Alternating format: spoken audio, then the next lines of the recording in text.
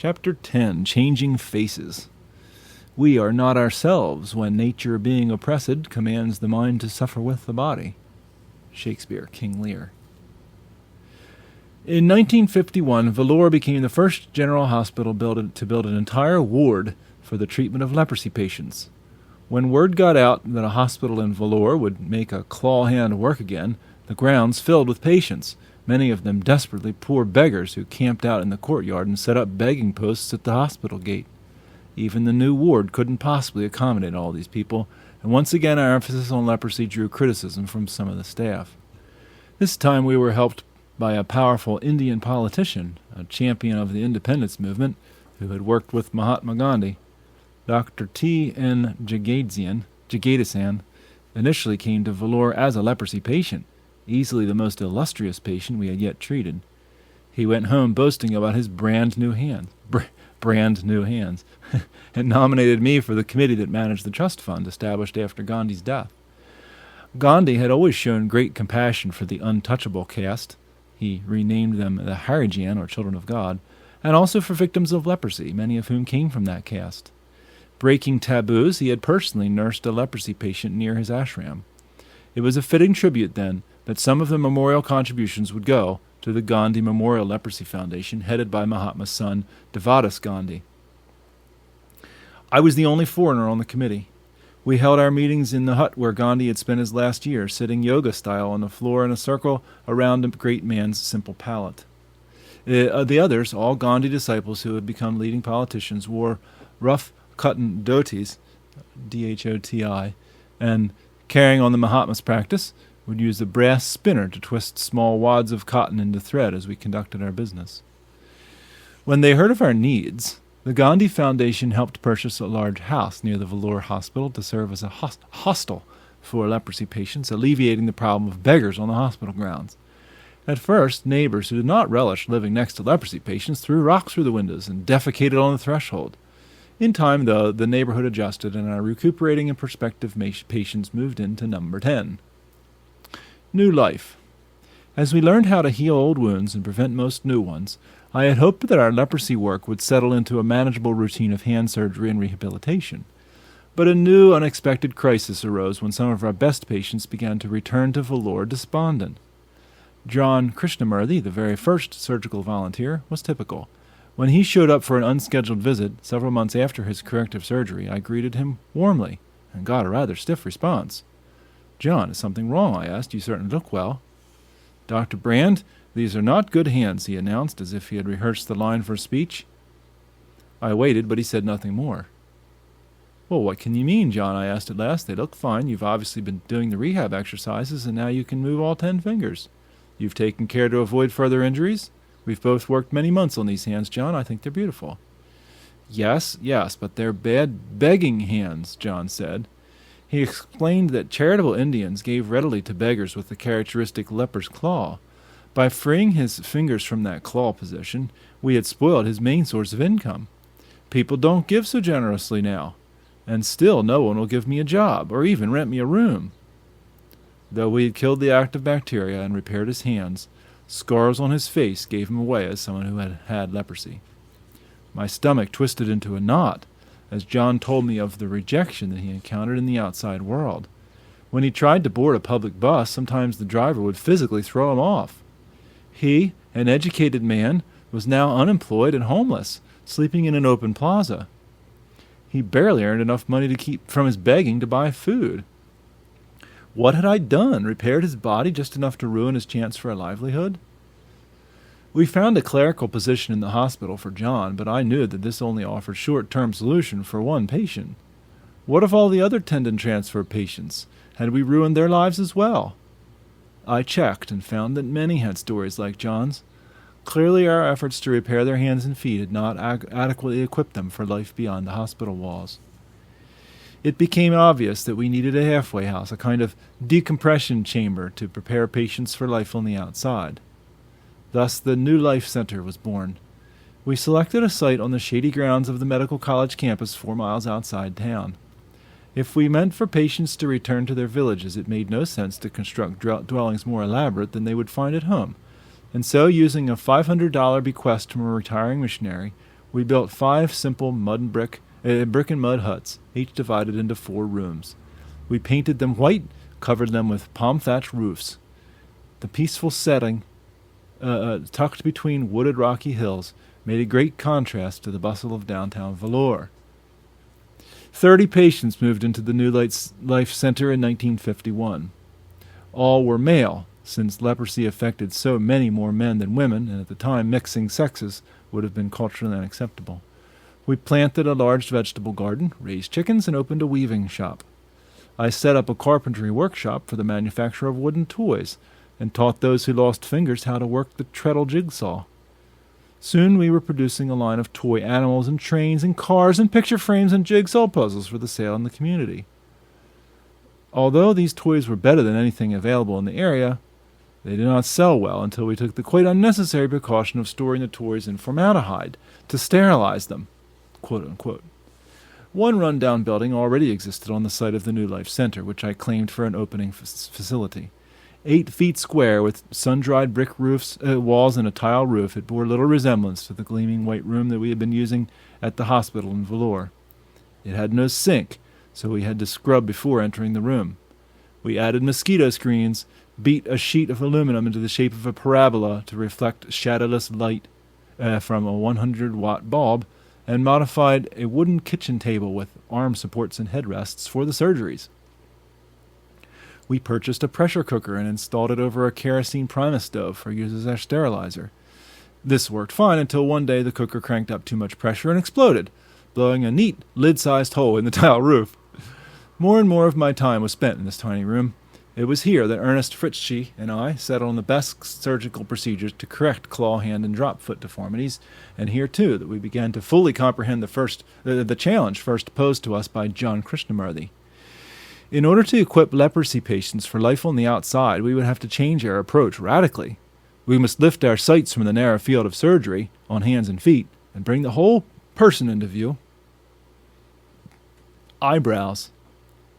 A young man named Kumar came to the center one day, presenting a certificate that declared his leprosy inactive.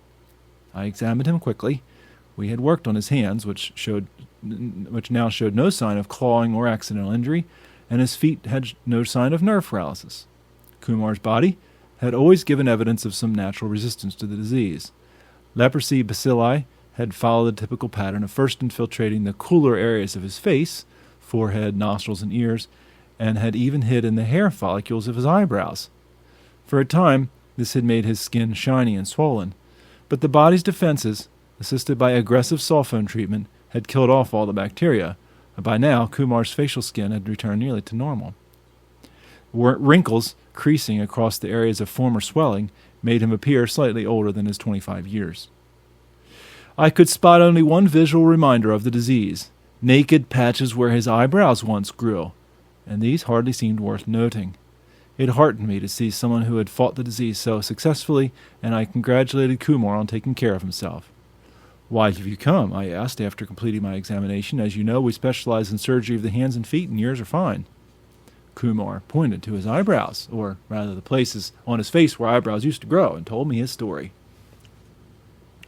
Before contracting leprosy, Kumar had tended a stall in the marketplace of the village. He sold packets of betel nut and tobacco that he hand-wrapped with a touch of slacked lime. Village people loved to chew this mixture called pan, and stop at Kumar's booth became a routine for many shoppers. He exchanged jokes and news with them, busily wrapping more packets of betel and leaves as he talked. Village people are often shrewder than doctors at detecting the early signs of leprosy, and when Kumar's skin began to show an unnatural sheen, customers spread the news and trade dropped off. Before long, nobody bought his goods, and few would stop to talk. Kumar, too proud to become a beggar, closed down his stall and headed for a nearby leprosarium. When he returned to the village several years later, negative health certificate in hand, he assumed he could resume his trade. All signs of the disease had vanished except the naked eyebrows. For superstitious village folk, however, this feature alone gave enough reason to ostracize him. Showing a certificate did not matter. He had to look free of the disease. He had to grow eyebrows. No one will buy from a man without eyebrows. Kumar reported to me sadly. "Please, doctor, can you make me some eyebrows? I can't stand having customers peer at me and look for hairs to see if I'm really clean. I listened to Kumar with mixed emotions. Although his story moved me, I had no desire to get into cosmetic surgery. We had a waiting list of candidates for corrective surgery, many of them with paralyzed hands that could be set free. A request for new eyebrows seemed almost trivial. And yet, I remembered the lesson I had learned from John Krishnamurti. Unless we could find a way to restore patients to a useful life in their villages, we would create a permanent class of dependents. If facial appearance created a barrier to acceptance, we had to find a way to knock it down. Kumar stayed at the New Life Center a few days while I researched plastic surgery techniques that might help him. The Japanese had developed hair transplantation procedures in which they transplanted individual hairs, follicle by follicle, like young plants in a rice paddy. Another, less time-consuming procedure involved transferring eyebrow-shaped pieces of scalp to a new location. If we could succeed in preserving the blood supply, the transplant would guarantee Kumar bushy eyebrows, as bushy as the thick black hair on his head. I explained the process, and he enthusiastically consented. The trick was to find a piece of scalp connected to blood vessels long enough to reach down to the eyebrow site. Before the surgery, I clipped Kumar's hair very short and made him go for a run. 15 minutes later, when we climbed the stairs to my office, his heart was pounding and I could see arteries throbbing under his scalp. Using a marker, I traced the outline of his temporal artery, selected some long branches, and drew in 2 bold, wide eyebrow shapes, one on each side of his shaved head. The next day, Kumar lay on a wooden operating table. I cut out the eyebrow shapes I had marked and lifted them free of the skull. Still attached to the artery and vein, they hung down like 2 mice dangling by their tails. Next, I removed the skin where his old eyebrows had been and made tunnels under the skin from each eyebrow up toward the opening in the scalp. Using long forceps, I reached through the tunnel, grasped the dangling sections of scalp, and carefully pulled them across to their new sites crowning Kumar's eyes. Transplanted, the scalp section looked so large that I was tempted to trim them a bit, but I feared cutting into the curving arteries that would keep the new eyebrows alive. I need not have worried about their size. From the instant his dressings were removed, Kumar was delighted with his new eyebrows. As the hair began to grow and kept on growing, his delight increased. When I explained that he would have to clip his new eyebrows, or they would grow as long as his scalp hair, Kumar insisted that he wanted them long. Before he left Vellore, bushy eyebrows hung down over his eyes. Eventually, of course, Kumar did trim his eyebrows, but in his home village their very luxuriance created a sensation. Former customers lined up to have a look at Kumar's eyebrows, and this time when he showed them his certificate of cure from leprosy, they believed him. Noses. Our experience with Kumar's eyebrows opened up a whole new arena for corrective surgery, the face. Next, we were confronted with noses. Bald eyebrow patches were a minor problem compared to the saddleback noses that disfigured many patients. Because leprosy bacilli prefer cool areas, the nose becomes a major battleground. The body's response to the invaders causes inflammation, which, if it persists, may block the airways. In time, the mucus lining ulcerates from secondary infections, and the nose may shrink away to almost nothing. The elevated ridge of cartilage disappears, leaving a collapsed patch of skin and 2 flared nodules that open directly outward. It is rather disconcerting, to say the least, to look at the face of a person who's had leprosy and see into the nasal cavities. Everyone in India recognized the collapsed nose as a sign of leprosy. Some believe that noses rotted off like toes and fingers, and any person so afflicted faced a life of stigma and ostracism. A woman with such a nose stood no chance of marriage, even if she was certified negative and bore no other marks of the disease. As more of these patients with facial deformities came into our clinic, I felt grateful that I had had some exposure to plastic surgery during war days in London. One of the pioneers in the field, Sir Archibald Mackindo, had gained national acclaim in World War II for his heroic efforts to reconstruct the burned faces of Royal Air Force pilots, and I did some follow-up study on some of these downed airmen. In those days before microvascular surgery, skin grafts from the abdomen and chest had to be transferred in 2 stages, with the arm serving as a temporary host. A plastic surgeon would slice away a swath of skin, say on the belly, leaving one end attached to the old blood supply and connecting the other to the arm at the wrist. The arm was strapped to the abdomen for 3 weeks, allowing time for the new blood supply to grow in between the graft and the arm, at which point the surgeon cut the flap of skin free from the abdomen and moved it to the new site on the forehead or the cheek or the nose, again strapping the arm into place. Eventually a blood supply would develop on the facial graft site and the skin could be cut free of the arm. Because they can't bend their face down to their stomach for 3 weeks. To a young medical student, the scene in Archie's wards was at once bizarre and thrilling. Arms seemed to grow out of heads, a long tube of skin extending from the nasal cavity like an elephant trunk, temporary eyelids formed of skin flaps too thick to open. Our clinic followed Archie's methods for a while, using 2-stage grafts to construct noses for leprosy patients. In many ways, abdominal skin was inherently unsuitable for rhinoplasty. Thick and unwieldy, it offered little visual improvement over the saddleback nose. Yet although these first crude attempts may not have produced beautiful noses, at least the new ones did not look like leprosy deformities, so the patients went away satisfied. Then I learned about a new technique, which had much in common with my eyebrow transplants. We lifted the whole of the forehead skin as a single flap, keeping the blood supply intact, and swung it down to form a new nose, attaching it to the cut edges where the old nose had been. We used split skin grafts from the thigh to fill in the raw area left on the forehead. Well, then what do you do with the thigh? Footnote. I learned this method from Jack Penn, a renowned plastic surgeon in South Africa who had adapted a procedure first performed by the ancient Hindu surgeon Susruta, 11 centuries before Christ.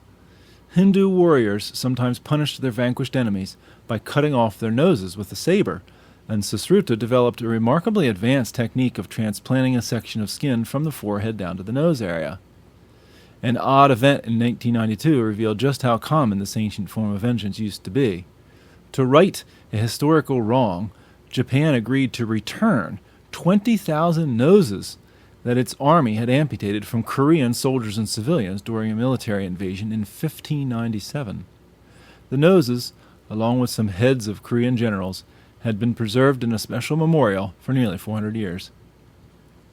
I actually treated an Indian landlord whose tenants had risen against him and administered this ancient punishment, cutting off his nose and upper lip with a saber. A rather inexperienced surgeon had tried to use Susruta's method of moving a flap of forehead skin down to form a new nose and upper lip for the man. In order to get a long enough flap of skin, he included a patch of the hair-growing scalp beyond the forehead, folding the skin double to form the underside of the lip. Having shaved the scalp first, he may not have realized that this included the hair-growing scalp. Now, a year later, the patient came to us in agony.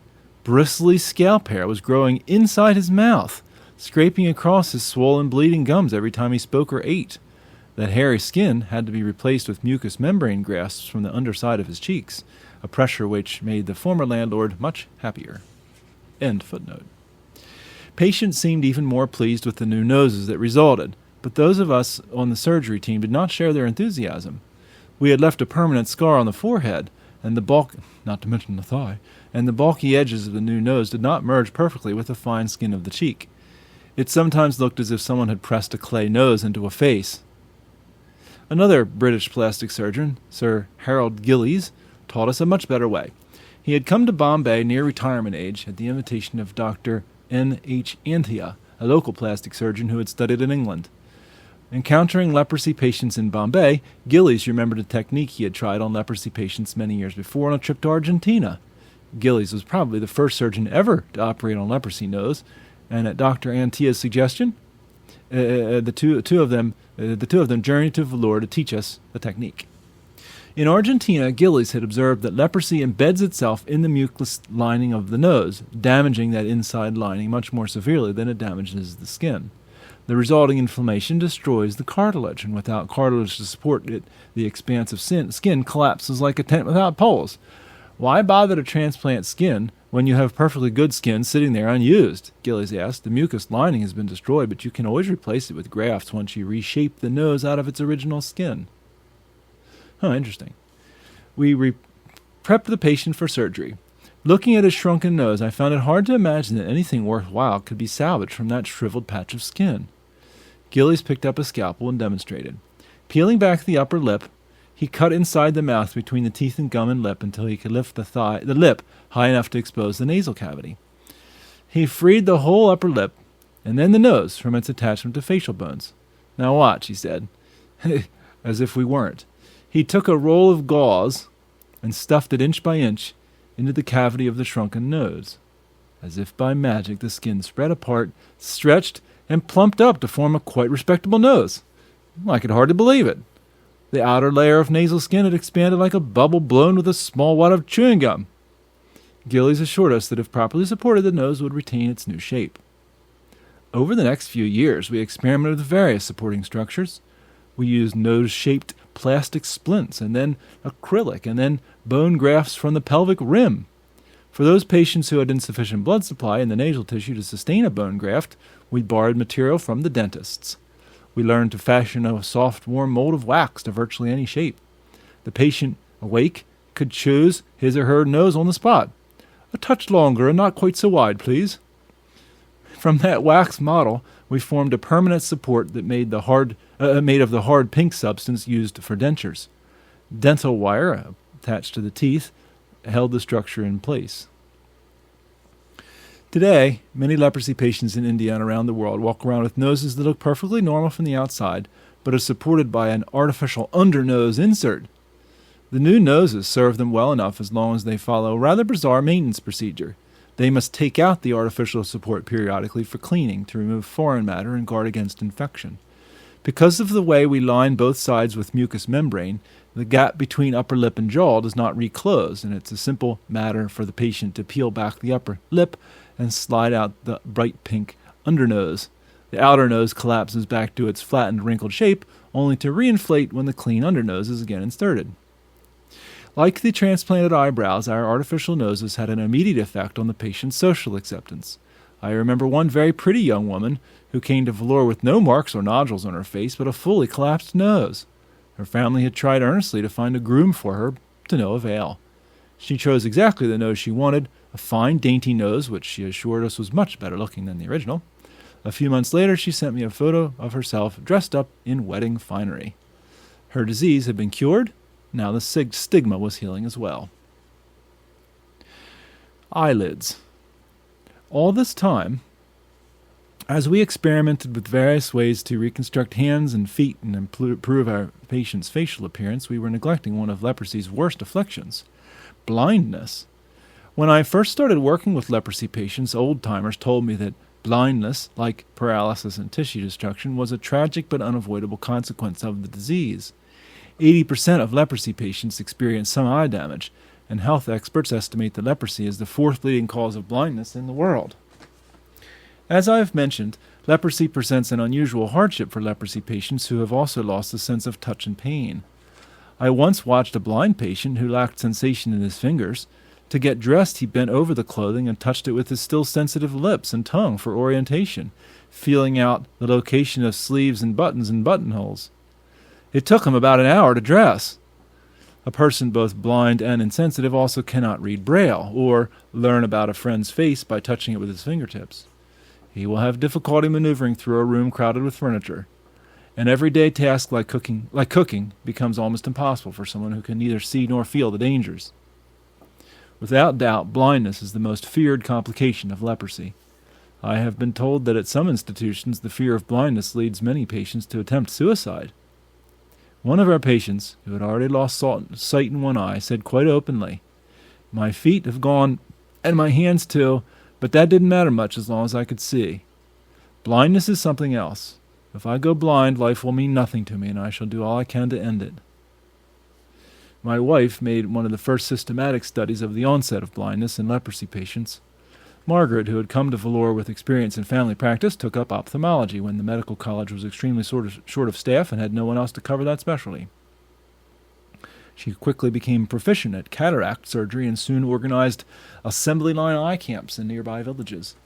Working in a borrowed school building, or even outdoors under a tree, the surgical team performed as many as 100 to 150 cataract surgeries in a single day. It was in one of those camps that she first became aware of the eye problems of leprosy patients. I had just finished the active surgery and was loading equipment in the van for our trip home, she recalls, when I noticed a group of people sitting on the ground about 40 yards away. I had asked one of the workers if they were patients who had come late and needed attention. "Oh, they were just leprosy patients," he said. I offered to examine them anyway, much to my assistant's and the patient's surprise. I had seen all sorts of eye problems in India, she continued, but never in my life had I seen eyes like these. The surface of the eye, normally moist and transparent, was clouded over with thick layers of white scar tissue. I shone a penlight into the eye and got no response whatever. Most of these people were totally irremediably blind. 2 of the younger ones were well on the way, but not quite blind, and I persuaded these 2 to come to Vellore with me for hospitalization. From that one encounter, Margaret's life work began to take shape. She knew the leprosy bacilli like to gather in the cornea, one of the coolest places of the body, and that anti-leprosy drugs could slow the damage to the eye. Cortisone drops helped to control acute inflammation and sometimes saved an eye. Also, by tattooing small droplets of India ink into the white scar tissue on the cornea, she could reduce the bright glare that tormented some leprosy patients. Amazing. All these measures, however, paled beside the most important observation Margaret made as she surveyed hundreds of leprosy patients. Many of them were going blind from not blinking. The blink reflex is one of the wonders of the human body. No pain sensors are more sensitive than those on the surface of the eye. A smallest stray eyelash or speck of dirt, even a flash of light or a puff of smoke, even a loud noise will trigger an instantaneous muscular response. The eyelid slams shut, pulling a protective skin covering over the vulnerable eye and trapping any foreign particles in the eyelashes. Even more impressive, the intermittent blink reflex operates at a maintenance level all day long, opening and closing the eyelid every 20 seconds or so to assure that the eye stays lubricated. The splendid mixture of oil, mucus, and watery fluid that we know as tears provides the cornea with a constant supply of nourishment and cleansing. Without that lubrication, the surface of the cornea dries out and becomes much more susceptible to damage and ulceration. Margaret noticed that some leprosy patients never bothered to blink at all. They had an unsettling stare, and their tears gathered in a pool in the lower eyelids until they spilled over. In the dusty atmosphere of India, a trail of wasted tears ran down the faces of these leprosy patients, their corneal cells deprived of the windshield washer benefit of a blinking eyelid. She found that leprosy interfered with the blink reflex in 2 ways. We already knew the first way, for I had studied segments of these swollen nerves after the Chingleput autopsy. Because of nerve damage, some leprosy patients, about 20%, experienced paralysis of the eyelid muscle, losing the ability to blink. These patients slept with their eyes wide open, and before very long the cornea dried out and began to deteriorate. Margaret showed me the effect of partial paralysis on one boy. His left eye blinked on schedule while the right stayed open. We did not realize, however, that many more patients suffered from the familiar nemesis of painlessness. Try to go without blinking, and after a minute or so you'll feel a mild irritation. Pain whispers before it shouts. Keep your eyes open, though, and that irritation will gradually turn into intense pain, forcing you to blink. Insensitive leprosy patients do not perceive these pain signals, just as the bacilli damage nerves in the fingertips and toes. They also damage the hair trigger pain sensors that provoke blinking. Numbed, the sensors on the surface of the eye never initiate the blink reflex. Early on, Margaret saw a vivid illustration of the kind of abuse that can happen to a patient whose eyes are insensitive to pain. A man reached up and vigorously rubbed his open eyes with a hand covered with huge crusty calluses. Little wonder her patients were going blind. Margaret's research confirmed that most leprosy blindness was not an unavoidable consequence of infection, but rather a byproduct caused by breakdown in the nerves. She chose to work first with the insensitive patients who had not lost their motor nerves. For this large group, the solution seemed simple. She needed only examine them regularly and train them to blink consciously rather than by reflex. If she educated the younger patients to the danger, surely they could learn to blink every minute or so. Can you imagine trying to remember that? The alternative was blindness. With great hope, Margaret began an education campaign among these patients, drilling them to blink every time she held up a flashcard. They followed her lead enthusiastically for an hour or two, but later in the day she walked among them and she noticed the same wide-eyed, unblinking stare. She tried egg timers and buzzers and other timing devices. These too worked for a while, but patients either lost interest or became inured to the signal. She put goggles in the eyes of patients to protect against foreign objects, but still they were missing the essential benefits of blinking. In desperation, we researched surgical procedures that might help. Sir Harold Gillies had devised an elegant technique to aid people with Bell's palsy, who also have problems with the blinking muscle. His innovative procedure held out promise even for those with complete eyelid paralysis. It involved detaching one end of part of the temporalis muscle, which controls clenching of the jaw and chewing, and connected it to a strand of fascia running through the eyelids.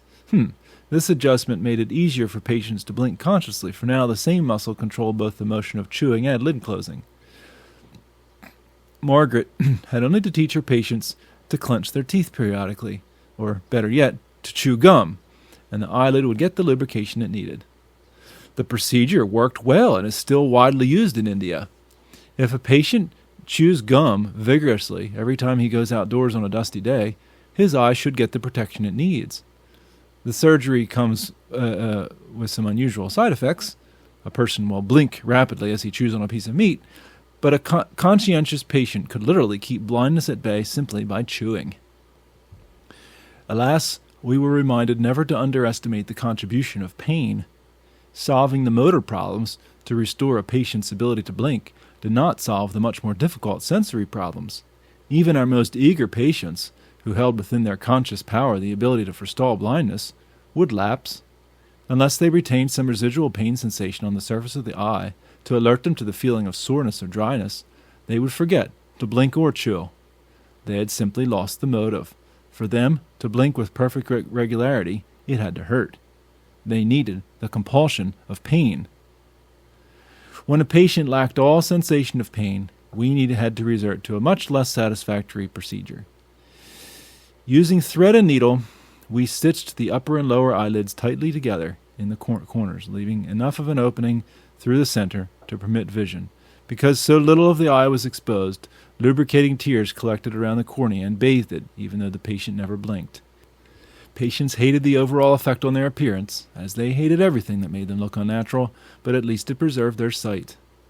Even today, this simple procedure, albeit a poor substitute for silenced pain cells, serves as a remarkable sight saver for leprosy patients. Chapter 11. Going Public.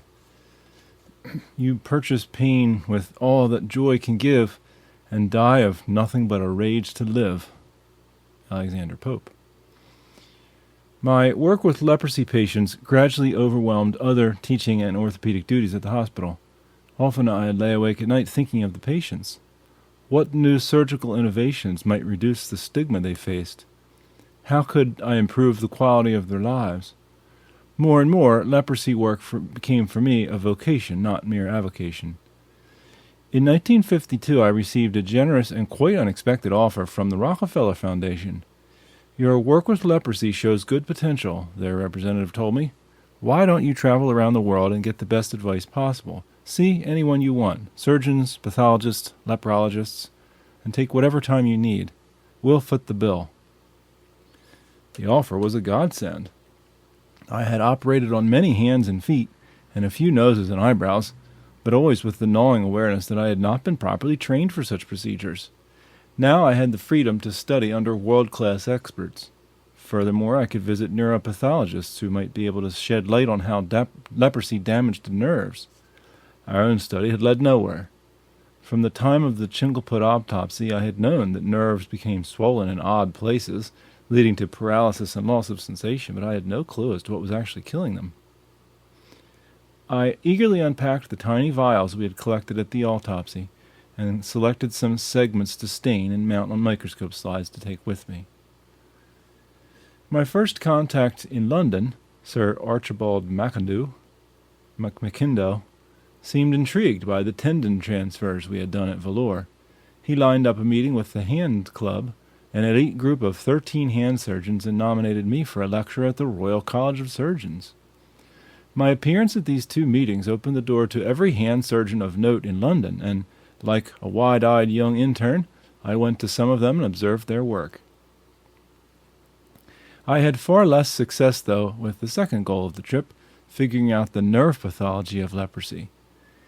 At various research centers, I displayed my collection of autopsy slides and described the mysterious pattern of the swellings I found in the nerves of elbow, knee, and wrist. "It's beyond me what's killing that nerve," said one expert in a typical response. "I've never seen anything like that pathology." After completing the rounds of England, I carefully repacked my boxes of slides and specimens and boarded the ocean liner Queen Mary for my very first visit to the United States. I had appointments with leading hand surgeons and neurologists, and even hoped to examine my nerve specimens under the powerful electron microscope at the Washington University in St. Louis.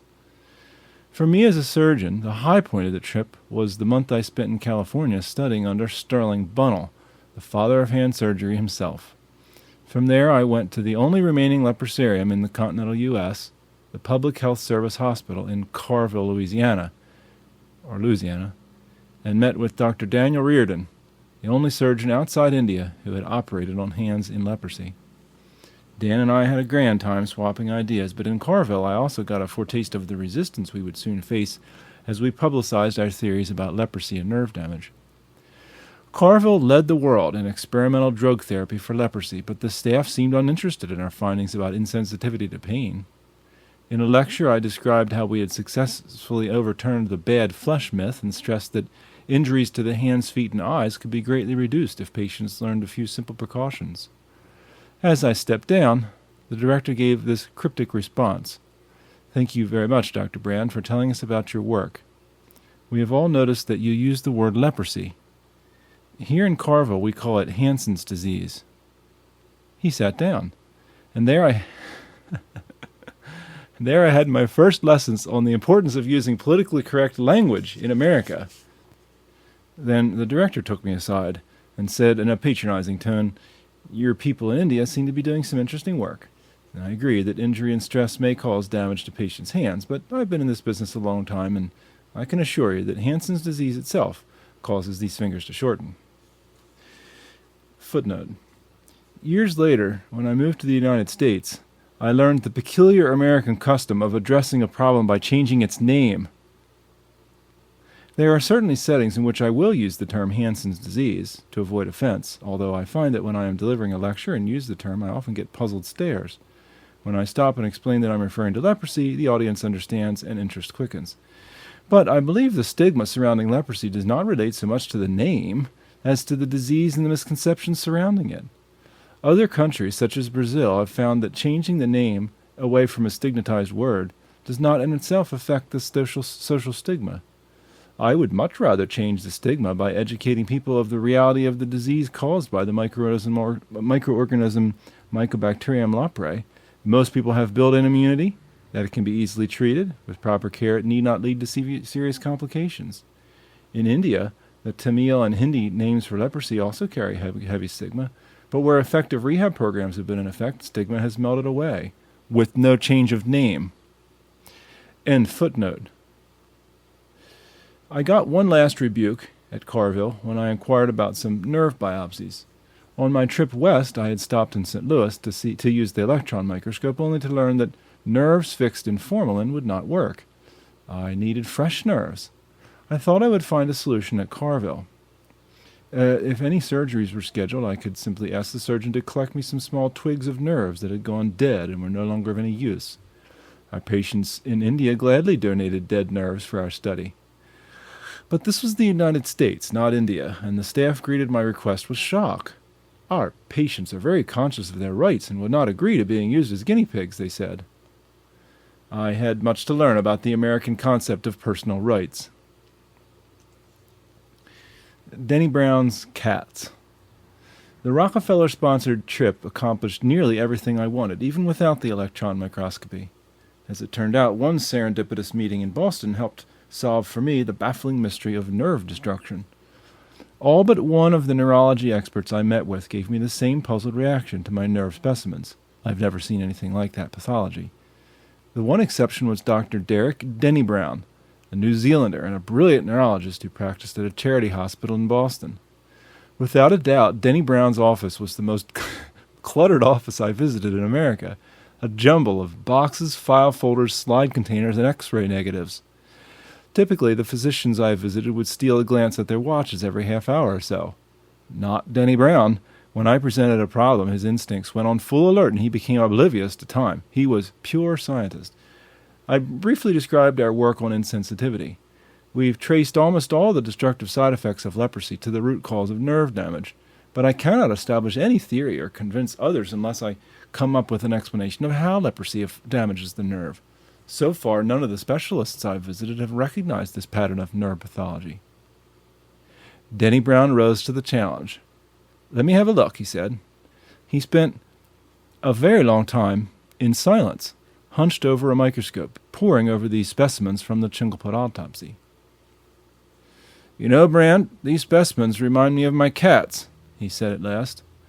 He began rummaging through the boxes of microscope slides on his shelves, and as he did so he told me about his experiments with cats, the kind of experiments performed before the days of animal rights activism. "I used to anesthetize cats and then expose a nerve, usually the nerve controlling the right front foreleg. I'd put a little steel clip right on that nerve surface, like a paper clip or on a wire. If the clip was tight enough, I found that the pressure would damage the nerve and the leg could become paralyzed. Permanent nerve damage. Next, I tried putting a tiny cylinder, a steel sheath, around the nerve, but I could never get the cylinder tight enough to cause any problems. Then I tried trauma. I struck the exposed nerve with a blunt instrument. The cat was anesthetized, of course, so she didn't feel anything, but the trauma caused the nerve to swell up to double its normal size. Despite the swelling, though, I noticed that no paralysis occurred. The nerve kept functioning. Finally, I got the idea of hitting the nerve first and then encasing it in a tiny steel sheath. The nerve started to swell, but this time it had nowhere to expand because of the cylinder. I really got a reaction then. Very quickly the cat lost all sensation and movement in muscles supplied by that nerve. I learned a lot about nerve damage, but I didn't know what to make of those findings, so I just set them aside. That was more than 10 years ago. But somewhere around here I've got some specimens." I was impressed by Denny Brown's visual recall of a pattern he had seen years before. At last he located a dusty box of microscope slides, pulled them out, and put them side by side with the Chingleput nerve specimens. Under the microscope, they matched perfectly. We now had 2 independent demonstrations of the same mysterious pattern. "Well, now that tells you something," Denny Brown said with obvious pride. "Your leprosy nerves are being damaged by ischemia. Something's causing them to swell, and the nerve sheath, which incidentally is a fat protein sleeve resembling insulation around a wire, restricts the swelling. What happens is that the pressure inside the sheath becomes so tight that it squeezes shut the blood supply and causes ischemia. Like any tissue, a nerve will die if it's cut off from the blood supply long enough." That afternoon with Denny Brown proved to be the most valuable session of my entire 4-month trip to America. Ischemia I knew about firsthand, for that was what I had experienced as one of Sir Thomas Lewis's volunteers back in medical school. I remembered the agony that I had felt as the blood pressure cuff cut off all incoming blood and my muscles went into spasm. Ironically, the very same mechanism that had caused me such pain was now doing the opposite in my leprosy patients. It was destroying their sense of pain. If I had kept the pressure cuff on long enough, for hours, say, instead of minutes, I too would have damaged the nerves in my arm, leading to paralysis and loss of sensation. For the first time I had a sensible explanation of leprosy's assault on the nerve. As the leprosy bacilli invade nerves, the body reacts with a classic response of inflammation, causing the nerve to swell. Bacilli multiply, the body sends in reinforcements, and before long the expanding nerve is pressing against its sheath. Just as Denny Brown's steel sheaths had constricted the swelling of the cat nerves, the leprosy-invaded nerve's own sheath acts as a constrictor, and eventually the swollen nerve squeezes shut its own blood supply and dies. A dead nerve will no longer carry the electric signals for sensation and movement. As I peered through the microscope lens in Denny Brown's cluttered office, some of the final pieces of the leprosy puzzle clicked into place. For centuries, medicine had focused on the visible harm that leprosy did to toes, fingers, and face, hence the bad flesh myth. My own work with patients, as well as the Chingleput autopsy, had convinced me that the real problem lay elsewhere, in the nerve pathways, but until that moment I had not understood how the nerves were damaged. Denny Brown's explanation of ischemia solved the puzzle. Footnote. Years later, Dr. Tom Swift identified another, less common cause of paralysis that occurs when leprosy sometimes invades nerves directly and destroys the myelin coating of the fibers. End footnote. At last I was beginning to piece together an overall picture of leprosy as primarily a disease of the nerves. Bacilli do proliferate in cool places such as the forehead and nose, provoking a defensive response, but these invaders do mostly cosmetic damage. The truly devastating symptoms come about when bacilli invade nerves close to the skin surface. Each major nerve is a conduit for motor and sensory fibers, and a failure in the nerve affects both. Motor axons no longer carry messages from the brain, and the hand or foot or eyelid muscle becomes paralyzed. Sensory axons no longer carry messages of touch, temperature, and pain, and the patient becomes vulnerable to injury. When an injury does occur, an infection often sets in, and the body's reaction may cause the bone to be destroyed or absorbed, resulting in shortened fingers and toes. I thought back to my first contact with the victims of leprosy, the beggars in the streets of Vellore. Their symptoms, blindness, marred faces, paralyzed hands, stumpy fingers and toes, ulcers under the feet, certainly pointed to a disease of the skin and the extremities. It had taken me a long time to be more precise in assigning blame. Now I had confirmation that most of the gross deformities and dreaded symptoms of leprosy had the same cruel cause: damaged nerves. Oasis. I returned from the Rockefeller-sponsored trip armed with new surgical skills and loaded with ammunition for our theories on painlessness. But I also brought back the sobering knowledge that we were on our own in India. None of the top neuropathologists had ever studied leprosy-damaged nerves, and of the noted surgeons I had visited, only one had ever worked with its victims. By default, Vellore itself was the pioneering outpost in the campaign for leprosy rehabilitation. Our program still lacked an important element: a full-scale leprosy hospital and dedicated research center, along the dream of Bob Cochran. The same year as my Rockefeller trip, the state government offered a 256-acre site in a rural area called Karagiri, 14 miles from the medical college. I remember all too well the dismay I felt inspecting this gravelly, parched site for the first time. Hot winds swept across the sere landscape, and as I stepped from the jeep, they hit me in the face like an exhaust from a blast furnace. No one on earth would choose to live in such a blighted place, I thought to myself. But leprosy patients rarely have the luxury of choice. Neighbors had blocked our purchase of several lovely sites closer to town. We accepted the land gratefully and broke ground. Plans called for an 80-bed hospital, a well-equipped research laboratory, and a training facility. Karagiri soon named Dr. Ernst Fritzsche to the post of chief surgeon and later to a medical superintendent. Wise moves for reasons beyond his medical skills. Fritzsche's father, a Swiss agricultural missionary, had taught his son basic principles of botany and ecology, and Ernest now adopted the wasteland at Karagiri as his most challenging patient. He built dirt trenches and contoured dams and percolation dams in an effort to control erosion and raise the water table. He sought out drought-resistant plants to stabilize the thin soil. He planted as many as 1,000 trees a year, nourishing seedlings in his own house, transplanting them carefully, and watering them from a bullock-drawn water tanker. Karagiri was gradually transformed. I visited there weekly, and at first the gray and white buildings of the research center stood stark and tall against the shimmering horizon of the desert. Over time, a lush green forest grew up to shield those buildings, lowering the ground temperature and taming the whipsaw winds. I began to look forward to my visits as a welcome relief from the heat of town. Birds returned in as many as 100 different species, and I stashed a pair of binoculars in my briefcase. The research work at Karagiri kept pace with the physical improvements. Once we had identified the hazards as that an insensitive person might encounter, we were able to reduce dramatically the number of injuries. Mobile teams went out every working day to educate leprosy patients in the villages. Meanwhile, I began publishing papers and traveling around the world trying to communicate what we had learned about leprosy treatment. Doctors who had experience in leprosy work seemed sometimes indifferent and occasionally hostile to our findings. I remember one conversation with a stubborn elderly doctor in South Africa.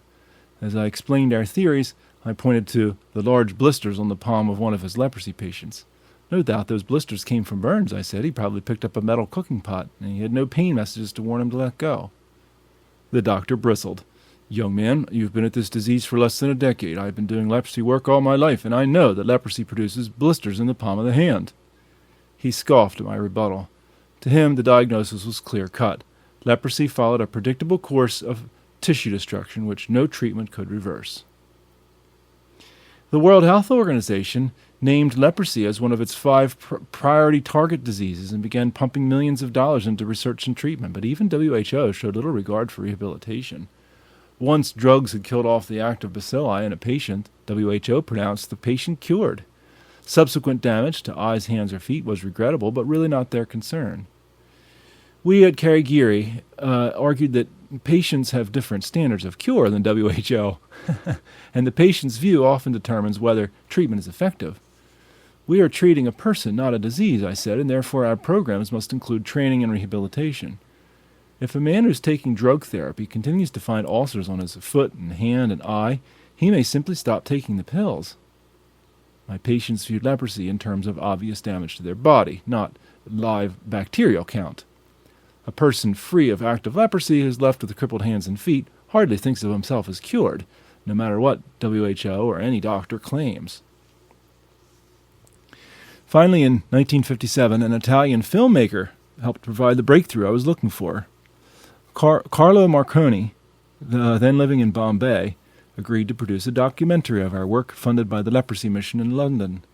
The result, Lifted Hands, depicted the life story of a downcast village boy who came to us with badly clawed hands, and after extensive surgery left with restored hands and a new lease on life. Marconi, a perfectionist, spent many weeks with us, creating havoc with our normal schedules, but delighting the villagers whom he employed as extras and assistants. Lifted Hands proved its worth almost immediately. Finished just in time, the film made a vivid impression at the Tokyo conference attended by leprosy experts from 43 countries. At last they seemed to grasp the importance of preventing and correcting deformities. Only one dissenter, a strict scientist who insisted on rigorous data, stopped the committee from adopting a new policy. "We have no proof of the accuracy of Dr. Brand's assertions about the role of insensitivity leading to deformities," he said. "We must not pass any resolutions without a thorough investigation." Ironically, that dissent proved decisive in our campaign. An investigating team of hand surgeons, leading medical scientists, and leprologists descended on Vellore for the inquiry. Fortunately, we had kept meticulous records on each of our surgical patients. We followed a standard procedure of dictating 19 descriptive photographs for each operation. 1, the external site before procedure. 2, preparation of skin. 3, anesthesia. 4, incision, and so on.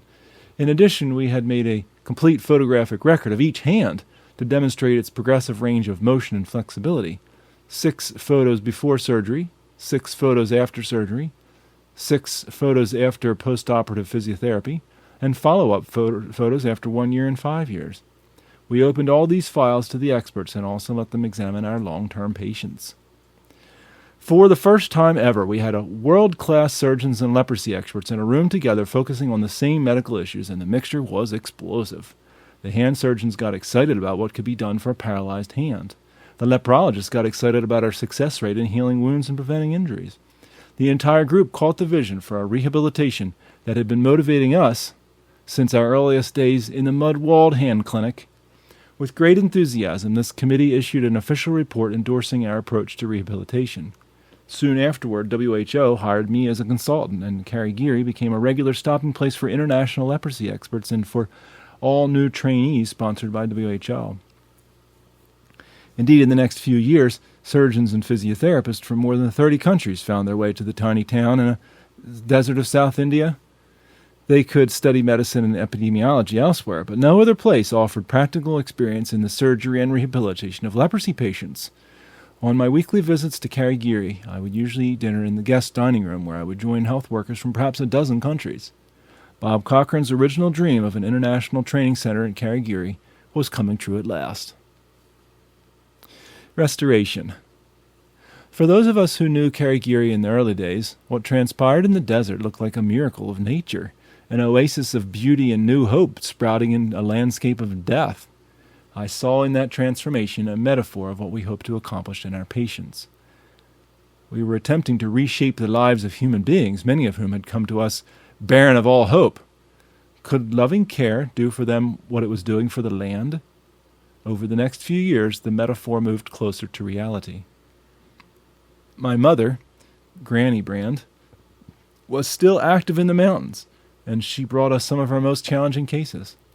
2 or 3 times a year she would show up after a 24-hour journey by horseback, bus, and train with a miserable specimen of humanity in tow, usually a half-starved beggar with severely paralyzed limbs, missing fingers and toes, open sores on hands and feet.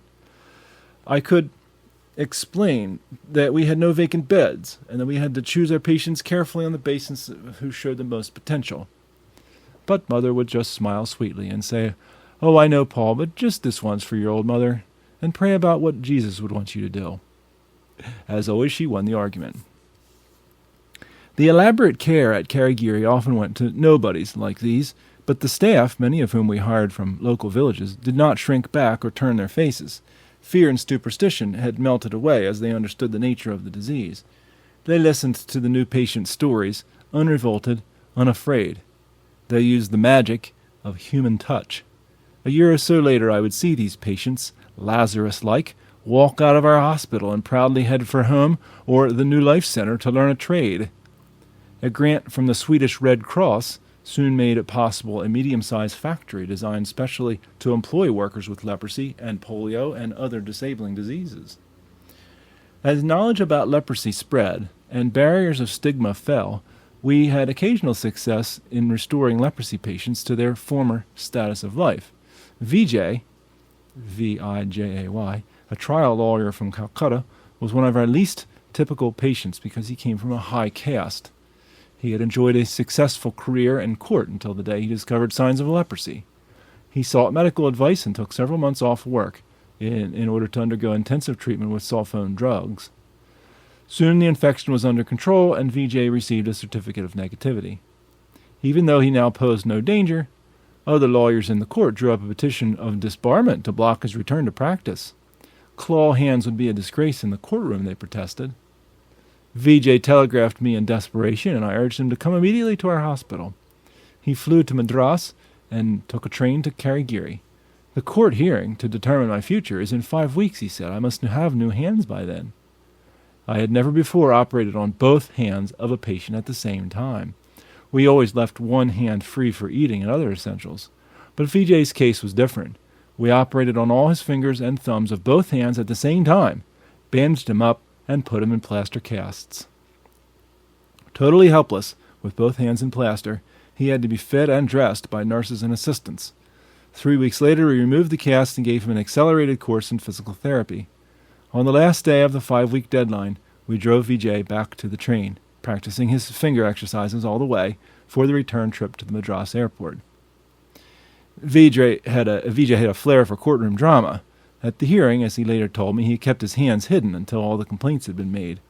When his turn came, he spoke at length about the bigotry of those who looked upon a physical defect as something might detract from the dignity of the court. He waited until the concluding paragraph to mention his own case. As for my own situation, my accusers have complained about my deformed hands. But I asked this court, what deformities are they talking about? He removed both hands from his pockets and raised them aloft, fingers stretched out straight, revealing no signs of clawing. The accusing lawyers crowded forward in amazement. The case was dismissed. Over the next decade, as I worked with patients like Vijay in the new expanded facilities at Karigiri, I realized that I had never felt a greater sense of personal fulfillment. Quite unexpectedly, the leprosy work had brought together all the stray vectors of my life. I had all the surgery I could handle, a fine laboratory in which to conduct research, and even the opportunity to reach back in time and resurrect skills from construction days. I remember feeling an intense stab of déjà vu as I sat with a dozen boys in the New Life village, supervising them on how to use their reconstructed hands in carpentry. Suddenly I was transported back to the workbench where I had apprenticed, with my supervisor guiding me. I had a sharp, numinous sense of the hand of God leading me forward down paths I had once thought to be blind alleys. The process of following patients through the whole rehabilitation cycle ultimately challenged my approach toward medicine. Somewhere, perhaps in medical school, doctors acquire an attitude that seems suspiciously like hubris. "Oh, you've come just in time. Count on me. I think I'll be able to save you." Working at Karigiri stripped away that hubris. We could not save leprosy patients. We could arrest the disease, yes, and repair some of the damage. But every leprosy patient we treated had to go back and, against overwhelming odds, attempt to build a new life. I began to see my chief contribution as one I had not studied in medical school, to join with my patients as a partner in the task of restoring dignity to a broken spirit. That is the true meaning of rehabilitation. Chapter 12, To the Bayou. Pain has an element of blank. It cannot recollect when it began, or if there were a day when it was not. It has no future but itself. Its infinite realms contain its past, enlightened to perceive new periods of pain. Emily Dickinson. In 1965, after nearly 20 years in India, we made the difficult decision to move on. Skilled Indian personnel had assumed control of most branches of the leprosy work, and since I spent several months each year traveling internationally, my ties to Karigiri had begun to loosen. The Brand family now included 6 children, some nearing college age, and it seemed a good time for us to relocate. We returned to England, expecting to make our permanent home there. Those plans changed when a lecture tour took me back to Carville, Louisiana, where this time I had a most cordial reception. Dr. Edgar Johnwick, the director of the leprosy hospital, sat entranced as I described the program at Karigiri. I must have stirred his American competitive instincts, for he pulled me aside that afternoon. "It's quite apparent that your patients in India get a better rehabilitation program than our patients in the United States," he said with the obvious concern. "As an officer of the U.S. Public Health Service, I can't accept that. Would you consider coming here and setting up a similar program?" My wife and I, British subjects who had served in India, were reluctant to introduce a yet third culture to our children's lives. But Dr. Johnwick proved to be the consummate salesman. Carville would create a position of ophthalmology for Margaret, he promised, and the USPHS would fully support all my consulting work overseas. "It's the least we can do," he said after a few phone calls to Washington for authorization. I talked into a tape recorder for half an hour, describing the opportunities at Carville and my impressions of the Louisiana Bayou country, and sent the tape to London. When it arrived, Margaret and all 6 children sat around playing and replaying the tape and searching for Carville on a map. The hospital sits along an oxbow of the Mississippi River, approximately a third of the way down from Baton Rouge to New Orleans. All 6 children had a vote, and all 6 voted that the family should move to America, though our oldest daughter, Jean, elected to stay in London to complete nursing school. In January 1966, the Brand family entered the alien world of Cajun cooking, Huey Long-style politics, and riverboat legends as we moved into a wooden frame house on hospital grounds beside the Mississippi River levee.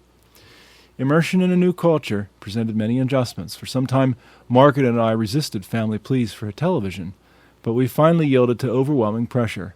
"We're the only people in America who don't have one," and bought a black and white set. Our children, accustomed to British schools in which students stand when the teacher enters the room or calls on them, were shocked at the casual behavior of American school children. Attending school in the American South in the late 1960s, they also found themselves caught up in a swirl of civil rights issues. In seclusion. Our family, however, was more attuned to a different kind of prejudice. Initially, the Carville Hospital had been operated by an order of nuns as a haven of refuge for beleaguered patients from New Orleans. Later, under state and then federal administration, it went through a long history of discriminatory treatment of leprosy patients, and our children were surprised to find official policy less enlightened than what we had known in India. As recently as the 1950s, patients had arrived at the hospital in chains. All outgoing patient mail had to pass through an Owens sterilizer, an absurd and medically useless practice which the hospital administration had long opposed, but the Washington bureaucracy had not yet changed. Footnote. A physiotherapist friend in India claims that, paradoxically, More educated societies are more likely to stigmatize disease. He cites New Guinea and Central Africa, which tend to be more accepting of leprosy patients than Japan, Korea, and the United States. I used to argue with him, but the U.S. government policy adopted just after Vietnam War gave me pause. Tens of thousands of boat people refugees then seeking asylum in the United States, and we in the Public Health Service strongly recommended that they be tested for leprosy. Vietnam has a moderately high incidence of leprosy, and it seemed foolish in the extreme to admit active carriers without screening them and arranging for treatment. But the government turned down a request. It was too risky, they said. If word leaked to the press that some boat people were tested for leprosy, even if they were negative, the general public would turn against the whole project. End footnote.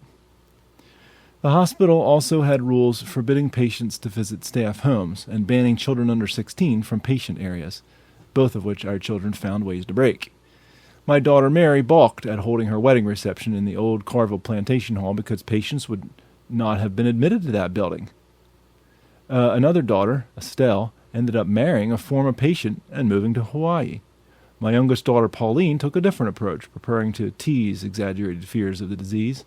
Carville was well known in the Louisiana area, and tourists sometimes drove by the hospital fence, craning their necks for a look at the lepers inside. Pauline would stand by the fence until she saw a car slowing down, at which point she would scrunch up her fingers, distort her face, and do her best to fulfill the stereotype in hopes of scaring the gawkers away. The old-timers at Carville regaled us with tales of the hospital's dark past. The stigma of leprosy imposed on the hospital was once so great that many patients had adopted new names to protect their families on the outside. I heard stories about the deceased Anne Page, who had chosen her name from a local grocery store brand. For a long time, leprosy patients, like felons, were denied the right to vote. They were required to dip pocket money in a disinfectant before spending it. This place used to be like a prison, one patient told me. Like many of these folks, I had a wife and children, but back then leprosy was legal grounds for divorce and incarceration, and one day the sheriff came along and sent me to Carville. I could have slipped under the wire, I suppose, but anybody caught escaping from Carville risked a prison term, and it's hard for leprosy patients to hide. Thanks to Dr. John Wick's superb leadership, however, modern Carville was emerging from its shadowy past. Quarantine laws for leprosy had been abolished. The barbed wire around the hospital grounds had come down, and tours were offered to visitors 3 times a day. John Wick died of a sudden heart attack just before we arrived, but his humane reforms were well underway, and the last discriminatory barriers soon fell. I loved the setting at Carville. Long lines of oak trees draped in Spanish moss, horses and cattle grazing in open fields of grass and goldenrod. With the yellow quarantine flag down, Carville was now an attractive place for patients to live. They had individual rooms, a softball field, a lake stocked with fish, a 9-hole golf course. They could roam the 400-acre plantation grounds, stroll along the levee, or even catch a ferry across the river to visit a crawfish cafe. A pleasant environment, free room and board, excellent health care, government-funded recreation and entertainment, air-conditioned buildings. My patient's comfort level in this plantation far exceeded anything I had known in India. But leprosy finds a way to work its peculiar pattern of destruction regardless of the setting. When I arrived in Carville in 1966, the most celebrated patient was a man named Stanley Stein. Born in 1899, he was older than the century, although the leprosy scars on his face made it difficult to judge his age. Stanley was... this is really a distressing story. Stanley was a genteel, sophisticated man who had toyed with a career in acting before becoming a pharmacist. At the age of 31, he was diagnosed with leprosy and whisked off to Carville, where he spent the rest of his life. He had written a poignant autobiography, Alone No Longer, and had founded The Star, a patient newspaper that drew subscribers from all over the world. It was from Stanley that I heard many of the stories of Carville's past. By the time I met him, Stanley had lost all sensory contact with his hands and feet and had recently gone blind. Scars and ulcers covered his hands, face, and feet, bearing mute witness to the unintentional abuse his body had endured because it lacked the sensation of pain. Stanley told me that when his eyes first began to dry out, he sought relief by covering them with wet pack compresses. He would stand at the sink and let the water run until he thought it achieved the proper temperature. Unfortunately, because he had lost sensation and could not judge the temperature, he sometimes scalded his hands and his face, resulting in scarring and more deformity. Blindness greatly complicated Stanley's life, and more he simply stayed in his room. He managed to carry on his responsibilities with the Star by having articles read to him and using a dictaphone for his own writing. Stanley had a keen mind, and I loved to visit him. Sensitive to my slightest inflection of voice, he was quick to perceive the meaning behind what I said. He questioned me about attitudes toward the disease in different countries and wanted to hear of any new advances in leprosy treatment. As the disease progressed in Stanley's own body, however, the bacilli developed a resistance to our best drugs, and his doctors had to turn to streptomycin, a powerful antibiotic that has occasional side effects of causing nerve deafness. Tragically, Stanley Stein began to lose his hearing, his last link with the outside world. He could no longer listen to newscasts and talking books, and conversation with friends became extremely difficult. Unlike Helen Keller, Stanley could not even use tactile sign language, for leprosy had destroyed his sense of touch. I remember entering Stanley's room, wanting to make my presence known. He could not see me and was so insensitive to touch that I would have to grab his hands and shake it vigorously for him to feel anything. His face brightened when he realized he had a visitor, and he would reach over to the bedside table and fumble vainly for his hearing aid. I would find it for him and then shout at close range directly into the hearing aid, and for a time we could still communicate. But soon the deafness closed in. A visit to Stanley during the last months of his life was nearly unbearable. Unable to see, unable to hear, unable to feel, he would wake up disoriented. He would stretch out his hand and not know what he was touching, and speak without knowing whether anyone heard or answered. Once I found him sitting on a chair, muttering to himself in a monotone. "I don't know where I am. Is someone in the room with me? I don't know who you are, and my thoughts go around and around. I cannot think new thoughts." I got a haunting sense of Stanley Stein's absolute loneliness. "Acute loneliness," wrote Rollo May, "seems to be the most painful kind of anxiety which a human being can suffer. Patients often tell us that the pain is a physical gnawing in their chests, or feels like the cutting of a razor in their heart region." For the lack of pain, Stanley Stein suffered even greater pain. His brain, with all its liveliness and wit and erudition, was still intact, but pathways to the brain had dried up, as one by one the major nerves went dead. Even the sense of smell disappeared when leprosy invaded the lining of Stanley's nose. Except for taste, all inlets from the outside world were now blocked off, and the ivory box of bone that had been the mind's armor became its prison. With all the resources of the U.S. Public Health Service at our command, we could do little but make Stanley Stein's last days as comfortable as possible. He died in 1967. New tools. I came to the United States at a propitious time for scientific research. The government generously funded medical programs even when, as in our case, they primarily benefited people elsewhere. The registered leprosy population in the United States was, and still is today, only about 6,000. Carville had nearly as many staff members as patients, and we were able to obtain research equipment from which would have seemed lavish in India. For example, I soon learned of an exciting technology, thermography, which showed promise for medical applications, and ordered a $40,000 unit for our clinic. The thermograph was an elaborate machine for measuring temperature. In India, we had recognized the importance of monitoring the temperature of patients' hands and feet. Insensitive to pain, they usually do not know that they have damaged tissue beneath the surface, but the body responds anyway by rushing an increased blood supply to the damaged area. A spot of infection in the foot, for instance, requires 3 to 4 times the normal blood supply in order to heal the wound and control the infection. I had trained my hand to detect these hot spots, practicing so that eventually I learned to perceive the change in temperature as small as 1.5 degrees Celsius, sometimes even 1.25 degrees.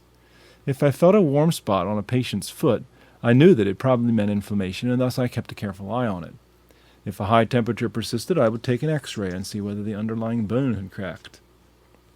Now, On the thermogram monitor or on a printout, I would see an entire foot at once, displaying variances in temperature as small as 1/4 of a degree. Cool areas of the skin showed up as green or blue. Warmer areas appeared as violet, orange, or red. The hottest areas glowed yellow or white. The thermograph was fascinating and fun to operate because it produced such colorful maps of the hand or foot. We experimented with the machine for several months before realizing its true potential. The thermograph's precision allowed us to detect problems at such an early stage that it helped compensate for the loss of pain. Normally, the instant a foot makes contact with a tack and starts to put pressure on it, pain endings howl, preventing you from sustaining a serious injury. My leprosy patients, lacking this advanced warning system, would keep walking and drive the tack into the foot, a problem we had learned to address by aggressively treating these visible injuries right away. Far more difficult was the damage caused by pressure sores. These developed under the surface and only broke open into an ulcer at a later stage. The thermograph offered us for the first time the ability to peer under the skin and observe such inflammation before it exposed itself on the skin surface. Now we could actually prevent ulcers by arresting tissue breakdown sooner. If the thermograph revealed a warm spot on a hand or foot, we could immobilize the limb for a few days or at least reduce weight bearing to protect the patient from further harm and heal the commencing problem. Compared to a healthy pain system, of course, the high-tech thermograph was rather crude, for it detected a problem after the fact, not before. The beauty of pain is that it lets you know right away when you're harming yourself. Nevertheless, it gave us new precision in monitoring potential problems. I began requiring Carville patients to come for regular hand and foot checkups with a thermograph. Footnote. Mostly we used the thermograph to look for hot temperatures, which signaled inflammation, but in one case it proved valuable in revealing cool temperatures. I had a patient who was a heavy smoker. Like many insensitive patients, he often hurt his fingers by inadvertently letting the cigarettes burn down too far. I warned him that besides causing these chronic sores, the cigarettes were bad for him in more serious ways. The nicotine he inhaled reduced the circulation of blood to his fingers by constricting the blood vessels. Yet his fingers needed a good blood supply to repair the many injuries that tend to afflict leprosy hands. He took no notice of my advice until one day I asked him to come to the clinic without having smoked for the past few hours. I had set the thermograph to register the color blue at about 2 degrees cooler than his normal finger temperature. He held his hands up before the machine and, at my instruction, lit a cigarette and began inhaling deeply. The images of his fingers started off as green and then turned blue in about 2 minutes. After 5 minutes, they disappeared off the screen altogether. The sudden high level of nicotine had constricted his arteries and capillaries, cooling his fingers to a temperature below the minimum setting for the thermograph. My patient was so astonished at the sight of his fingers vanishing on screen that he threw away his pack of cigarettes and never smoked again. He lived among patients who had no fingers left, and the experience convinced him that he had better give his fingers a good blood supply to keep them as healthy as possible. End footnote. The first few months of these clinics proved frustrating. I remember my first thermograph session with Jose, a certified negative patient who came from California for monitoring once every 6 months. Jose's toes had shrunken as a result of bone absorption, and pressure sores kept the infection from ever clearing up. Yet he stubbornly refused to wear orthopedic shoes. "They're ugly," he said. Jose had a clean, unmarked face, and no one suspected him of being a leprosy patient. "I have a good job selling furniture. If I wear the ugly shoes, someone might guess I have a disease, and I'll lose my job." I had high hopes that the thermograph might persuade Jose to swallow his pride. He had never taken our warnings very seriously because his feet looked fine on the surface. Now I could show Jose on the thermogram exactly where the inflammation was developing. "Look at the hot spot, the white spot on your smallest toe. Do you see where your narrow shoe is pressing too tight?" He nodded, and I felt encouraged. Together we looked at his foot. "You can't see anything yet, and of course you don't feel the pain, but that white color is a severe danger sign of problems under the surface. You'll have an ulcer there very soon." I used my sternest tone of voice. "Jose, mark my words, you will lose that toe if you don't do something." Jose listened politely, but still refused to wear the therapeutic shoes. "Well then," I said, "go shopping for some new shoes that you like. Buy the next largest size, Let me build up around the pressure points with the soft padding that will spread out the stress. He agreed to this plan, but when he left Carville, I had no confidence that he would actually wear the new shoes. Sure enough, 6 months later, Jose returned with an open ulcer on his small toe. The toe had visibly shrunk, and X-rays revealed progressive bone absorption from the chronic infection. Jose received this news with nonchalance. Because his feet didn't hurt him, he ignored them. Nothing I said convinced him to care. During the next few years, I watched with a feeling of total helplessness as Jose let other bones in his toes become absorbed. He ended up with 2 severely shortened stumps with little bumps where his toes had been, solely because he refused to wear different shoes. The thermograph could give us a visual warning, yes, but one which lacked the compulsion of pain. I also faced resistance from the Patients' Federation, whose officers objected to any screening that might threaten patients' jobs. One of the early screenings revealed a hot spot of inflammation on a patient's thumb. After questioning him, I learned that his job included the task of raking up grass behind a mower. You must stop that for a time until this inflammation settles down, I advised him. He promptly reported our conversation to the Patients' Federation. Neither he nor the Federation could understand why I was concerned about a thumb that did not appear to be injured and did not hurt. In time, however, the thermograph proved itself. Our clinic worked with the Patients' Federation in finding substitute jobs for endangered patients, and we began seeing a marked reduction in ulcers and chronic infections. Our investment in the machine paid for itself many times over. Footnote. I published articles on the diagnostic benefits of thermography, describing it as an objective indication of pain. This led to a rather curious excursion into the field of animal rights. A government veterinarian who saw one of my articles in an obscure journal asked if I would help him prosecute some millionaire horse owners. Certain trainers of Tennessee Walker horses were gaining unfair advantage through a cruel and often illegal practice known as soring. The trainers applied mustard oil to the horse's front legs and then placed heavy metal bracelets around the leg joints. As the horses walked or trotted, irritation and pain from the heavy bracelets caused them to rear back and put more weight on their hind legs, jerking the front legs higher, which served to enhance the high-stepping gait that judges admire in Tennessee Walkers. Rubbing on the hot mustard oil caused inflammation and even more pain. The trainers took care to prevent the skin from breaking, however, so that no one could prove that they had been using the illegal training technique. At showtime, the lead bracelets were removed, and the approving audience never suspected that the horse's prancing was actually a response to pain. Horse trainers with the conscience are being driven out of business, the veterinarian told me. We've taken some unscrupulous owners to court. Some of them have mob connections, but can never get a conviction. We have no way of proving that the horses are suffering. Can you help us? With the permission of a cooperative trainer, I lugged our thermograph machine to a horse farm near Baton Rouge and made baseline measurements. Then we ran a few soring tests, and damage immediately became apparent on the thermograms. The temperature in a horse's foreleg went up as much as 5 degrees Celsius after treatment with the mustard oil and the lead bracelet. I had no doubt the horses were in pain from the inflammation. Armed with these test results, the government went back to court. In 3 successive court cases, the veterinarian ran thermograms of horses that were suspected victims and then announced that the author of the article on objective indications of pain was willing to testify in court. Defendants in all 3 cases changed their pleas to guilty. Some horse show rings installed thermographs, and gradually the cruel practice died out. End footnote. Cries and whispers. Thanks to generous government grants, we hired 9 additional staff members to the rehabilitation department at Carville.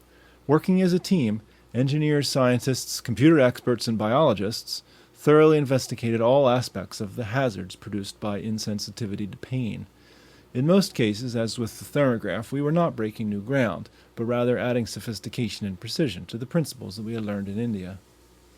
Gradually, a new understanding of how pain protects normal limbs emerged, and I began to see painlessness as one of the greatest curses that can befall a human being.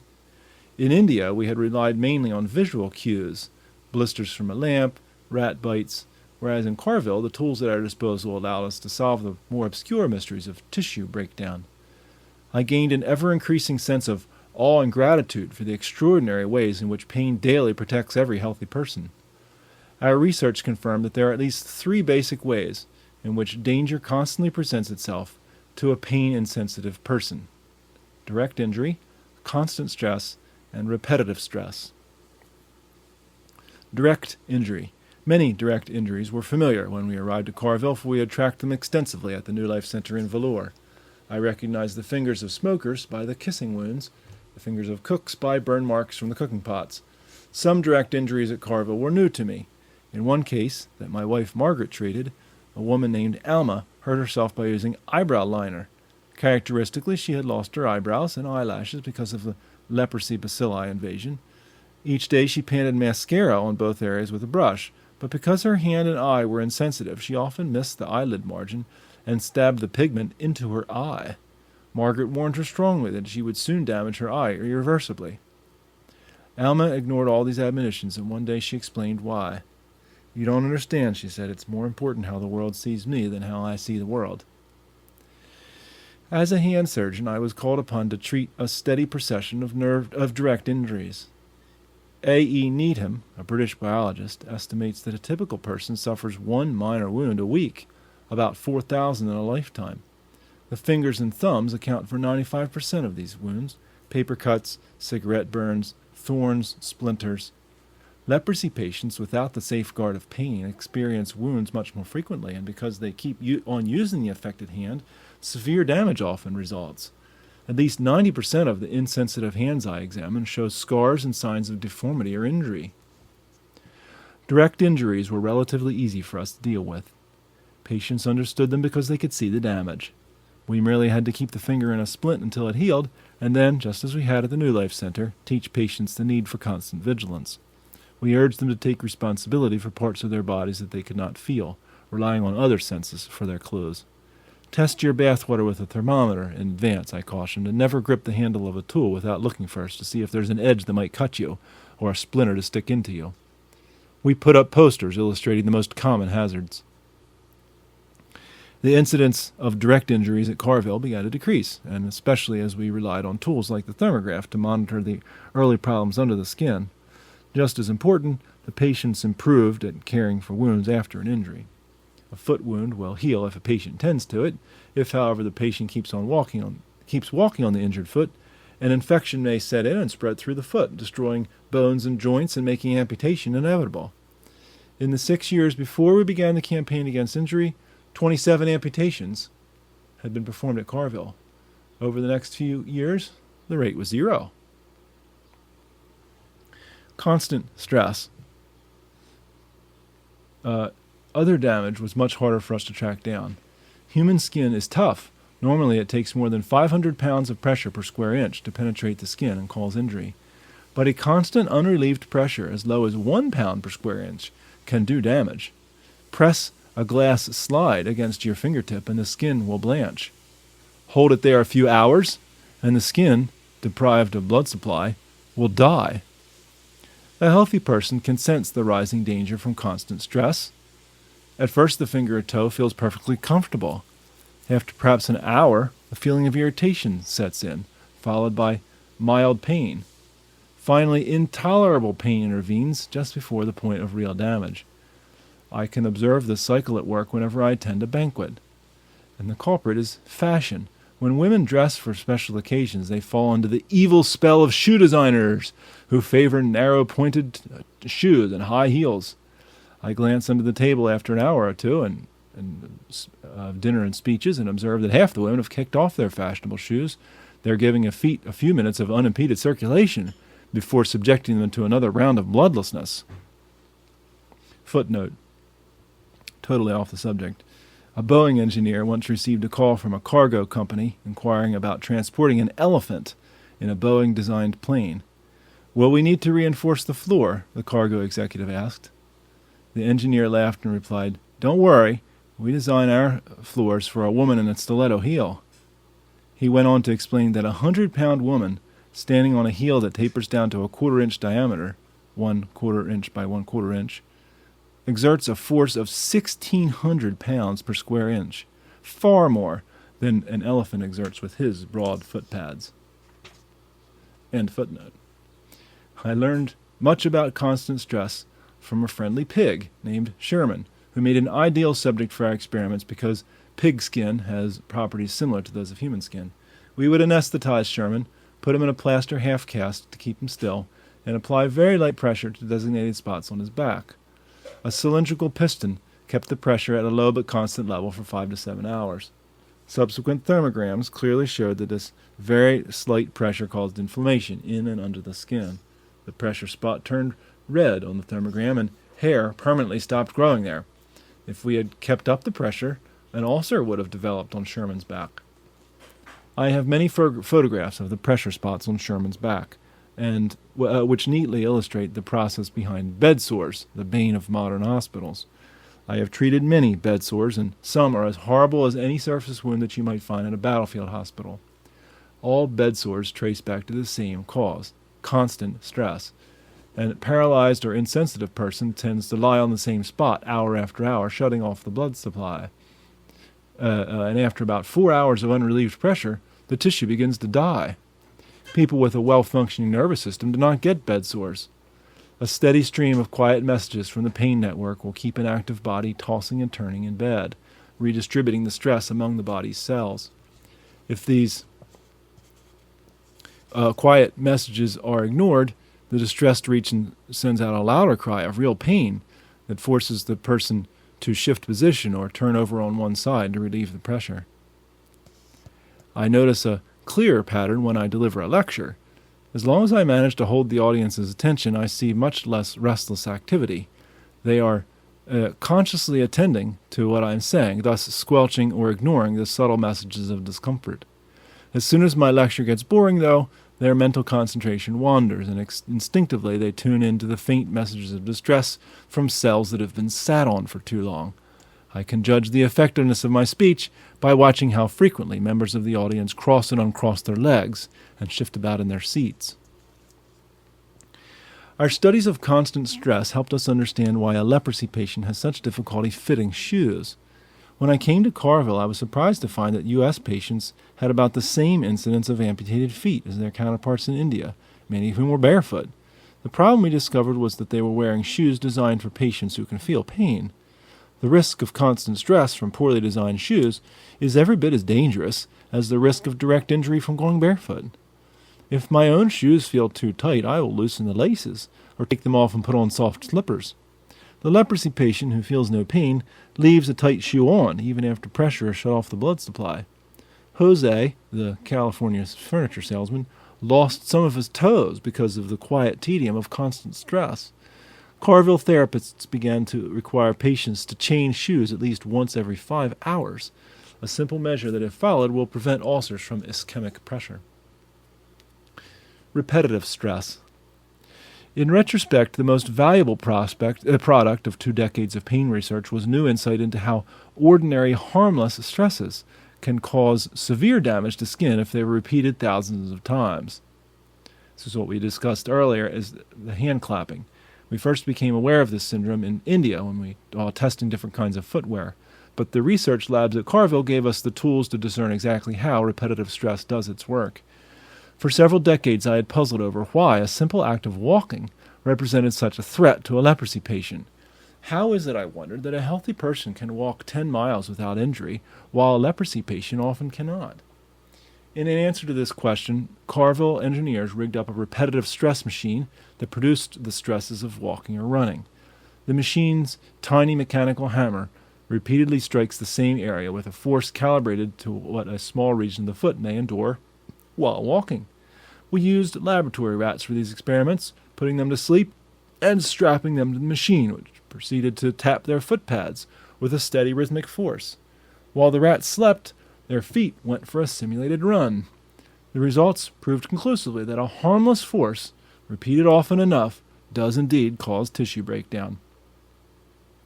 If we gave a rat enough rest between runs, it would build up layers of callus. If not, an open sore would develop on a foot pad, all from pressure that was no more than the touch of a finger.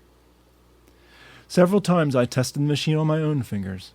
The first day I put my finger under the hammer, I felt no pain up to about 1,000 strokes. The sensation felt rather pleasant, like a vibro massage. After 1,000 strokes, however, I began to feel some tenderness. The second day it took me far fewer strokes of the tiny hammer for me to feel tenderness, and on the third day I felt pain almost immediately. I now knew that tiny pressures, if repeated often enough, could damage tissue, so that under certain circumstances the common act of walking might indeed prove dangerous. Yet I had still not answered the underlying question: what made the feet of leprosy patients more vulnerable to repetitive stress? I could walk 10 miles without injury, why couldn't they? Another invention, the slipper sock, helped us solve that mystery. I had heard about a new way of applying herbicides to cultivated fields by using water-soluble microcapsules. The same rain that stimulated weed growth also dissolved the capsules, releasing a herbicide to kill the weeds. This clever invention gave me the idea of hiring a chemical research company to develop a tiny microcapsule that would break down as a result of pressure, not water.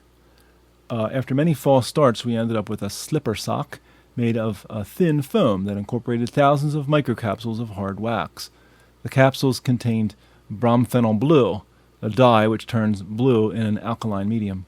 It took quite a lot of force to break the capsules, but the wax, exactly like human skin, would also break when subjected to the repetitive stress of many small forces. Now I had a convenient way to measure the pressure points involved in walking. We built our own machines for making the microcapsules and suspended the dye in an acid medium to make it yellowish. The surrounding sock was alkaline, so that when the capsule broke, the dye would spill out and turn blue right away. Volunteer staff put on the socks, then their shoes, and started walking. After they had gone a few paces, we removed the shoes and noted which were the highest pressure points, the first spots to turn blue. As they walked further, the blue area spread wider, and the initial pressure points deepened in color. After 50 paces or so, we had a good picture of all the danger areas. Then we tried the slipper socks on patients. After poring over thousands of used slipper socks, I learned a lot about walking, but nothing more important than this. A person with an insensitive foot never changes his stride. In contrast, a healthy person changes his stride constantly.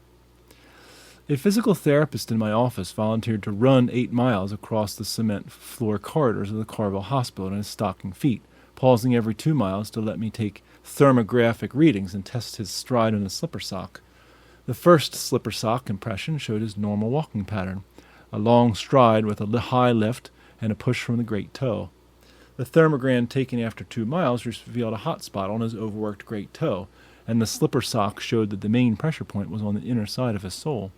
After 4 miles, the signs of pressure shifted as his stride spontaneously adjusted. Now, the outer side of his foot was outlined in bright blue, showing that his weight had shifted to the outside, away from the great toe, as the inner side took a long rest. By the time he ran the last 2 miles, both the thermogram and the slipper sock confirmed that he had again changed the way he put his feet to the ground. By now, the outer edge of his foot was getting hot and breaking the microcapsules. The full set of thermograms and slipper socks revealed a startling phenomenon. Taken together, the socks portrayed a complete map of his foot, with strong blue dye at many different points. While the therapist himself was concentrating on jogging, his foot was sending out subconscious messages of pain.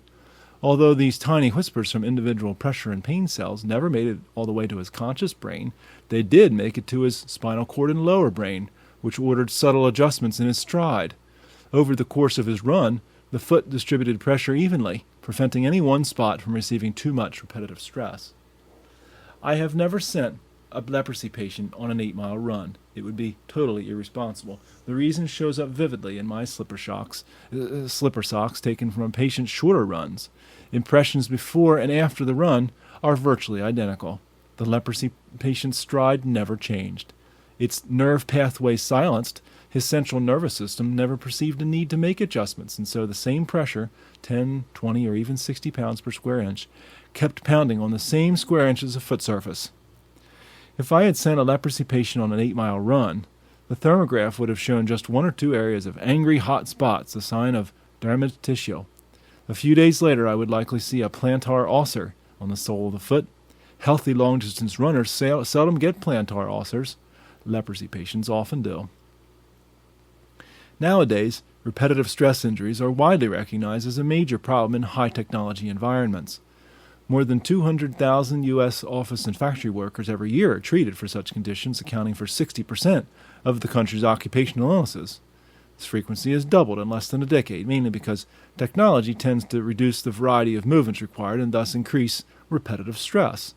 For example, something so innocuous as typing or operating a joystick can, by constant repetition, subject the wrist to pressures that produce carpal tunnel syndrome. Computer keyboards are far more likely to cause injury than mechanical typewriters because the typist no longer has the relief of reaching up to move the cartridge or pausing to change the paper. In the United States, repetitive stress injuries currently cost about $7 billion a year in lost productivity and medical costs. Tuning in. It took many years of research to put together a full picture, but at last I understood. Pain employs a wide tonal range of conversation. It whispers to us in the early stages. At a subconscious level, we might sense a slight discomfort and change positions in bed or adjust a jogging stride. It speaks louder as danger increases. A hand grows tender after a long stint at raking leaves, or a foot grows sore in new shoes. As pain shouts louder, the danger becomes more severe. It forces a person to limp or even to hop, or else quit running altogether. Our research projects in Carville were giving us ever more powerful ways to tune in to pain, not unlike the astronomers who aim ever more powerful radio telescopes at the heavens. Our own instruments were aimed at the incessant hum of intercellular conversation that we take so blithely for granted, or even despise. As a result of our experiments, I made a conscious effort to begin listening to my messages of pain. I love to take mountain hikes. Living in Louisiana curtailed that activity, but whenever I had the chance on the trip back to the Rocky Hills of India or in the mountains of the American West, I took a hike and tried to pay close attention to my feet. Normally, I began the day with a long, energetic stride, lifting my heel and pushing off vigorously from my toes. As the morning wore on, I could sense the stride shortening a little, and the weight shifting from my great toe to the outer toes. I had taken many slipper sock impressions of my own feet, so it was easy for me to visualize the changes taking place. After lunch, I noticed I moved with an even shorter stride. Toward the end of the day, I was hardly lifting my heel at all, merely picking up a flat foot and putting down a flat foot again, an old man's stride. That type of stride used the whole surface area of my sole for every step, thus keeping the pressure low on any one spot. Before, I had always thought of these adjustments as evidence of muscular fatigue. As our research had shown, they were in fact due much more to fatigue of the skin than of muscle. I now understood the changes as my body's loyal way of distributing stresses, sharing the burden of walking among different muscles and tendons and across different areas of skin. Occasionally I developed blisters. Instead of resenting them, I understood them as my body's loud protest against overuse. Their very discomfort forced me to act, to take off my shoes and rest, to adjust my stride even further, or to add layers of socks to relieve the friction. Once, back at the leprosarium, I had an abrupt encounter with a loud shout of pain. I was walking along the sidewalk with my eyes lifted high, searching the treetops for the source of a lovely birdsong, when, crash, the next thing I knew I was lying face down in the path. I felt an instant flush of embarrassment and looked around quickly to see if anyone had seen me fall. I felt irritated, even angry. But then as I rose to my feet and checked myself for injuries, I realized what had happened. As my eyes gazed upward toward the bird, my foot had wandered over to the edge of the sidewalk. I was in the process of putting all my weight on the foot, which hung precipitously over the concrete edge. My ankle began to twist until a tiny collateral ligament of the ankle sensed itself being stretched to the breaking point. Without consulting me, that little ligament set in motion a powerful pain message that forced the immediate slackening of the major muscle of my thigh. In the most peremptory fashion, that action deprived the knee of its muscular support, and it collapsed. In short, I fell. The more I reflected on the fall, the more I felt pride, not irritation. A minor ligament at a lower level of hierarchy had somehow commandeered my entire body. I felt grateful for its willingness to make me look a fool for the sake of the body, saving me from a certain ankle sprain and perhaps worse. As I consciously tuned in to pain during such experiences, a different perspective began to take form and replace my natural aversion. Pain, my body's way of alerting me to danger, will use whatever volume level is necessary to grab my attention. It was their very deafness to this chorus of messages that caused my leprosy patients to destroy themselves. They missed the shouts of pain leading to the direct injuries that I treated every day. They also missed the whispers of pain the dangers of the ordinary come from constant or repetitive stress. Without this chorus of pain, a leprosy patient lives in constant peril. He will wear too tight shoes all day. He will walk 5 or 10 or 15 miles without changing gait or shifting weight. And as I had often seen in India, even if sores break open inside his shoe, he will not limp. I once saw a leprosy patient step on the edge of a stone, just as I had on the sidewalk in Carville. He turned his ankle completely over so that the sole of his foot pointed inward, and walked on without a limp. I later learned that he had ruptured the left lateral ligament, severely damaging his ankle. At the time, he did not even glance at the foot. He lacked the indispensable protection of pain. Chapter 13. Beloved Enemy. With the help of the thorn in my foot, I spring higher than anyone with sound feet. Soren Kierkegaard. I must confess that I sometimes question my crusade to improve the image of pain. In a society that routinely portrays pain as the enemy, will anyone listen to a contrarian message extolling its virtues? Does my own outlook merely reflect the oddity of a career among patients with the bizarre affliction of painlessness? The United States government eventually began asking these same questions. Why should Carville research money go toward restoring and enhancing pain when researchers elsewhere were focusing on how to suppress it? In the early years, our grant proposals for thermograph machines, ink-filled slipper socks, and pressure transducers were usually approved. Visionaries in Washington supported basic research into pain, even though it had immediate practical relevance only for a few thousand leprosy patients and some Tennessee Walker horses. In the late 1970s, however, a new belt-tightening spirit made such research increasingly hard to justify. Each year, the U.S. Public Health Service scrutinized the budget of the Carville Hospital, weighing whether they could afford to invest so much money in research that would primarily benefit leprosy patients in other countries. About this time, quite by accident, I stumbled across a new practical application for what we had learned about pain in Carville, a fortunate turn of events that soon validated our entire investment into basic research. Although only a few thousand leprosy patients live in the United States, millions of diabetics live here, and we found that our ideas about pain had direct relevance to them as well. Late one evening, as I was scanning a medical journal, I noticed the phrase, diabetic osteopathy. It struck me as odd. Since when did diabetes, a disease of glucose metabolism, affect bones? Turning the page, I saw X-ray reproductions, which looked exactly like X-rays of the bone changes in the feet of my insensitive leprosy patients. I wrote to the authors, two doctors in Texas, who graciously invited me to visit them and discuss the topic. A few months later, I found myself in their Houston offices, involved in a good-natured contest of dueling X-rays. They would place an X-ray of deteriorating bone on a light table, and I would rummage around in my briefcase until I found a matching X-ray of bone absorption in a leprosy patient. We compared X-rays of all the bones of the foot. Almost without exception, I could duplicate each osteopathic problem they presented. The demonstration made a great impression on the doctors and interns assembled, for most of them had no experience with leprosy patients and thought they described a syndrome peculiar to diabetes. The Sugar Club.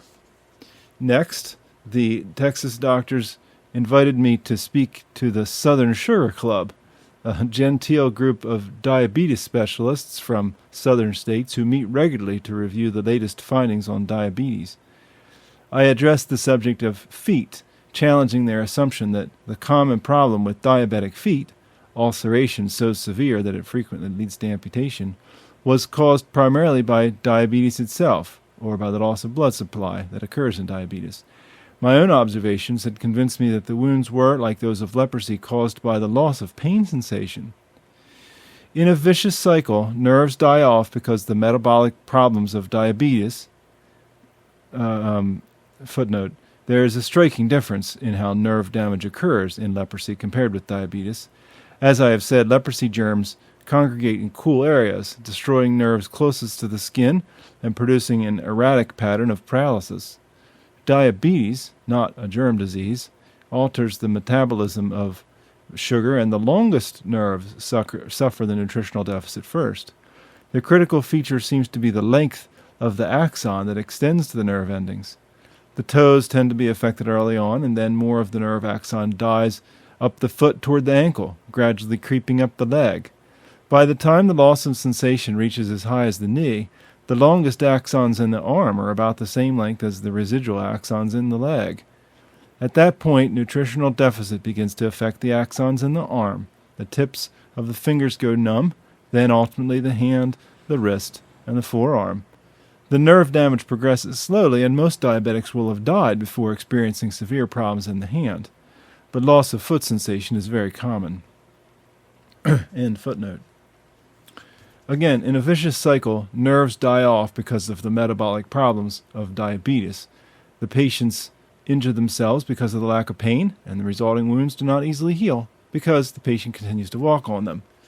True, the reduced blood supply caused by diabetes complicates the healing, but I had concluded that the typical diabetic foot still has plenty of blood supply to control infection and heal the wounds, as long as it's protected from further stress.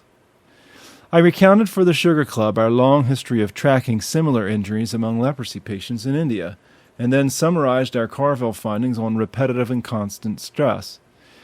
I have examined the X-rays of diabetics, I told them, and frankly I think most of the foot injuries you see are preventable. They are caused by mechanical stress that goes unnoticed because the patient has lost pain sensation. Walking on wounded feet drives the infection deeper so that it involves the bones and the joints, and with continued walking, the bones are absorbed, and the joints dislocate. We have found with our leprosy patients that resting the injured foot in a plaster cast will speed recovery. Fitting the patient with proper shoes will prevent further injury. I can almost guarantee you that proper shoes will dramatically reduce the number of foot injuries you see. The chairman of the Sugar Club made a few remarks after my speech. A fascinating lecture, Dr. Brand. I'm sure we have much to learn from your experiments at Carville. But of course you must recognize that diabetics have certain unique problems. I'm speaking of especially vascular loss. Diabetics simply lack the healing properties of your leprosy patients. My mind flashed back to gatherings of leprosy specialists who said almost the same thing about non-healing flesh. Wherever I went, it seemed, I met with skepticism over the far-reaching dangers of painlessness. Returning to Carville, I informed local physicians that our foot clinic would offer consultation to any of their diabetic patients with foot problems. In addition to testing sensation, we also evaluated the overall blood supply to the feet. Their infected feet felt warm to the touch, and the thermograph revealed that ulcers in the most diabetics produced hot spots almost as regularly as those in leprosy patients.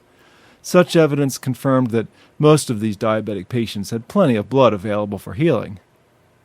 Sensitivity tests verified that all the diabetics who had ulcers had indeed lost sensation. Some of those with the worst ulcers had no sensitivity to pain in the soles of their feet. Furthermore, the ulcers on diabetic feet tended to occur at the same places as those on leprosy patients. It seemed clear to us that the fundamental cause of the ulcer was the same in both cases, a breakdown in the pain system. Apparently nothing alerted the diabetics when they crossed the danger threshold, and they continued to walk on inflamed and damaged tissue, causing further harm. When I tested diabetics in slipper socks, I found a familiar pattern. Just like my leprosy patients, they walked with an unvarying stride, pounding the same foot surface over and over with repetitive stress.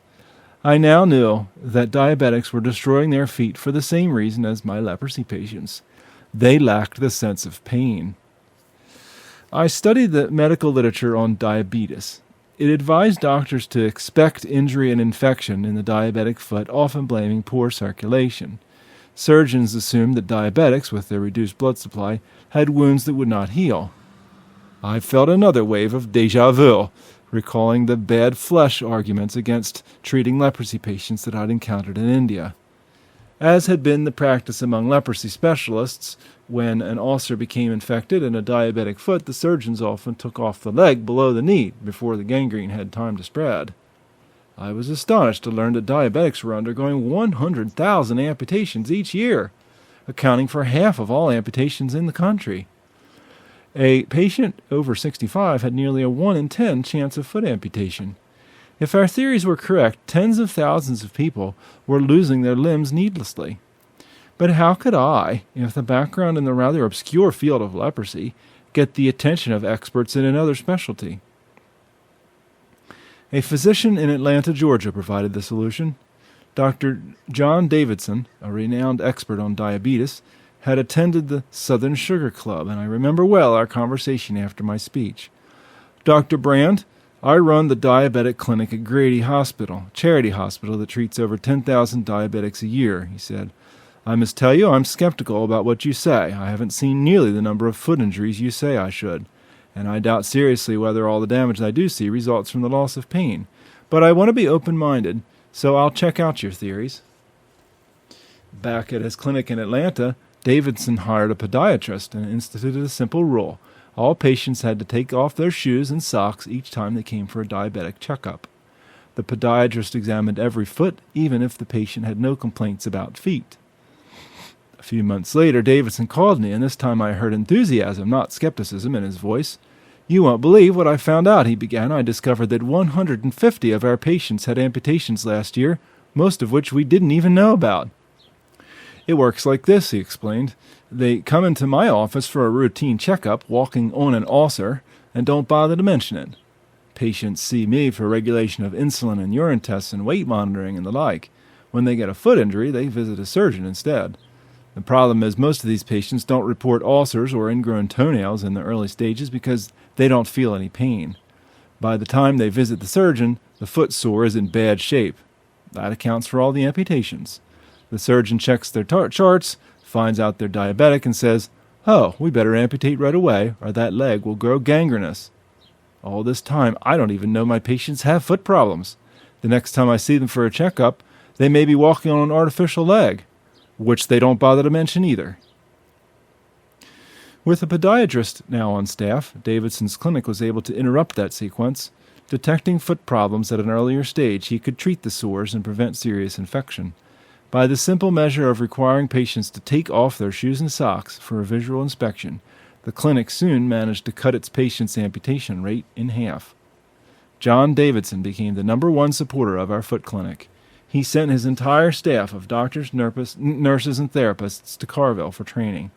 He asked me to write a chapter on the insensitive feet in his diabetes textbook and began reprinting our pamphlets on proper shoes and foot care. The Carville Foot Clinic got new life, and later a formal name, the Foot Care Center. Its budget, instead of being slashed by the Public Health Service, was increased. Therapists, orthotic shoemakers, and physicians from around the United States began coming to Carville for regularly scheduled training conferences. Society of Orthotic Shoemakers, they called themselves pedorthists, gracious, what a name, developed standards of certification for providing footwear appropriate to insensitive feet. Eventually, the diabetic patients at our foot clinic outnumbered the leprosy patients. In most cases, the notion of non-healing wounds provided as much a myth in diabetes as it had in leprosy. Our simple technique of keeping wounds in plaster casts for protection worked almost as well for the diabetics. Ulcers, chronic for years, often healed within 6 months of the plaster cast routine. Unlike in leprosy patients, in a minority of diabetic patients, the blood supply is so reduced that healing is delayed and gangrene may set in even with good treatment. We also found that sores on diabetics' feet, like those on leprosy patients' feet, are preventable. Soaking the feet daily in a basin of water and using moisturizing cream does much to inhibit deep keratin cracks in the skin. And when we outfit diabetics in special footwear and teach them proper foot care, the ulcers tend not to recur. For a time, the government considered issuing free shoes to needy diabetics, but like other proposals that focus on prevention, rather than cure, that project never got approval. As a rule, I have found that it's easier in the United States to obtain good artificial limbs than good shoes. Wholly indifferent. The Foot Care Center, now frequented by diabetics as well as leprosy patients, treated an endless parade of damaged feet. Wrapping gauze around 100 foul-infected wounds caused by self-inflicted injury makes an impression, and I noticed a gradual change in perspective among the Carville nurses and therapists. When a new patient appeared for evaluation, we would first map out the range of insensitivity. I began to see the staff's faces brighten whenever they found a patient who retained sensation. Pain was good. The more potential for pain a patient had, the easier it was to keep that patient free of injury. One memorable leprosy patient, a Hispanic man named Pedro, had retained a single spot of sensitivity on the palm of his left hand. That hand became for us an object of great curiosity. Thermograms revealed the sensitive spot to be 6 degrees hotter than the rest of the hand, hot enough to resist the invasion of cool-seeking leprosy bacilli. We noticed that Pedro approached objects with the edge of his hand, much as a dog leads with his searching nose. He picked up a cup of coffee only after testing the temperature with his feeling spot. Thanks to that single sensitive spot, the size of a nickel, Pedro had managed to keep his hand free of damage for 15 years. After much speculation, we learned from Pedro that years before a doctor had burned off a birthmark there. A tangle of arteries under the surface continued to carry an increased blood supply to that one spot. The most difficult patients were those with the rare condition that made them totally insensitive to pain. In the opening chapter of this book, I told the quite dreadful story of Tanya, a patient who had this malady. There were 3 such patients at Carville when I arrived, all originally misdiagnosed as having leprosy because of their deformities. I have since learned, when visiting a leprosy hospital for the very first time, to ask to see the most deformed young patients in the hospital. The staff brings out a few children who are missing parts of hands and feet, perhaps wearing an artificial limb. Typically, I find that these children do not have leprosy, but rather, like Tanya, suffer from a congenital defect of painlessness. In leprosy, it takes some years for sensation to be lost, so young children rarely damage themselves severely. When I find these misdiagnosed children, I can get them released from the leprosarium, but they usually do better staying under the close supervision of an institution. Outside, life without pain is too dangerous. More than 100 cases of congenital painlessness have been written up in medical literature. In the 1920s, the painless Edward H. Gibson went on a vaudeville tour as the human pincushion to demonstrate his talent, inviting members of the audience to stick pins in him. Indeed, an aura of freakishness hangs over all accounts of this strange malady. A teenager dislocated his shoulders at will to entertain his friends. An 8-year-old girl pulled out all but 9 of her teeth and poked both eyes out of their sockets. Another youngster bit his tongue in half while chewing gum. Heavens! For the painless, danger lurks everywhere. A larynx that never feels a tickle does not trigger the cough reflex that relocates phlegm from the lungs to the pharynx, and the person who never coughs runs the risk of developing pneumonia. The bone joints of insensitive people deteriorate because there are no whispers of pain, encouraging a shift in position, and soon bone grinds against bone. Strep throat, appendicitis, heart attack, stroke. The body has no way to announce these threats to the painless person. Often the attending physician gets the first clue to the cause of death at the time of autopsy. On a visit to McGill University in Canada, I saw the specimens of one such autopsy on Jane, a female patient who had just turned 20. Like the segments of an old tree, her body gave a visible record of natural disasters of the past. I saw signs of frostbite, probably from the recent harsh winter. The inside of Jane's mouth was scarred, no doubt from being scalded by hot drinks and food. Some of her muscles had torn, unavoidable for someone who never felt the muscle soreness that warns against overuse. Her hands and feet resembled the plaster models I had made of my most deformed leprosy patients, with many missing and shortened digits. Dr. McNaughton, a chief neurologist, told me some of Jane's history. Jane was usually very careful, our prize patient. As you know, 20 is a ripe old age for someone with this condition. Her recent problem started with an auto mishap. Her car slid off an icy road into a ditch. When she gunned the engine, the tire spun. She must have panicked because she got out of the car and foolishly tried to lift a wheel to slide a traction mat under it. Something went wrong. She heard a cracking sound, and she lost strength. But of course she felt nothing. When she freed her car, she drove straight here for a checkup. We x-rayed and found that her backbone had cracked right through. Imagine, a broken back and she didn't feel a thing. We put her in a plaster cast. Insensitivity often affects sympathetic nerves as well, interfering with the ability to sweat. After a few weeks, Dr. McNaughton said, Jane began to feel hot in her plaster cast, so hot that she ripped it off with her bare hands, tearing her fingers in the process. The back healed improperly, with a false joint between vertebrae. He showed me x-rays of the misaligned joint. One day when Jane bent over, the false joint slid across the spinal cord, severing it. The last few months of her life, Jane was paralyzed. People do not die of paralysis, though. It was not the back injury that killed Jane. She died of a simple urinary infection. Complicated by incontinence and her inability to feel any warning signs of pain, the infection did irreversible damage to her kidneys. I returned to Carville determined to use Jane as an object lesson for my own painless patients. Never let up, I warned him. You must be diligent all day long. Never stop thinking about ways in which you might be hurting yourself. I wish I could report success in my education campaign, but in truth I cannot. Not long after the trip to Canada, I found James, a congenitally painless patient, straddling a hot automobile engine with his 2 amputee stumps, putting all his weight behind a sharp-edged wrench in an attempt to loosen a nut. I have never found a way to communicate to painless people the lessons that are taught so innately and compellingly by a healthy pain system. Muffling pain. Tanya, James, Jane, and others like them dramatically reinforced what we had already learned from leprosy patients. Pain is not the enemy, but the loyal scout announcing the enemy. And yet, here's the central paradox of my life. After spending a lifetime among people who destroy themselves for lack of pain, I still find it difficult to communicate an appreciation for pain to people who have no such defect. Pain truly is the gift nobody wants. I can think of nothing more precious for those who suffer from congenital painlessness, leprosy, diabetes, and other nerve disorders, but people who already own this gift rarely value it. Usually they resent it.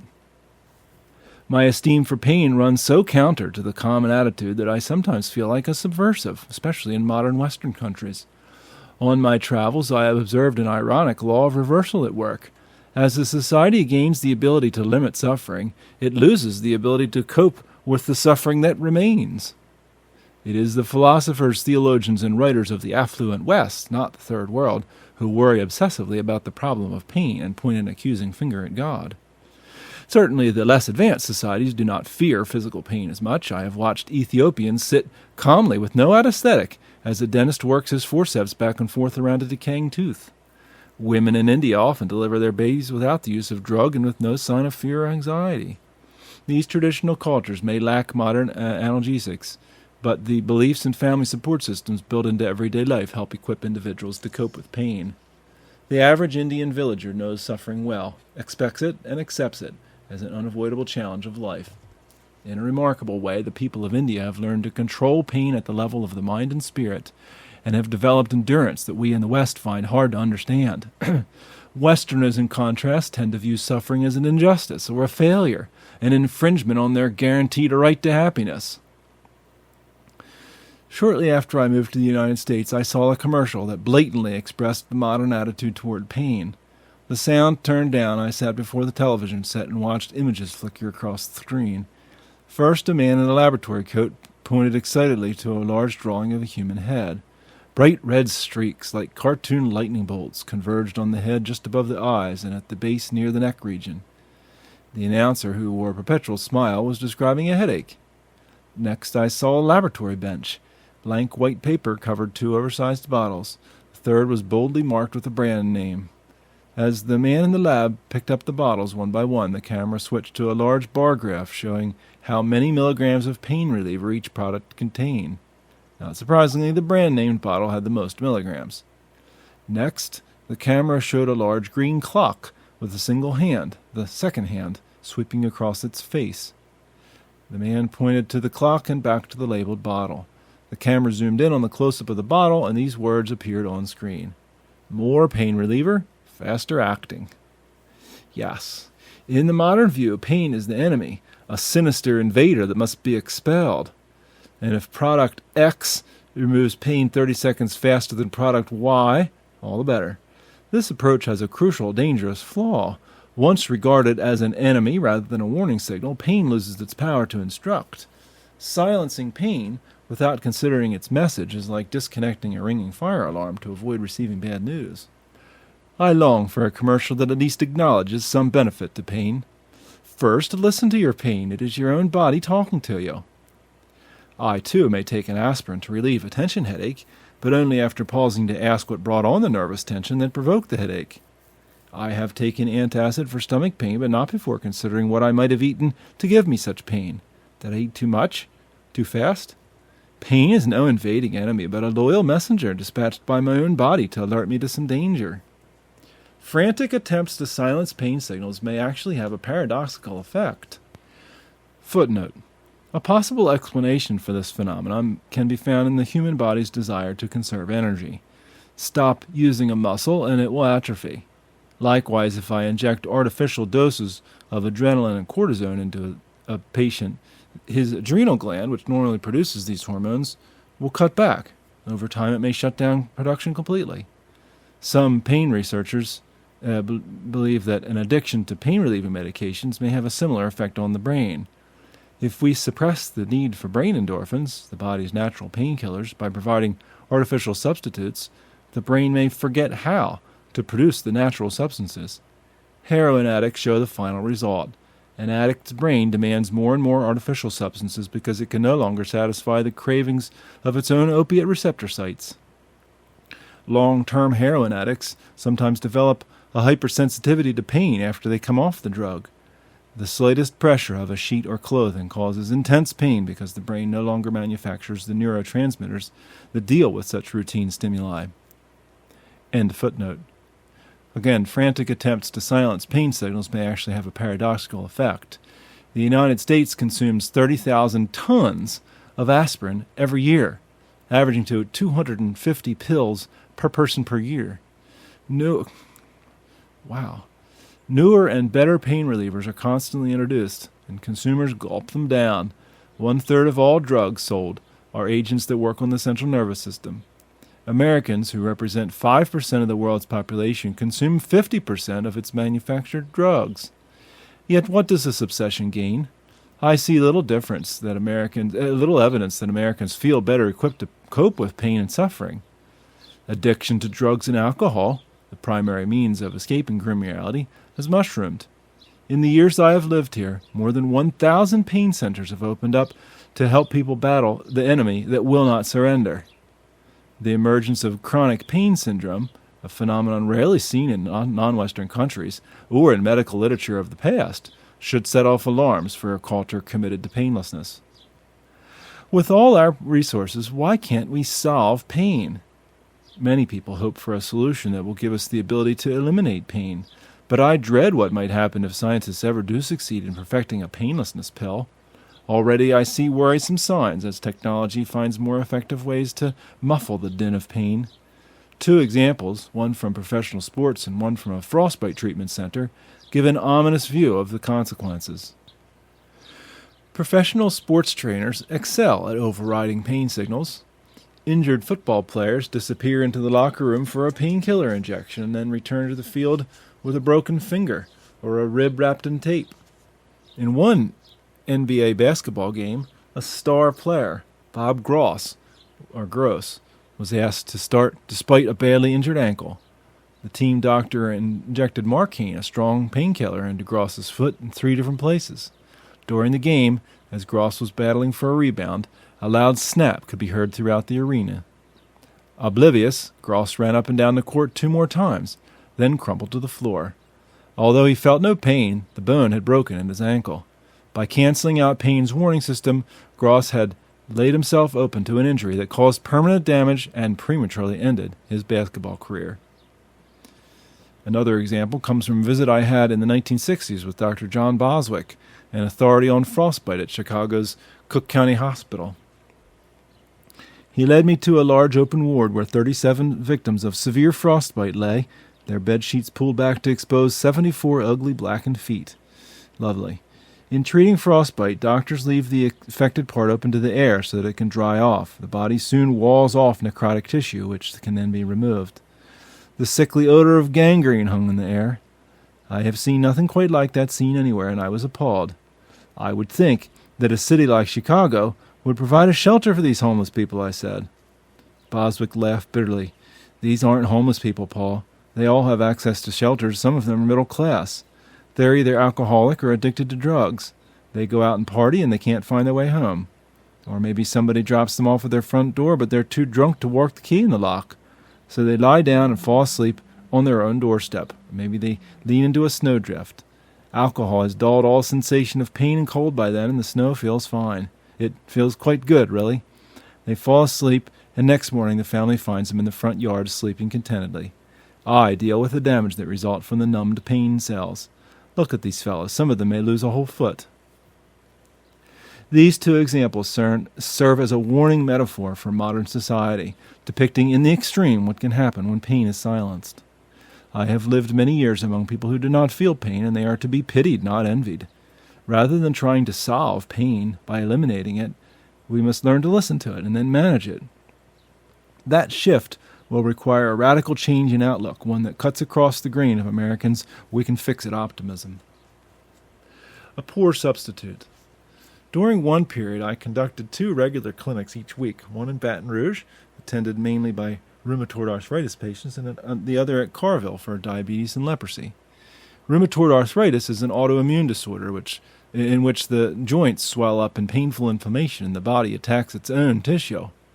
Sometimes I use leprosy patients as an object lesson for those with rheumatoid arthritis in an effort to convince them of pain's value. Look at these leprosy patients, I said. Do you envy them? Your disease is far more destructive to the body than leprosy infection. In rheumatoid arthritis, the bone grows soft and fragile, the ligaments give way and detach from the joints, and the muscles stretch and misalign. And yet look at your fine hands. You all have 5 fingers intact. You've done a much better job protecting yourself than the folks over there with leprosy, simply because you feel pain. They have strong bones and joints, but notice all the missing fingers. Thank pain for that. It prevents you from abusing your fingers. My sermonettes fell on deaf ears. Rheumatoid arthritis patients do not often express gratitude for the pain that saves their hands and feet. Instead, they beg me to relieve their pain. Some, in search of relief, take steroids in such massive doses that their bones decalcify and their fingered knuckles wobble, jointless. One overweight bedridden patient took so many steroids that when she finally ventured from bed, her foot bones crumbled like chalk. Rheumatoid arthritis often presents its victims with a classic dilemma, whether to silence pain and destroy the body, or listen to pain and preserve the body. In an even contest, pain rarely wins. Why? For me, that was the conundrum of pain in a nutshell. Why would our own minds inflict on us a state that we automatically choose against? I could easily demonstrate the overall benefit of pain. I need only take a skeptic on a guided tour of a leprosarium. But certain objections to the pain system, which I had distilled down to 2 questions, were not so easily resolved. The first question, why must pain be unpleasant, I knew the answer to, an answer that underlay my entire approach to pain. The very unpleasantness of pain, the part we hate, is what makes it so effective at protecting us. I knew that answer theoretically, but the debilitating effect of pain on patients sometimes made me wonder. A related question followed. Why must pain persist? Surely we would better appreciate pains if our bodies came equipped with an on and off feature, allowing us to switch off the warning at will. These 2 questions bothered me for many years. I kept returning to them, as if fingering an old scar. Despite my crusading efforts to improve the image of pain, I never fully resolved the 2 questions in my own mind until I embarked on a new research project, our most ambitious project to date, at Carville. My grant application bore a title, A Practical Substitute for Pain. We proposed developing an artificial pain system to replace the defective system in people who suffered from leprosy and congenital painlessness and diabetic neuropathy and other nerve disorders. Our proposal stretched the potential economic benefits by investing $1 million in a way to find a way to alert such patients to the worst dangers. The government might save many millions in clinical treatment, amputations, and rehabilitation. The proposal caused a stir at the National Institutes of Health in Washington. They had received applications from scientists who wanted to diminish or abolish pain, but never for one who wished to create it. Nevertheless, we received funding for the project. We plan, in effect, to duplicate the human nervous system on a very small scale. We would need a substitute nerve sensor to generate signals at the extremity, a nerve axon or wiring system to convey the warning message, and a response device to inform the brain of the danger. Excitement grew in the Carville Research Laboratory. We were attempting something that, to our knowledge, had never been tried. I subcontracted with the Electrical Engineering Department at Louisiana State University to develop a miniature sensor for measuring temperature and pressure. One of the engineers there joked about the potential for profit. If our idea works, we'll have a pain system that warns of danger but doesn't hurt. In other words, we'll have good parts of pain without the bad. Healthy people will demand these gadgets for themselves in place of their own pain systems. Who wouldn't prefer a warning system through a hearing aid or over real pain in a finger? The LSU engineers showed us prototype transducers, slim metal discs smaller than a shirt button. Sufficient pressure on these transducers would alter their electrical resistance, triggering an electrical current. They asked our research team to determine what thresholds of pressure should be programmed into the miniature sensors. I replayed my university days in Tommy Lewis's pain laboratory with one big difference. Now, instead of merely testing the inbuilt properties of a well-designed human body, I had to think like the designer. What dangers would that body face?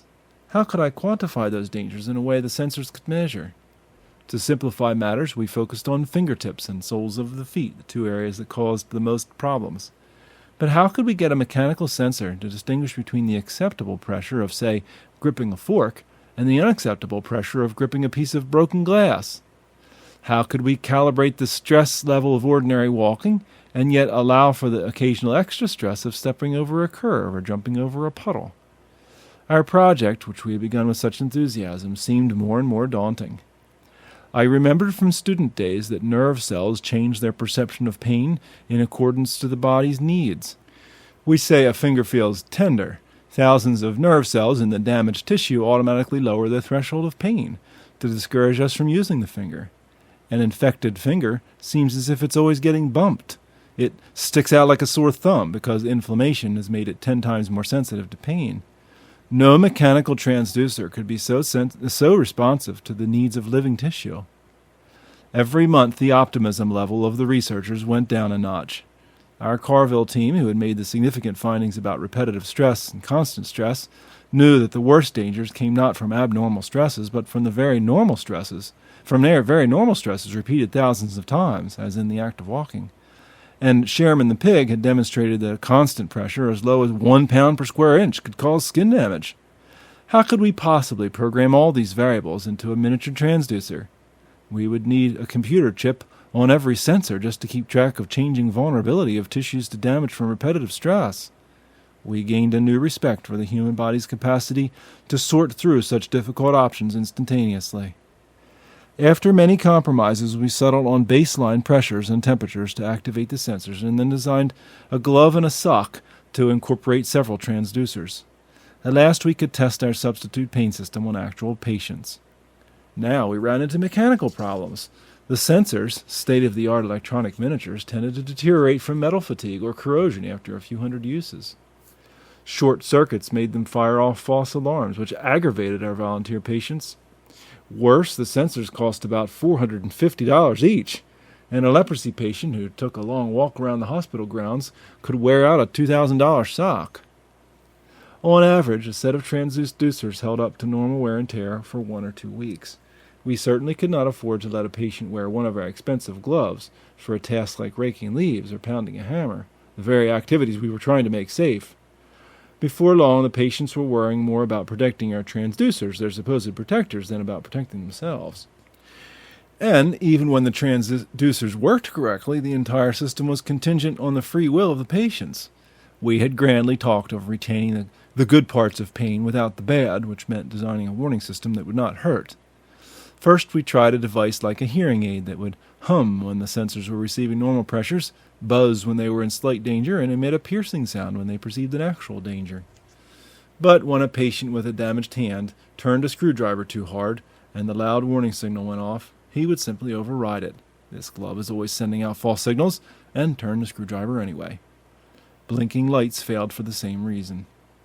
Patients who perceived pain only in the abstract could not be persuaded to trust the artificial sensors, or they became bored with the signals and ignored them.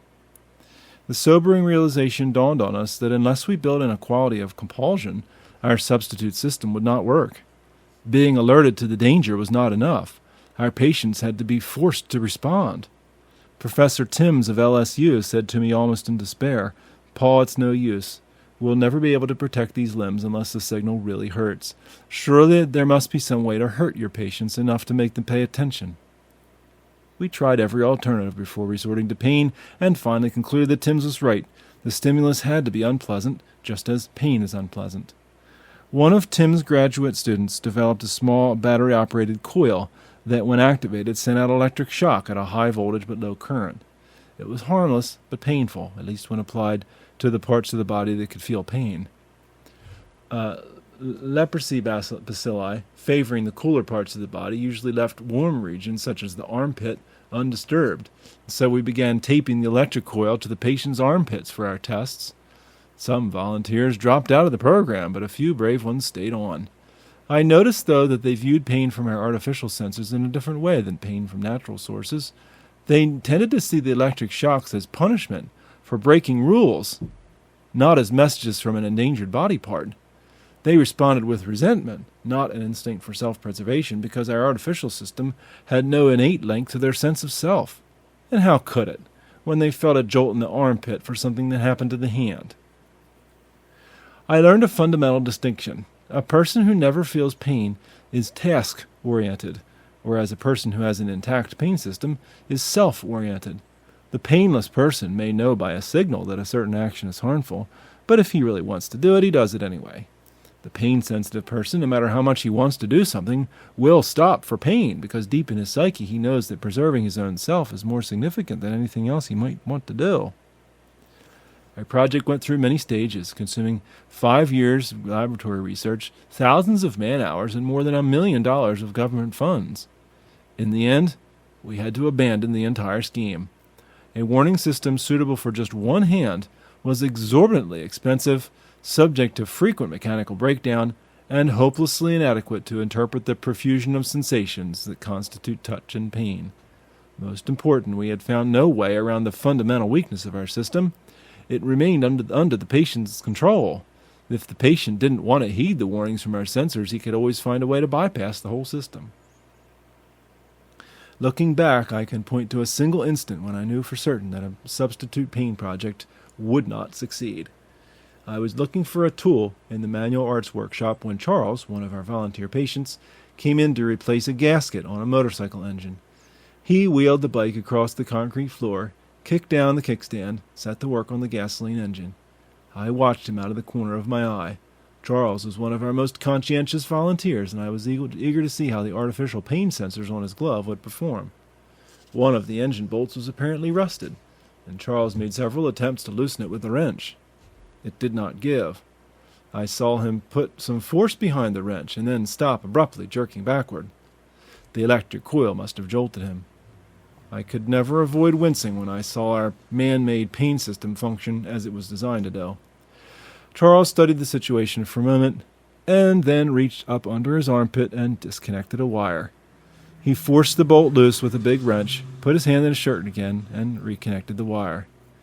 It was then that I knew that we had failed.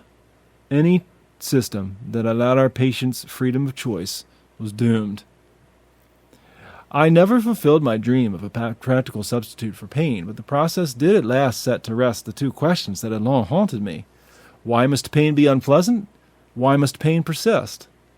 Our system failed for the precise reason that we could not effectively reproduce those two qualities of pain. The mysterious power of the human brain can force a person to stop, something that I could never accomplish with my substitute system.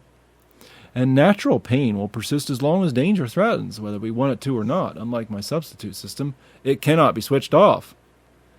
As I worked on the substitute system, I sometimes thought of my rheumatoid arthritis patients who yearned for just the sort of on-off switch we were installing. If rheumatoid patients had a switch or a wire they could disconnect, most would destroy their hands in days or weeks. How fortunate, I thought, that for most of us the pain switch will always remain out of reach. In November 1972, about the same time that I was reconciling myself to the failure of our project, I received word that my daughter Mary had delivered our first grandson. Some months passed before I could make my way to Minnesota to investigate this new phenomenon. When I arrived, Mary proudly presented a healthy boy named Daniel. I confess that for a few minutes I slipped back into my orthopedist's role, examining his finger joints, the curve of his spine, and the angle of his feet, all of which checked out splendidly. There was one more test to conduct, however, and I waited until Mary left the room before trying it. With an ordinary straight pin, I performed a simple evaluation of the pain system on the tip of one finger. I was gentle, of course, but I had to do it. Daniel yanked his hand back, frowned, looked at the finger, and looked at me. He was normal. His reflex worked according to design, and already at his young age he was learning the important lesson about straight pins. I held him close to my chest and prayed a prayer of thanksgiving for that tiny finger. The most elaborate glove we had developed at Carville included a grand total of 20 transducers and cost us nearly $10,000. This toddler came equipped with 1,000 pain detectors in that one fingertip alone, each calibrated to a threshold specific to the fingertip. I felt a little grandfatherly pride because my own personal genetic code was involved in the making of that little boy. As an engineer, I had failed to create a pain system with my expensive electronic transducers, but my DNA had wildly succeeded. It defied my comprehension that Daniel's miniature transducers would be able to sift through the many varieties of traumatic, constant, and repetitive stress and report into the spinal column with no short circuits in the wiring and no need for outside maintenance for a period of 70 or 80 years. More, these pain sensors would work whether he wanted them to or not. The switch was out of reach. The sensors were accurate, they were prompt, and they compelled a response, even from a brain to... Part 3. Learning to Befriend Pain. Chapter 14. In the Mind. English, which can express the thoughts of Hamlet or the tragedy of Lear, has no words for the shiver or the headache. The merest schoolgirl, when she falls in love, has Shakespeare or Keats to speak her mind for her, but let a sufferer try to describe a pain in his head to a doctor, and language at once runs dry. Virginia Woolf. I am not a pain expert in the traditional sense. I have never worked in a pain clinic, and I have limited experience in pain management. Instead, I came to appreciate the subtleties of pain by treating those who do not feel it. I certainly never said thank God for pain as a child in the Collie Hills or in the medical school during the Blitz. That outlook came after years of working among victims of painlessness. Other patients, not to mention my own children, gave constant reminders of the more common attitude toward pain. It hurts. How do I stop it? Over the years, I have tried to fit together an approach that includes what I learned from the painless as well as from those of us who feel pain. We cannot live well without pain, but how do we live best with it? Pain is a priceless essential gift, of that I have no doubt, and yet only by learning to master pain can we keep it from mastering us. I divide the experience of pain into 3 stages. First, there is the pain signal, an alarm that goes off when nerve endings in the periphery sense danger. My ill-fated project to develop a practical substitute for pain was an attempt to reproduce pain at this first most basic level. At the second stage of pain, the spinal cord and the base of the brain act as a spinal gate to sort out which of the many millions of signals deserve to be forwarded as a message to the brain. Damage or disease may sometimes interfere. If a spinal cord is severed, as in paraplegia, peripheral nerve endings below the brake may continue to discharge pain signals, but those signals will not reach the brain. The final stage of pain takes place in the higher brain, especially the cerebral cortex, which sorts through the pre-screened messages and decides on a response. Indeed, pain does not truly exist until the entire cycle of signal, message, and response has been completed. A simple everyday mishap, a little girl is falling while running, illustrates the interplay among these 3 stages of pain. When her knee first scrapes against the sidewalk, she rolls sideways to avoid further contact. This emergency maneuver, ordered by the spinal cord, takes place at the reflex level, stage 1.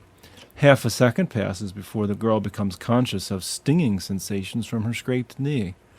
How she then responds will depend on the severity of the scrape and her own personality makeup and what else is going on around her.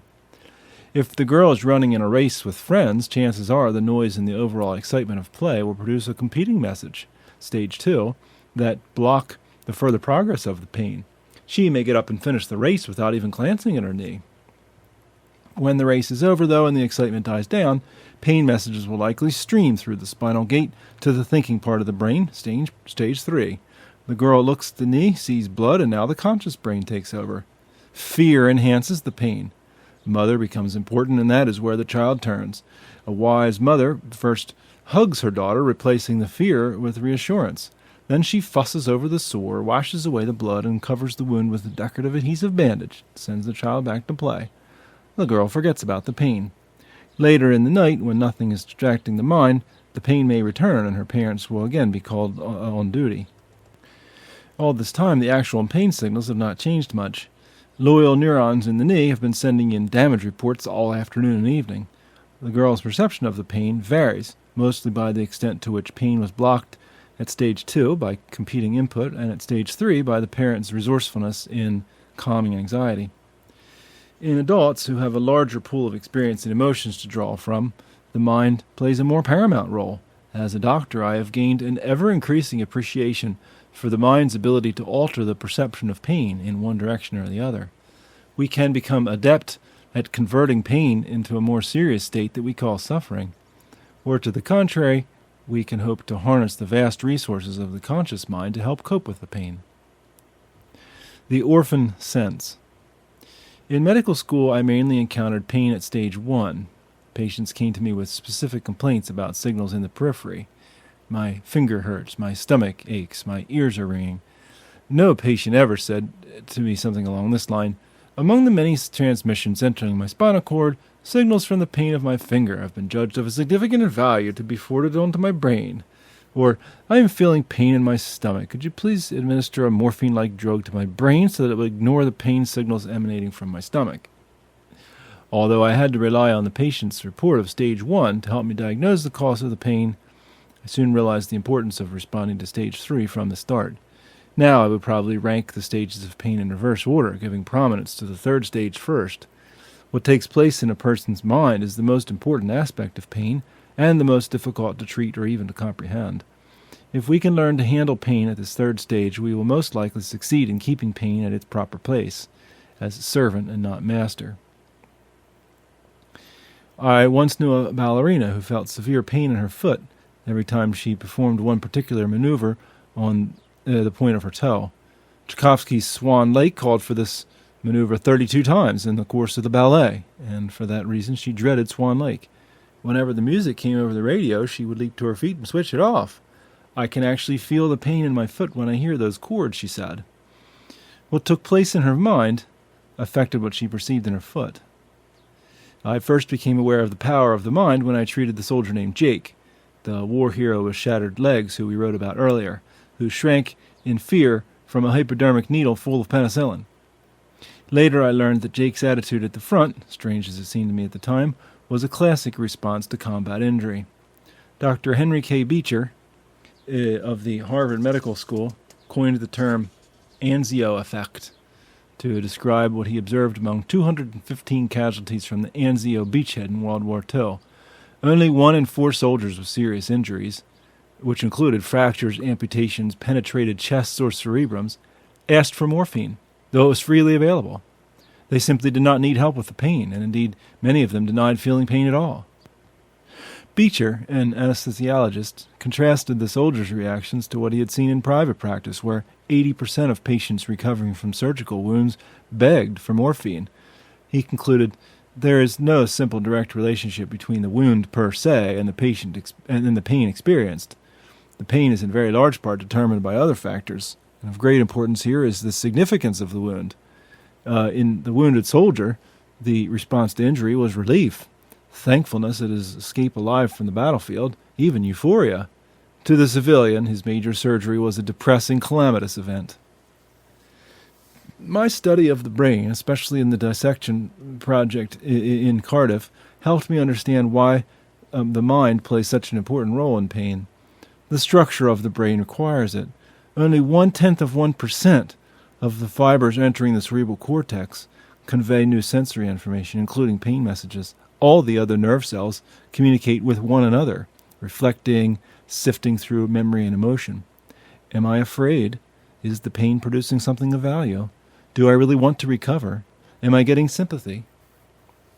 Moreover, the conscious brain composes its response to this swirl of data inside the skull, secluded from the stimulus that caused the pain in the first place. Most sensations have a referent out there, and we enjoy inviting others to share what excites our sensations. Look at that mountain. Listen closely, here comes the good part. Feel his fur, it's so soft. But along comes the overpowering sensation of pain, and each of us is orphaned. Pain has no outside existence. Two people can look at the same tree. No one has ever shared a stomach ache. This is what makes the treatment of pain so difficult. None of us, doctor, parent, or friend, can truly enter into another person's pain. It is the loneliest, most private sensation. How do you feel? How bad does it hurt? We can ask these questions and form an idea about someone else's pain, but never with certainty. Patrick Wall, a pioneer in pain theory, states the dilemma.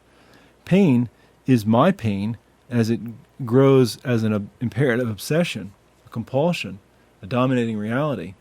Your pain is a different matter. Even if I've experienced a similar situation, I only know my pain and guess at yours. If you hit your finger with a hammer, I squirm as I remember how my thumb felt when I hit my own thumb. I can only assume how you feel. Wall says he has learned to respect a patient's own description, no matter how hazy, for despite what any high-tech diagnostic instruments can indicate, in the final analysis the patient's verbal report is the only possible account of the pain. Footnote. To help in the diagnosis of pain, Wall's colleague Ronald Melzack developed a pain chart based on the patient's perspective. He noted that patients tended to use certain combinations of words in describing particular ailments. Words like dull, sore, aching, or heavy describe a different kind of pain than sharp, or cutting, lacerating, burning, searing, or scalding, or jumping, throbbing, thriving, pulsing, pounding. Melzack admits these words are metaphorical, as is almost all our talk about pain. A sufferer from migraine might say, "It feels like someone is stabbing me in the eyes with knitting needles." Or an injured runner might describe her leg as being on fire, even though neither one has ever experienced of being stabbed in the eyes or having a leg held over a fire. We must rely on borrowed images to express the inexpressible. We report a stabbing pain, imagining a knife splitting the flesh, although those who have been stabbed describe an entirely different sensation, not quick and violent penetration, but more like a blow that lands and does not let up. End footnote. And yet, although pain is the orphan sense that no one else can truly share, it seems to be indispensable in helping form one's personal identity. I hurt, therefore I am. The brain relies on a felt image of body parts to construct its inner map of the body. When nerve damage disrupts the flow of data to the brain, that puts the basic sense of self at risk. Speaking metaphorically, we use the word dead to describe the temporary state of painlessness, as when a dentist deadens a tooth or when we have a leg crossed so long that it goes numb. Leprosy patients seem to regard their hands and feet as truly dead. The limb is there, they can see it, they can move it, but with no sensory feedback to nourish the image in their felt brains, they lose the innate awareness that the numbed hand or foot belongs to the rest of the body. I have seen this principle at work rather grotesquely in laboratory animals. For a while I used white rats to help determine the best design for shoes for the insensitive fetal leprosy patients. I would deaden a pain center in one hind leg and then imitate the stress of different types of shoe on the rat foot. I had to keep these research animals well fed, for if they got hungry, they would simply start to eat the deadened leg. A rat no longer recognized it as part of self. Similarly, a wolf, its leg gone numb from the pressure of the trap and the cold, will calmly gnaw through fur and bone and limp away. A dominant role. An amoeba, brainless, senses danger directly and glumps away from harsh chemicals and bright lights. Higher animals perceive pain indirectly. The central nervous system reports to a brain isolated from the stimulus, and this in turn gives them much freedom to modify the experience. Almost a century ago, the Russian scientist Ivan Pavlov trained a dog to overcome basic pain instincts by rewarding it with food just before applying electrical shocks to a particular paw. After a few weeks, instead of whining and struggling to get away from the shocks, the dog responded by wagging its tail excitedly, salivating, and turning toward the food dish. Somehow the dog's brain had learned to reinterpret the negative "it hurts" aspect of pain. And yet when Pavlov applied a similar shock to a different paw, the dog reacted violently. More recently, Ronald Melzack took Pavlov's experiments a step further. He raised Scottish Terrier pups in individual padded cages so that they would encounter none of the normal knocks and scrapes of growing up. To his astonishment, dogs raised in this deprived environment failed to learn basic responses to pain. Exposed to a flaming match, they repeatedly poked their noses into the flame and sniffed at it. Even when flesh burned, they showed no sign of distress. They also failed to react when he pricked their paws with a pin. In contrast to their littermates, raised normally, yelped and fled after just one confrontation with the match or the pin. Melzack was forced to conclude that much of what we call pain, including the emotional response, is learned, not instinctive. In human beings, mental powers reign supreme, and that is what gives us the ability to alter pain so dramatically. A cat that steps on a thorn instinctively begins limping, which will give the injured foot rest and protection. A man who steps on a rusty nail will also limp. But greater brain power allows him to reflect consciously, even obsessively, on the experience. In addition to limping, he may search for other coping aids, pain relievers, crutches, a wheelchair. If concern over the injury swells into fear, the pain will intensify so that it really does hurt the man more than it would presumably hurt a cat. He may worry about tetanus. If, like my patient Jake, this man has an exaggerated fear of needles, he may talk himself out of a tetanus shot and risk far greater pain. On the other hand, if he has paid $10,000 a game to kick field goals in the National Football League, most likely the limper will bandage the foot, ignore the pain, and head for the practice field. In my student days, I saw vivid proof of how, through hypnosis, mental power can affect the experience of pain.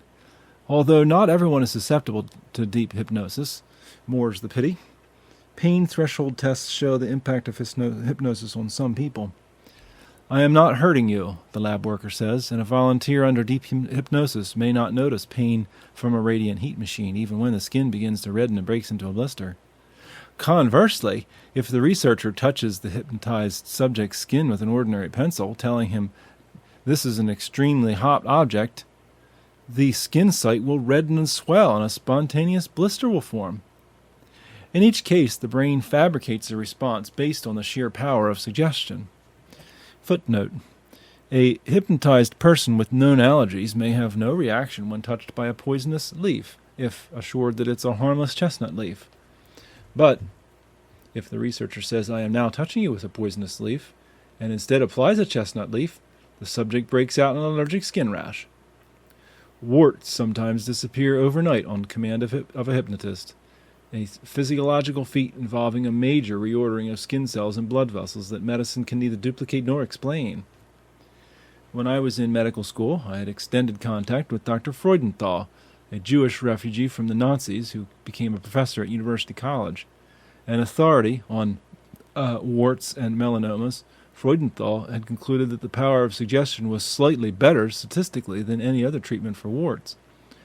With a flourish, he would pass a black wand through a green flame and then tap the wart and speak strange words in another language.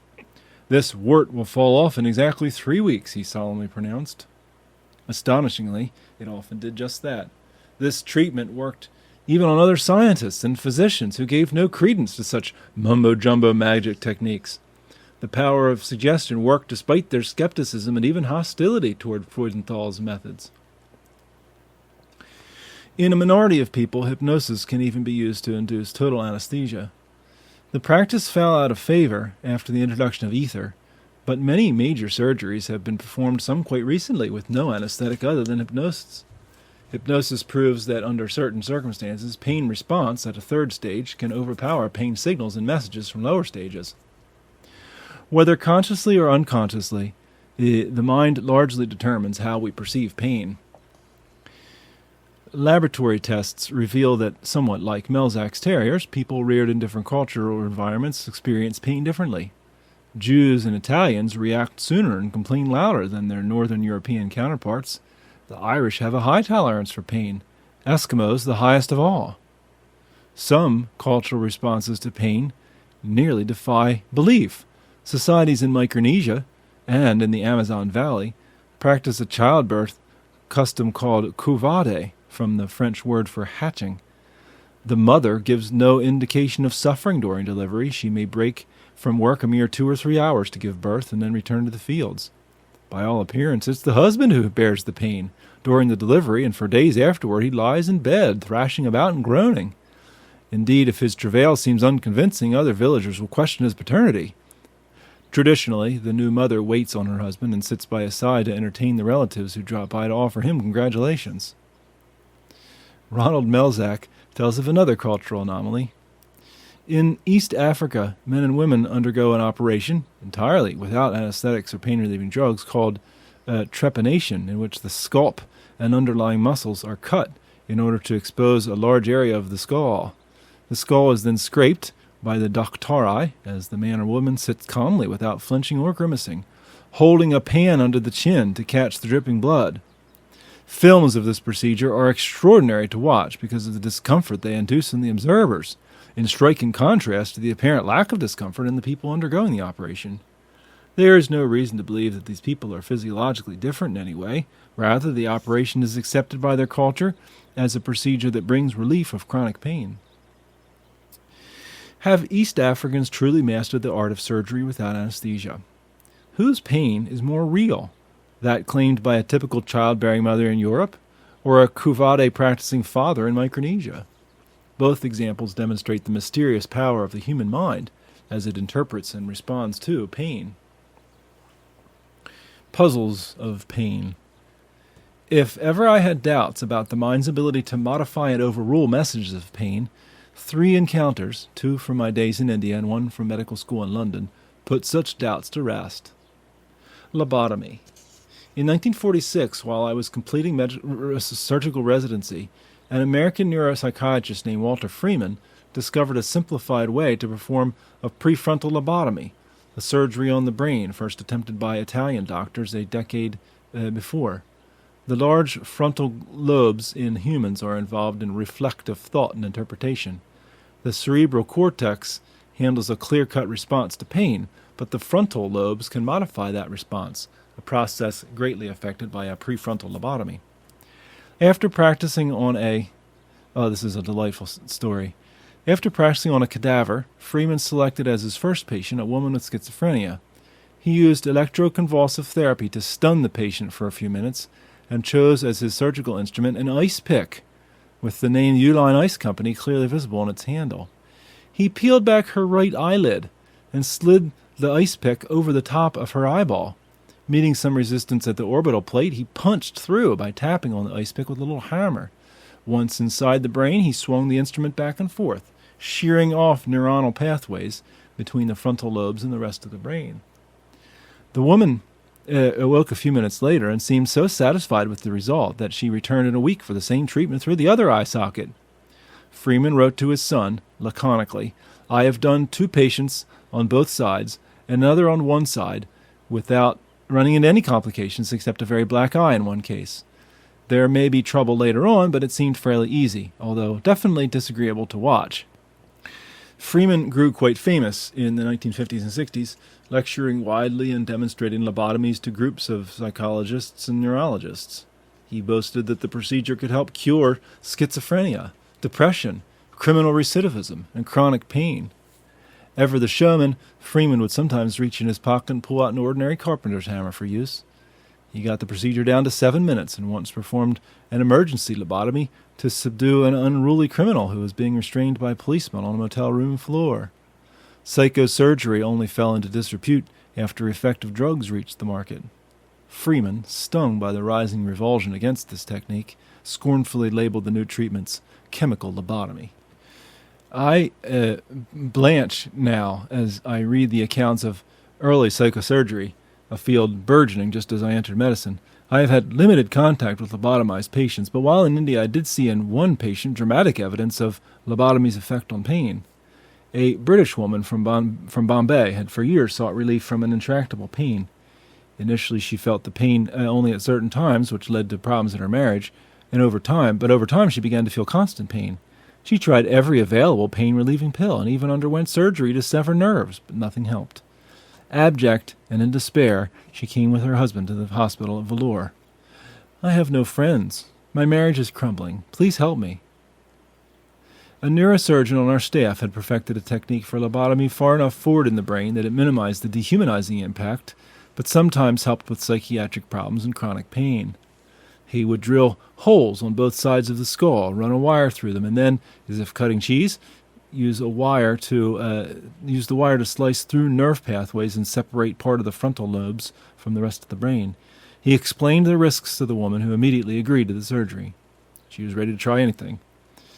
By all measures, the lobotomy was a great success. The woman emerged from the surgery completely free from the suffering that had shattered her for a decade.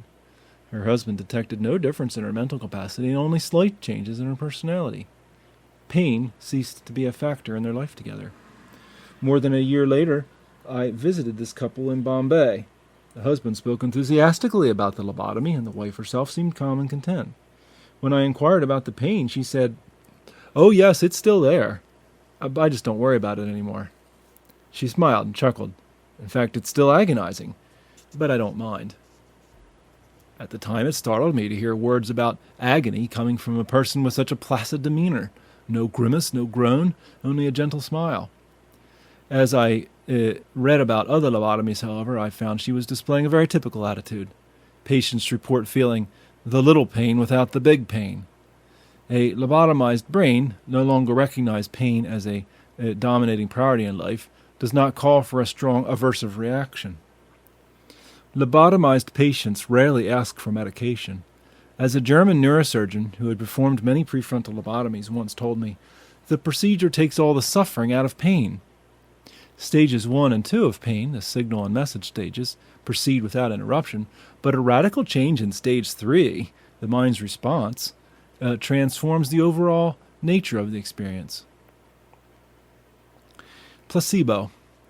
Placebos, Latin for "I shall please," have earned the medical establishment's grudging respect simply because they work so well. Nothing more than sugar pills or saline solutions, they nevertheless prove quite effective in relieving pain. Around 35% of cancer patients report substantial relief after a placebo treatment, about half the number who find relief from morphine. Almost by definition, placebos work their magic at the mind response level of pain control. Swallowing a capsule of sugar has absolutely no effect on neurons in the periphery or in the spinal cord, and placebos snuck into a patient's milk or food without the patient's knowledge will have no effect either. What matters are the power of suggestion and the patient's conscious belief in the placebo's healing properties. Recent tests indicate that placebos may trigger the release of pain-killing endorphins, an instance of the higher brain's belief in the treatment translating into actual physiological changes. Placebos work best if the patient fully trusts their effectiveness. In one experiment, 30% of cancer patients claimed relief after a placebo pill, 40% after an intramuscular placebo injection, 50% after an intravenous placebo drip. Can't seem to say that word, intravenous placebo drip. Some patients even grow addicted to placebos and undergo withdrawal symptoms if treatment is halted. While I was in medical school, Italian doctors were conducting a bizarre test, unlikely to be repeated, that suggests the act of surgery itself may have a placebo effect.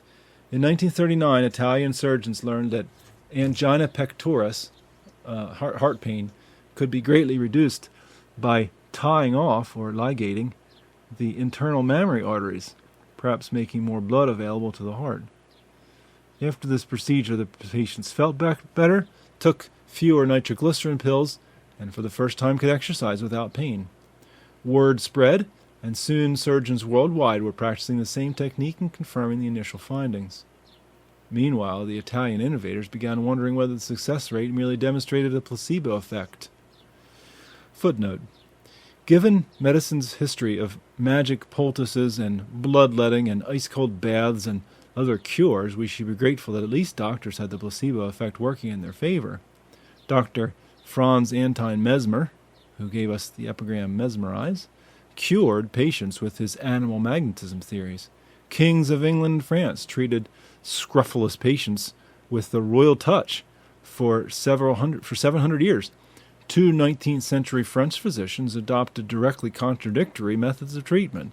Dr. Raymond at Salpêtre in Paris suspended his patients by their feet to allow blood to flow to their heads. Dr. Hallschotter at Yancey suspended his patients head upward. The results? Exactly the same percentage of patients showed improvement. Norman Cousins remarked, "Indeed, many medical scholars have believed that the history of medicine is actually the history of the placebo effect." Sir William Osler underlined the point by observing that the human species is distinguished from the lower order by its desire to take medicine. Considering the nature of nostrums taken over the centuries, it's possible that another distinguishing feature of the species is its ability to survive medication. End footnote. Again, the Italian innovators were wondering whether the success rate was merely demonstrating the placebo effect. They recruited a group of patients to participate in a study that, if proposed today, would raise serious ethical issues. Half the patients underwent surgery to have their internal mammary arteries exposed and ligated, the other half simply to have them exposed and not ligated. In other words, half the patients submitted to general anesthesia in order to have their chests cut open and promptly sewn up. Amazingly, the two groups of patients showed comparable improvement after surgery. Pain diminished, they took fewer pills, and could exercise more. The Italians concluded that the very act of surgery had produced a placebo effect in their patients. Health workers have learned to accept the placebo effect, and sometimes we use it to our advantage. Yet I confess that whenever I see the placebo effect up close, I marvel at the resourcefulness of a human mind that can fashion healing from a transaction of trust and deception. In India, our physician in charge of rehabilitation, Mary Verghese, always strove to keep up with the latest technology. We argued one day about the wisdom of investing in an ultrasound machine. I had never used ultrasound, which was being touted in medical literature and in advertisements as a breakthrough treatment for reducing scar tissue and relieving stiffness in joints. Mary wanted to order the machine right away. I remained skeptical. Mary eventually won the debate, and soon the first ultrasound machine in all of India was humming away in her department. It caused a great stir of excitement. Partly to mollify me, Mary agreed to supervise a test on 100 patients who had stiffness of the finger joints. All were to receive exactly the same physiotherapy and massage treatment, but only half would be exposed to the ultrasound machine. Their initial range of motion was recorded so that at the end we could compare objective results. Throughout the course of the test, Mary's physiotherapist insisted that they were giving equal attention and encouragement to the ultrasound group and the control group. When the day for evaluations arrived, I had to swallow my skepticism. The charts clearly showed that ultrasound treatment had worked in all the ways advertised. The patient's improvement was undeniable. A few weeks later, a representative from the company that had sold us the machine dropped by to see if all was well. He listened to our reports with pleasure and discussed sharing our findings with other hospitals.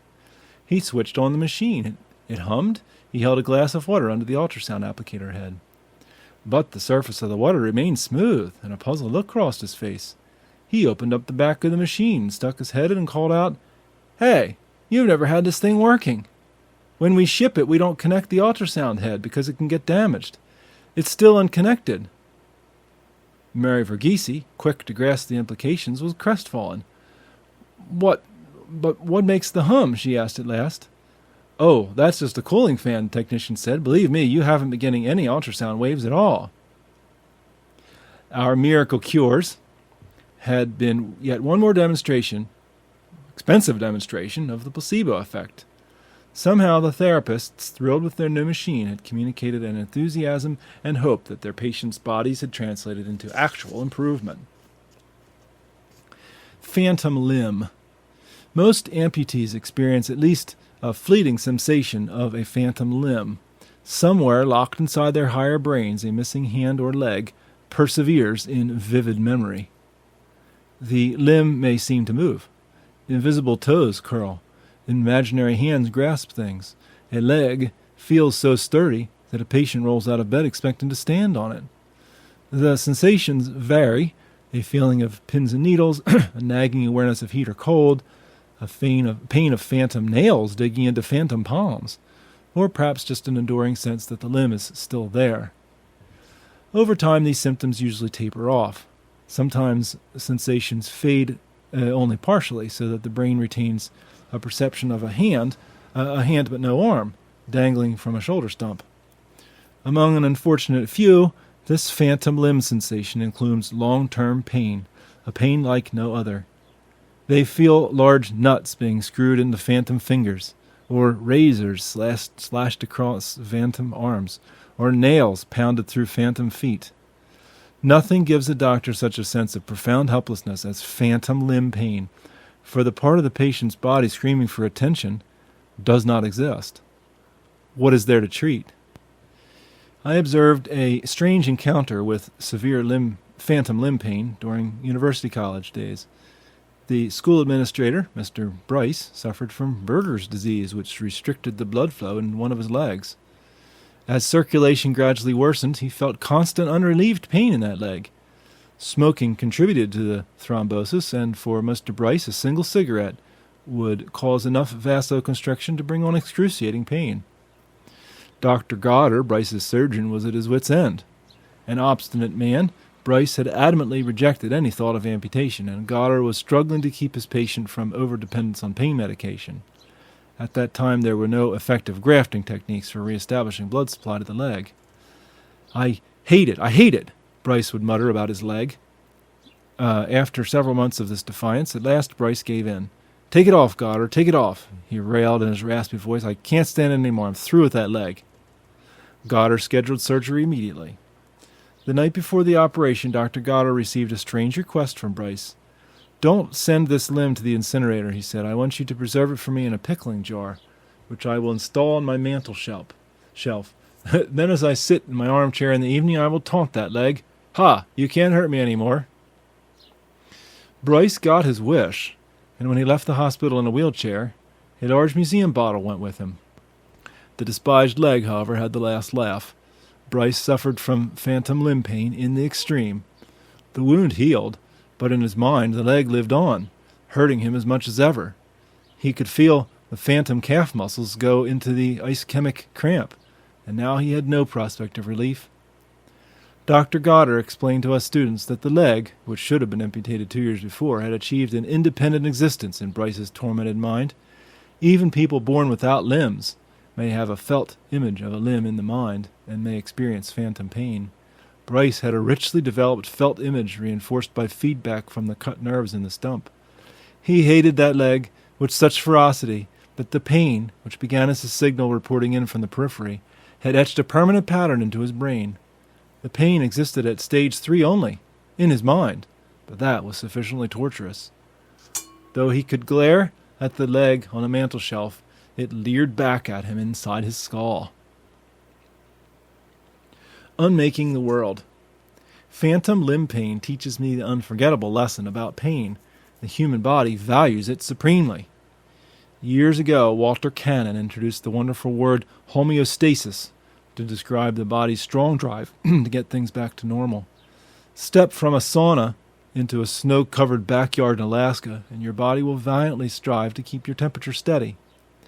The body automatically corrects imbalances in fluids and salts, regulates temperature and blood pressure, monitors glandular secretions, and mobilizes to repair itself. Working together in community, the body's cells seek out the most favorable conditions for the whole. Phantom limb syndrome demonstrates a kind of homeostasis of pain. At an amputation site, the cut nerves will branch out and try to connect with the stump of their own axon, Unable to find it, they form knots of futile nerve twigs. Often surgeons have to go back in and cut these neuromas. Failing that, the spinal cord may fabricate sensory messages of its own. And if all else fails, the brain endeavors to keep alive a memory pattern of the missing limb, as it did so convincingly for Mr. Bryce. In such cases, the pain network almost seems to take on a life of its own, frantically sending new routes to reestablish the pain. I have often thought about the paradox of pain illustrated by the unfortunate Mr. Bryce. On the one hand, pain from his leg went to great lengths to stay alive. Nerves, spinal cord, brain conspired to resurrect silenced pain signals.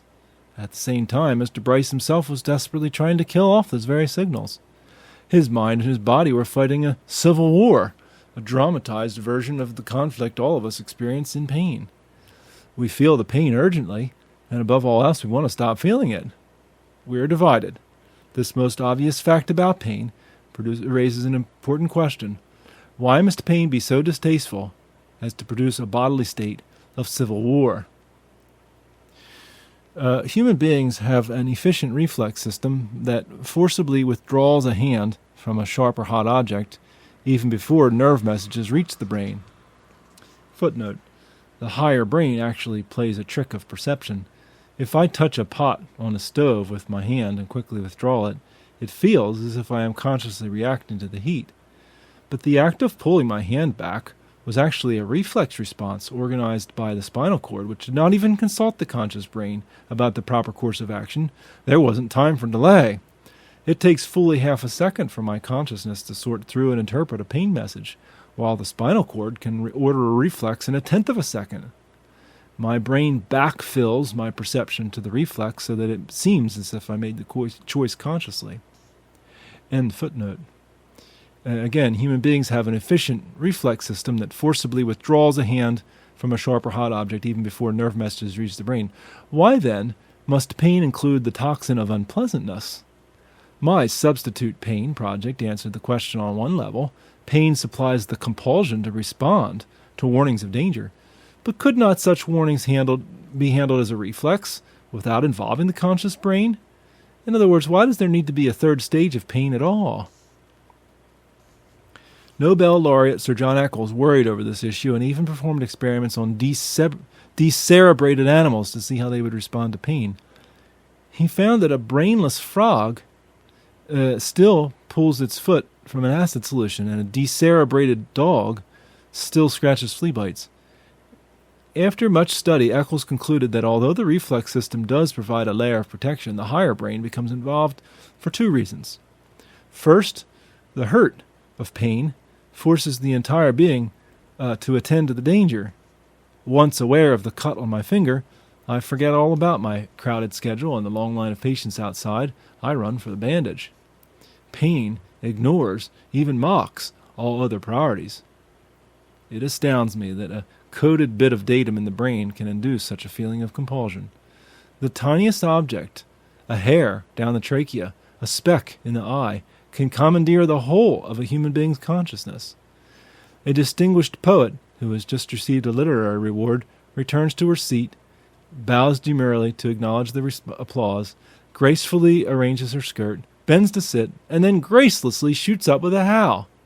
She has landed on a jagged edge of the chair, and her brain, flouting all decorum, attends solely to the distress signals emanating from the lamina.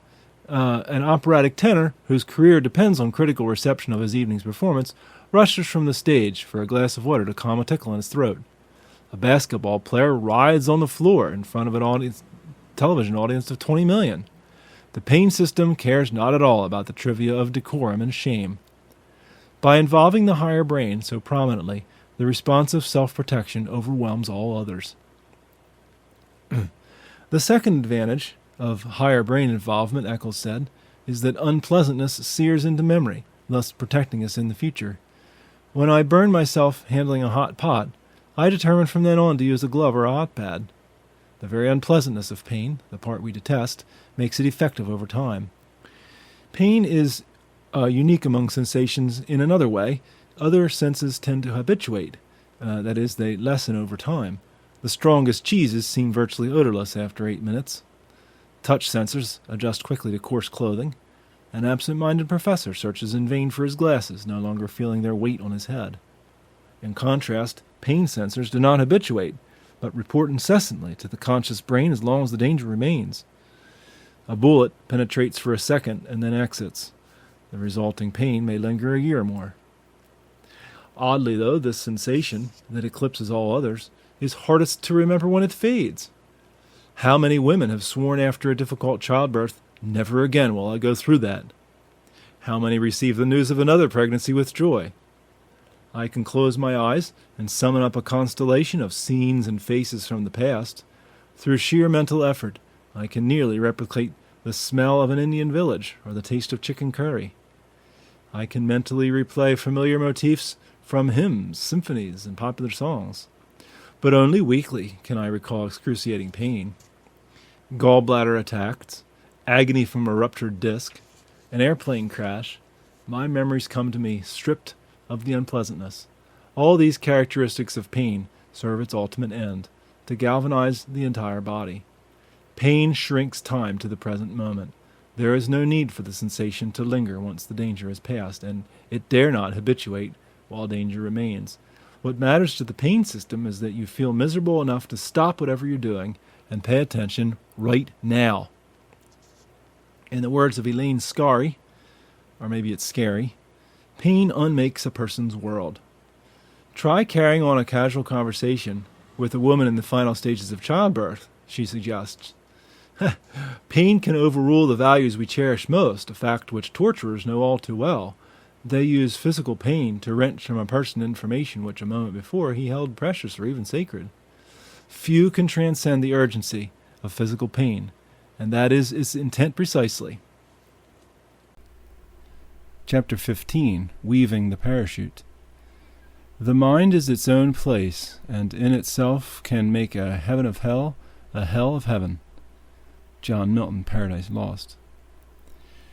If I held in my hands the power to eliminate physical pain from the world, I would not exercise it.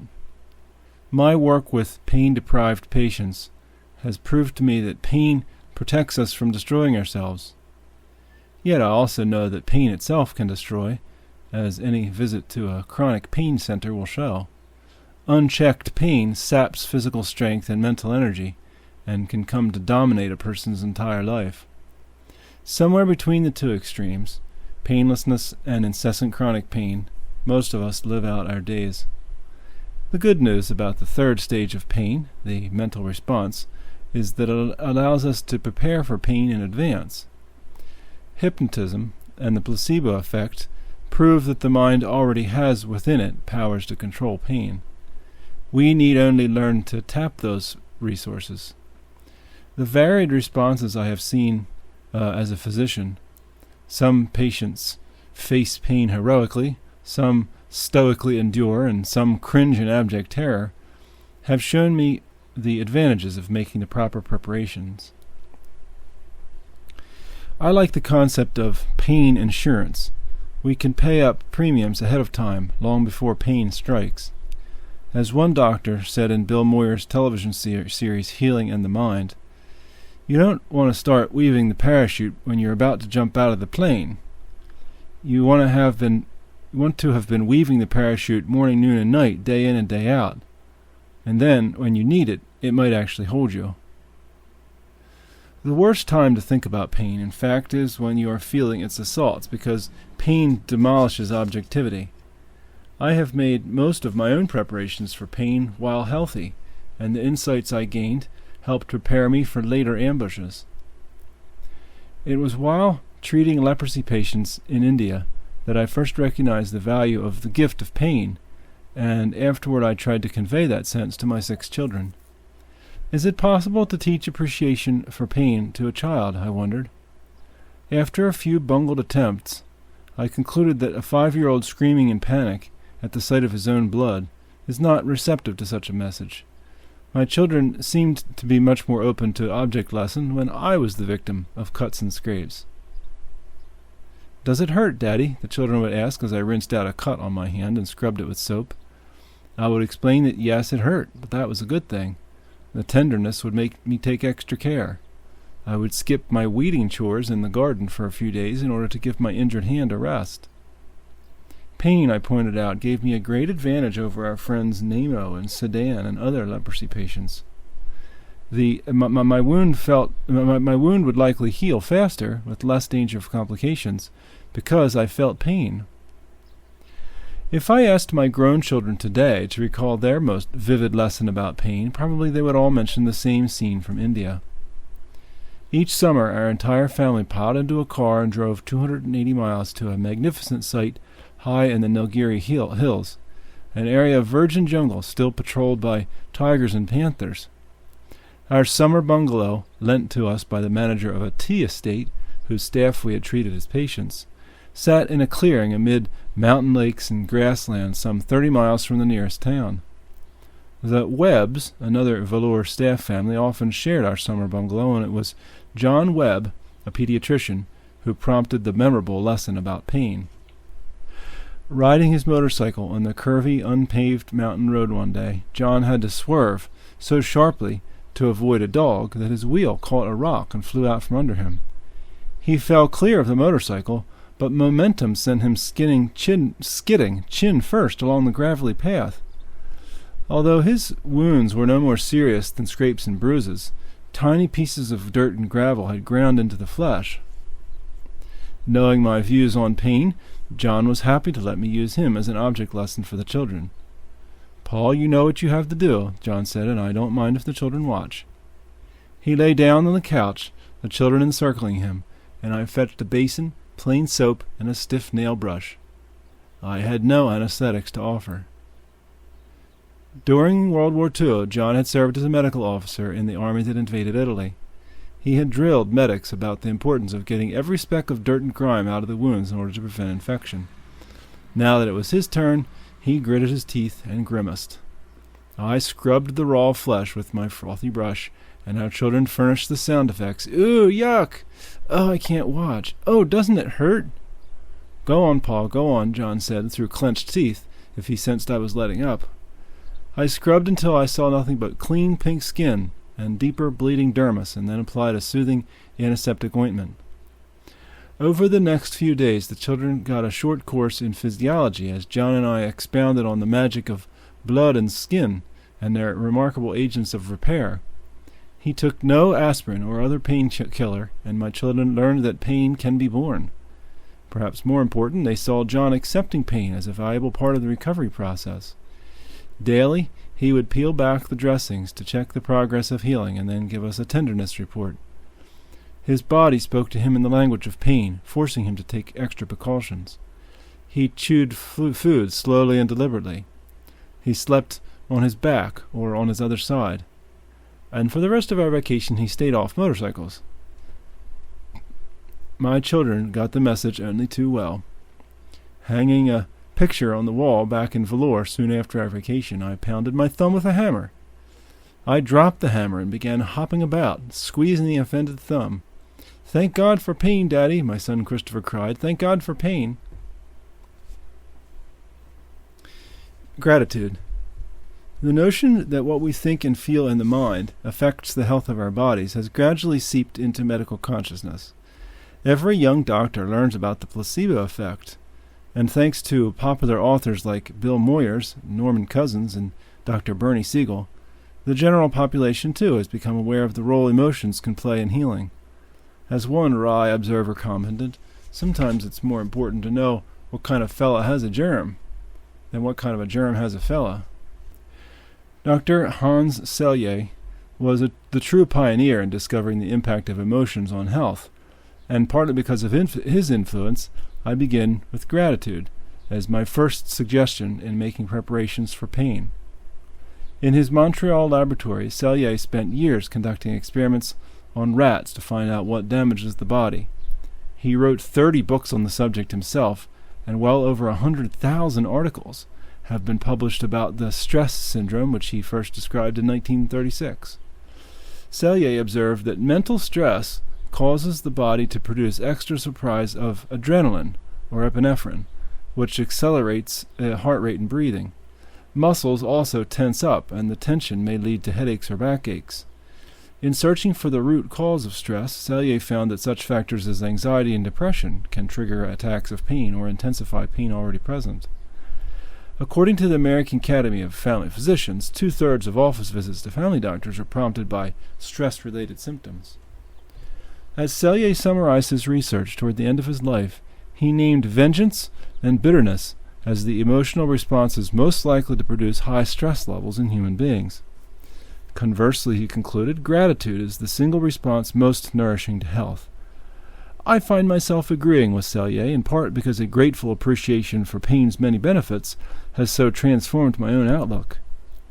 People who view pain as the enemy, I have noted, instinctively respond with vengeance or bitterness.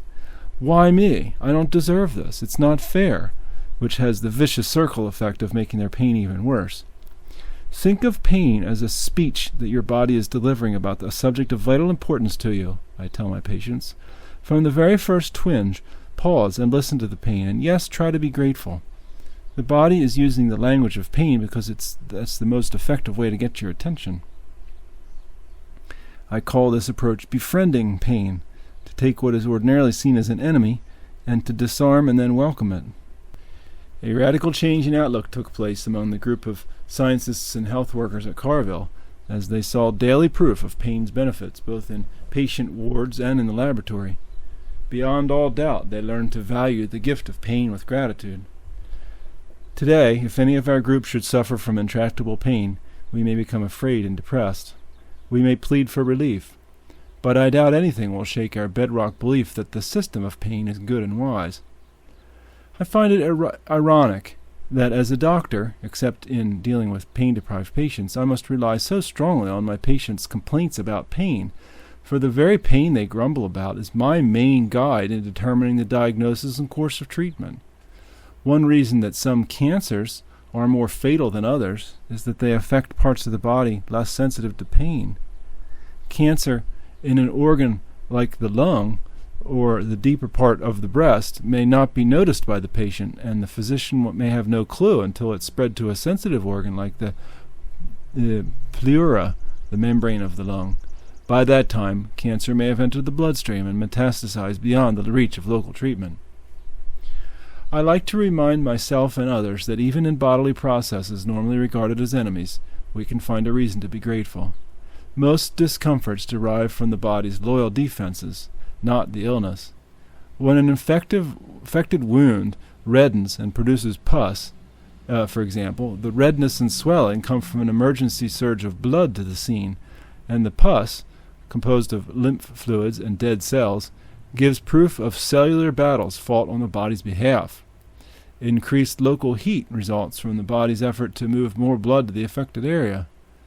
A more generalized fever circulates blood more quickly, and conveniently happens to create a more hostile environment for many bacteria and viruses. Indeed, virtually every bodily activity that we view with irritation or disgust, such as blisters, calluses, fever, sneeze, cough, vomiting, and of course pain itself, is an emblem of the body's self-protection.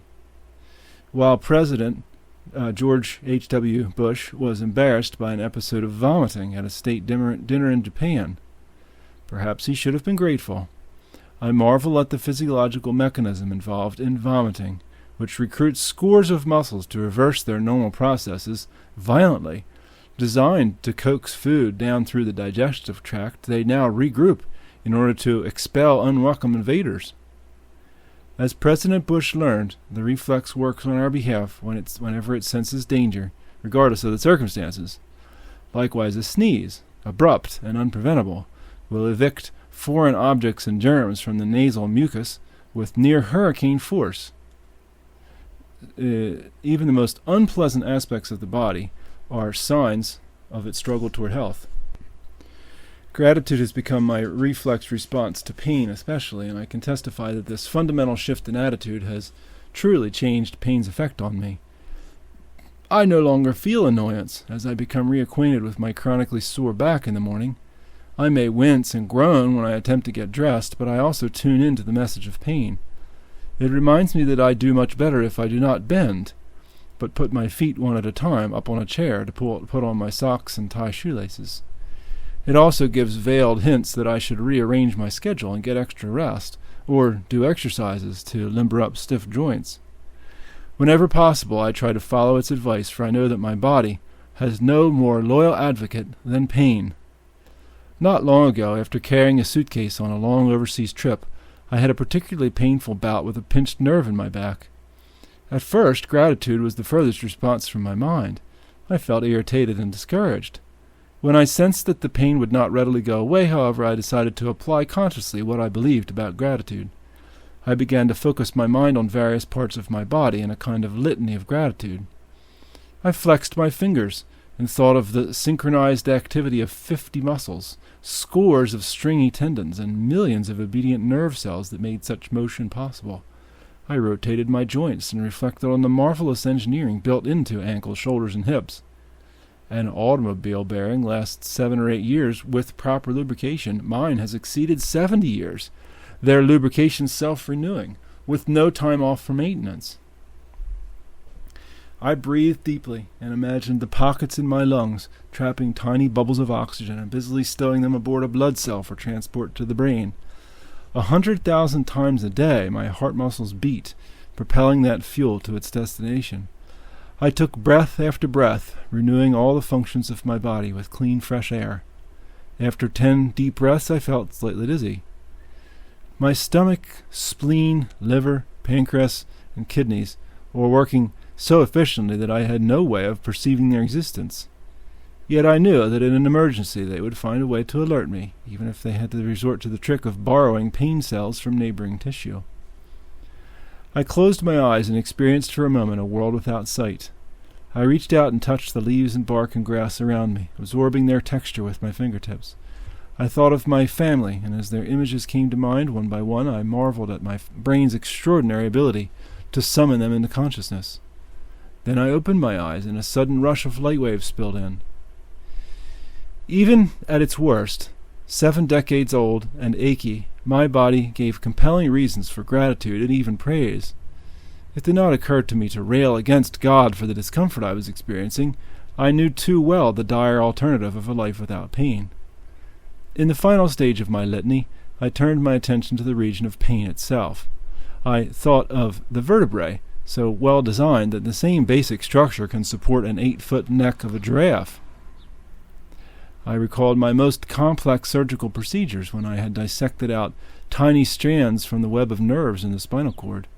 Such intricacy, a slip of the knife and my patient would never walk again.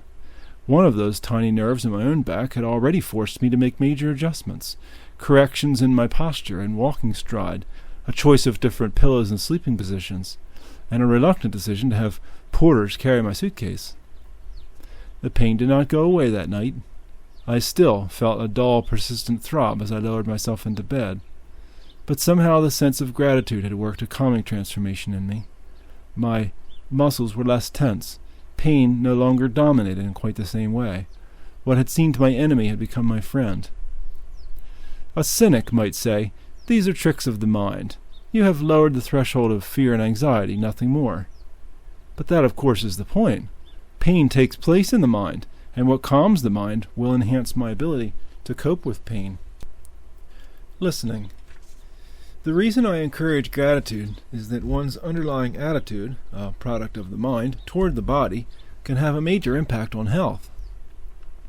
If I regard the body with respect, wonder, and appreciation, I will be far more inclined to behave in a way that sustains its health. In my work with leprosy patients, I could make repairs to hands and feet, but these improvements, I soon learned, amounted to nothing unless the patients themselves assumed responsibility for their limbs. The essence of rehabilitation, indeed the essence of health, was to restore to my patients a sense of personal destiny over their own bodies. When I moved to the United States, I expected to find that a society with such high standards of education and medical sophistication would foster a strong sense of personal responsibility in health. I have found exactly the opposite.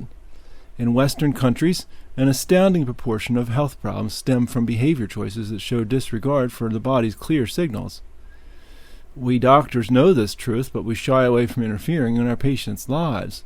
If we were fully honest, we might say something like this: listen to your body, and above all, listen to your pain. It may be trying to tell you that you are violating your brain with tension, your ears with loudness, your eyes with constant television, your stomach with unhealthy food, your lungs with cancer-producing pollutants. Listen carefully to the message of pain before I give you something to relieve those symptoms. I can help with the symptoms, but you must address the cause." End quote. Footnote: I readily admit that the medical establishment bears a large part of the blame. Imagine the ethical dilemma of a young surgeon, burdened with debt from medical school, who weighs a patient's options. The more conservative approach would ask the patient to assume responsibility for her own health, to exercise, undergo physical therapy, change diets, make lifestyle adjustments, and learn to live with a little pain. In return for such sound advice, the surgeon gets a $50 office visit fee. The radical approach involves outside surgical intervention, requiring admission to a hospital and fees to the surgeon of perhaps $5,000. A study by William Kane in 1980 showed that American doctors were 7 times more likely than their counterparts in Sweden or Great Britain to perform lumbar laminectomies for back problems. In the previous decade, the total number of disc operations in the United States has increased from 40,000 to 450,000. End footnote. Albert Schweitzer once remarked that disease left him rapidly because it found little hospitality in his body. That would be a worthy goal for all of us, but it appears society is heading increasingly in the opposite direction. Each year, representatives from the Public Health Service, including the Centers for Disease Control and the Food and Drug Administration, meet to discuss health trends and to set priorities for new programs. In the 1980s, in the midst of one such week-long conference, I started making a list of all the behavior-related problems on the agenda and the time devoted to each. Heart disease and hypertension exacerbated by stress, stomach ulcers, cancers associated with a toxic environment, AIDS, sexually transmitted diseases, emphysema and lung cancer caused by cigarette smoking, fetal damage stemming from maternal alcohol and drug abuse, diabetes and other diet-related disorders, violent crime, and automobile accidents involving alcohol. These were the endemic, even epidemic concerns for health experts in the United States. A comparable gathering of experts in India, I know, would have dealt instead with malaria, polio, dysentery, tuberculosis, typhoid, and leprosy. After valiantly conquering most of these infectious diseases, the United States has now substituted new health problems for old. We were meeting in Scottsdale, Arizona. That state's neighbor to the west, Nevada, ranks near the high end on the mortality tables, while its northern neighbor, Utah, ranks near the bottom. Both states are relatively wealthy and well-educated, and they share a similar climate. The difference, various studies suggest, is probably best explained by lifestyle factors. Utah is the seat of Mormonism, which frowns on tobacco and alcohol, not to mention caffeine. Family ties remain strong in Utah, and marriages tend to endure.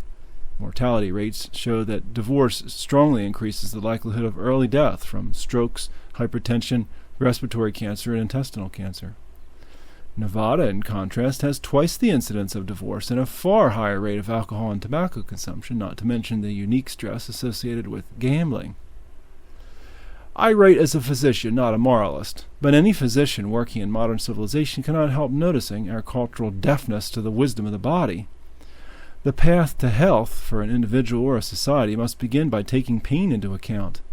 Instead, we silence pain when we should be straining our ears to hear it. We eat too fast and too much, and take a seltzer. We work too long and too hard, and take a tranquilizer. The 3 best-selling drugs in the United States are a hypertension drug, a medication for ulcers, and a tranquilizer. These pain mufflers are readily available because even the medical profession seems to look upon pain as the illness rather than the symptom.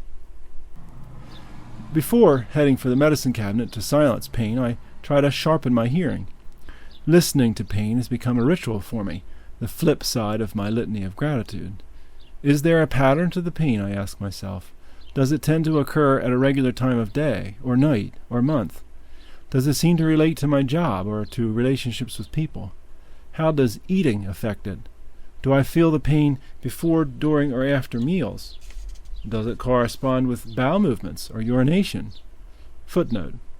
Civilization often calls on us to overrule simple signals of pain. I remember a comment from student days in Textbook on Surgery by Houghton Bailey. Wild dogs, he said, do not suffer from enlargement of the prostate gland, but house-trained dogs tend to have the same problems as their masters.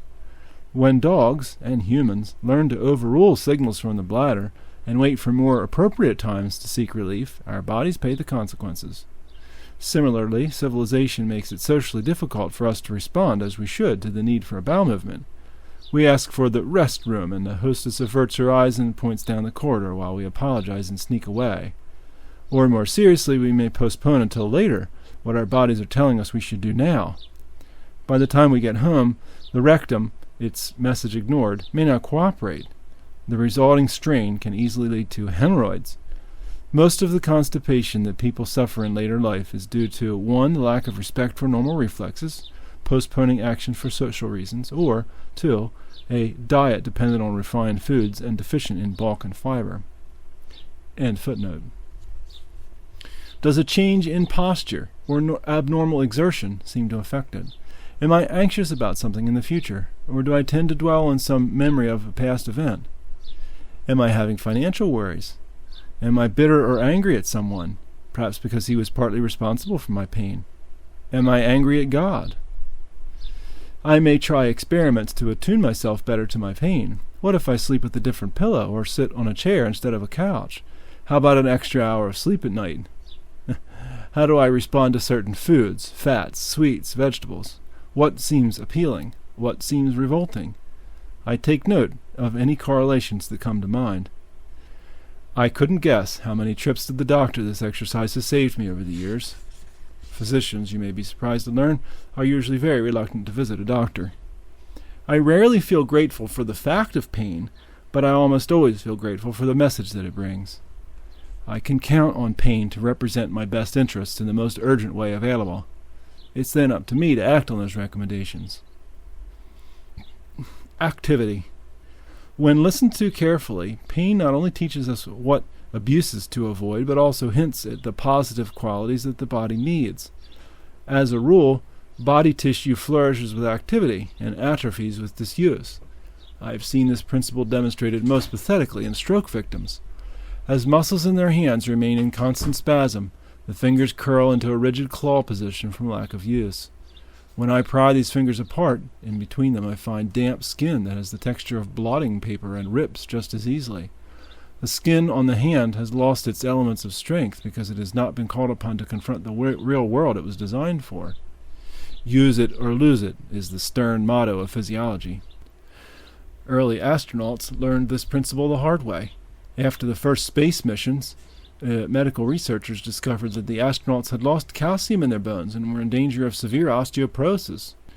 NASA added calcium supplements to the astronauts' diets, but subsequent missions showed the same results. Weightlessness, not diet, was the problem. If bones do not get exercise, the economical body judges that the bones must have more calcium than they need. It redistributes the calcium, or excretes it in urine. The astronauts' bodies had simply been adapting to the less demanding rigors of weightlessness. To compensate, astronauts now do isometric-type exercises that imitate real work. Pushing one hand against another, even in weightless conditions, puts a strain on the arm bones that feels to them like work. The bones retain their calcium for re-entry into the gravity of Earth, where it will be needed. In India, I saw a vivid illustration of the body's need for activity. It struck me that Indian people rarely complained about osteoarthritis of the hip, a common malady of old age in the West. Osteoarthritis occurs when the cartilage cushion separating the femur and hip socket wears down, narrowing until the bones almost touch. Sometimes they rub together, resulting in friction and severe pain. The pattern shows up readily in X-rays. Searching for clues, I compared the hip X-rays of Indian and Western patients and found that a cartilage gap closes at the same rate in the elderly of both cultures. Uneven wear is what causes such difficulty in Western hips. The ball of the femur starts out as a smooth sphere. Westerners tend to move their legs only in one direction, straight ahead and back, as they walk or run or sit in chairs. The bone scores along a single plane, resulting in some longitudinal grooving and the formation of tiny bumps and projections in the cartilage, the eventual source of arthritic pain. In contrast, Indians customarily sit with crossed legs, yoga style, rotating their hips in full abduction and complete rotation dozens of times a day. The ball of the femur wears evenly, not asymmetrically, and even though the aging cartilage of the joint shrinks, elderly Indians walk on a perfect sphere without grooves and projections. Sitting cross-legged is good insurance against old age hip pain. Artificial hip replacement is now a huge profitable business in the West. It staggers me to realize how much expense and suffering could be avoided if we simply became more adept to listening to the body's message that we ought to give every joint a full range of activity every day. The average middle-aged person finds it painful to sit fully cross-legged because he hasn't used the rotation of his hips for years. In contrast, someone who swims and climbs mountains or walks on uneven ground, as our ancestors did, uses every available movement and forestalls future pain. I toy with the idea of placing an ad in health journals offering a guaranteed method to avoid hip replacement and charging $100 or so for a secret formula. Adopt the practice in youth of sitting cross-legged 10 times a day on a floor or on a sofa. Just as vigorous exercise causes muscles to develop and bones to harden, I believe there's even a sense in which nerve cells thrive when they are exposed to sensation.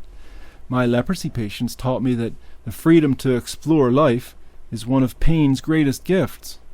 Unlike them, I am free to walk barefoot across rock-strewn ground, and to drink coffee out of a tin cup, and to turn a screwdriver with all my strength, because I can trust my pain signals to alert me whenever I approach the danger point.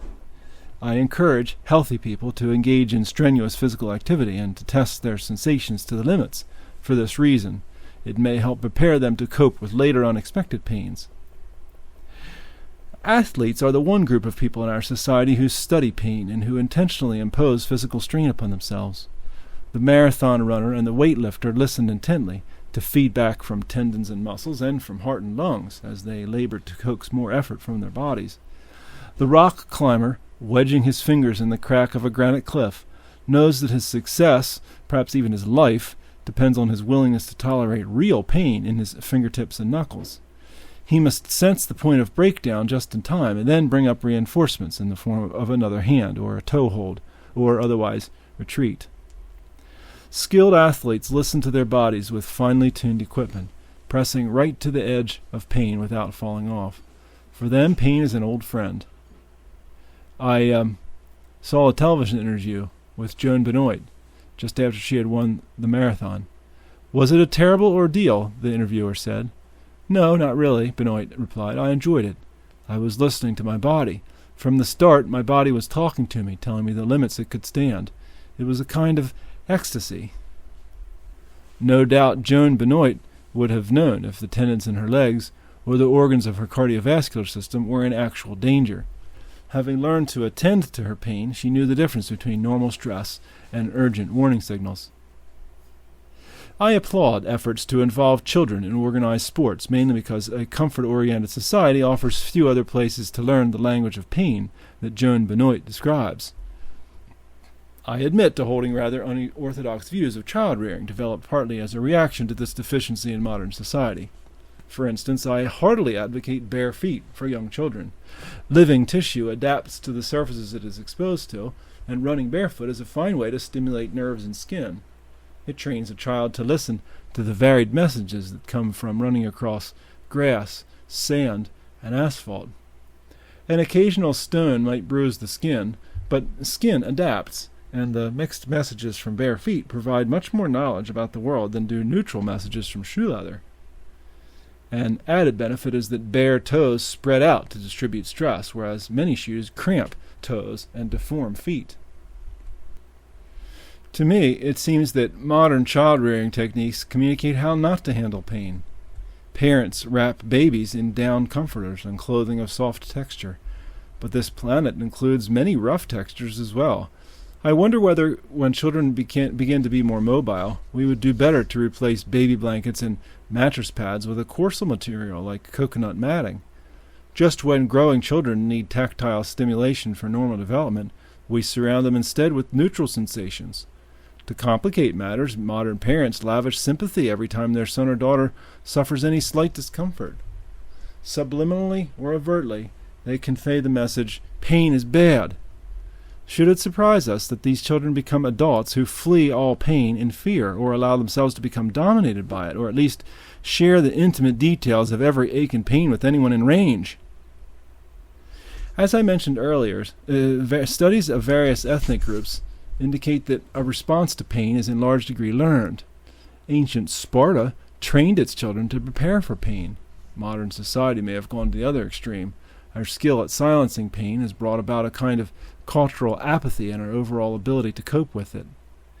I find some encouraging signs in the younger generation's fondness for aerobics and triathlon competitions, and in the emergence of programs such as Outward Bound. An active body, one that seeks challenges and pushes the limits of endurance, is best equipped to handle unexpected pain when it does occur, and it always will.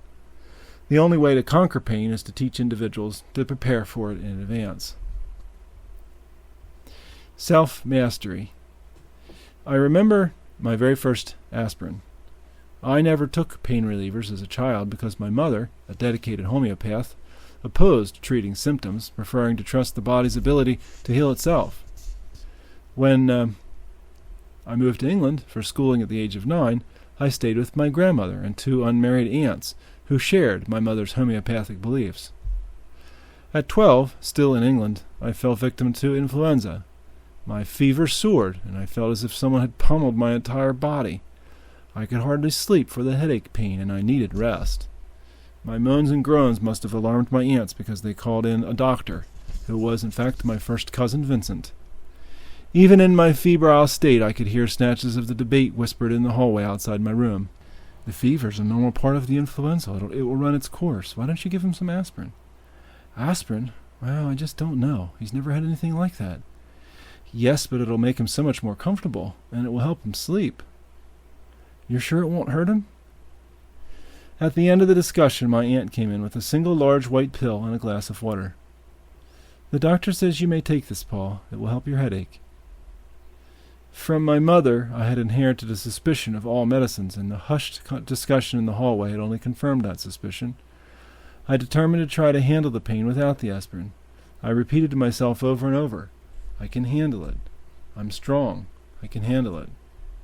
All that night, the white pill sat on my bedside table, unswallowed, looming, a magic potion with vast but not quite trustworthy powers.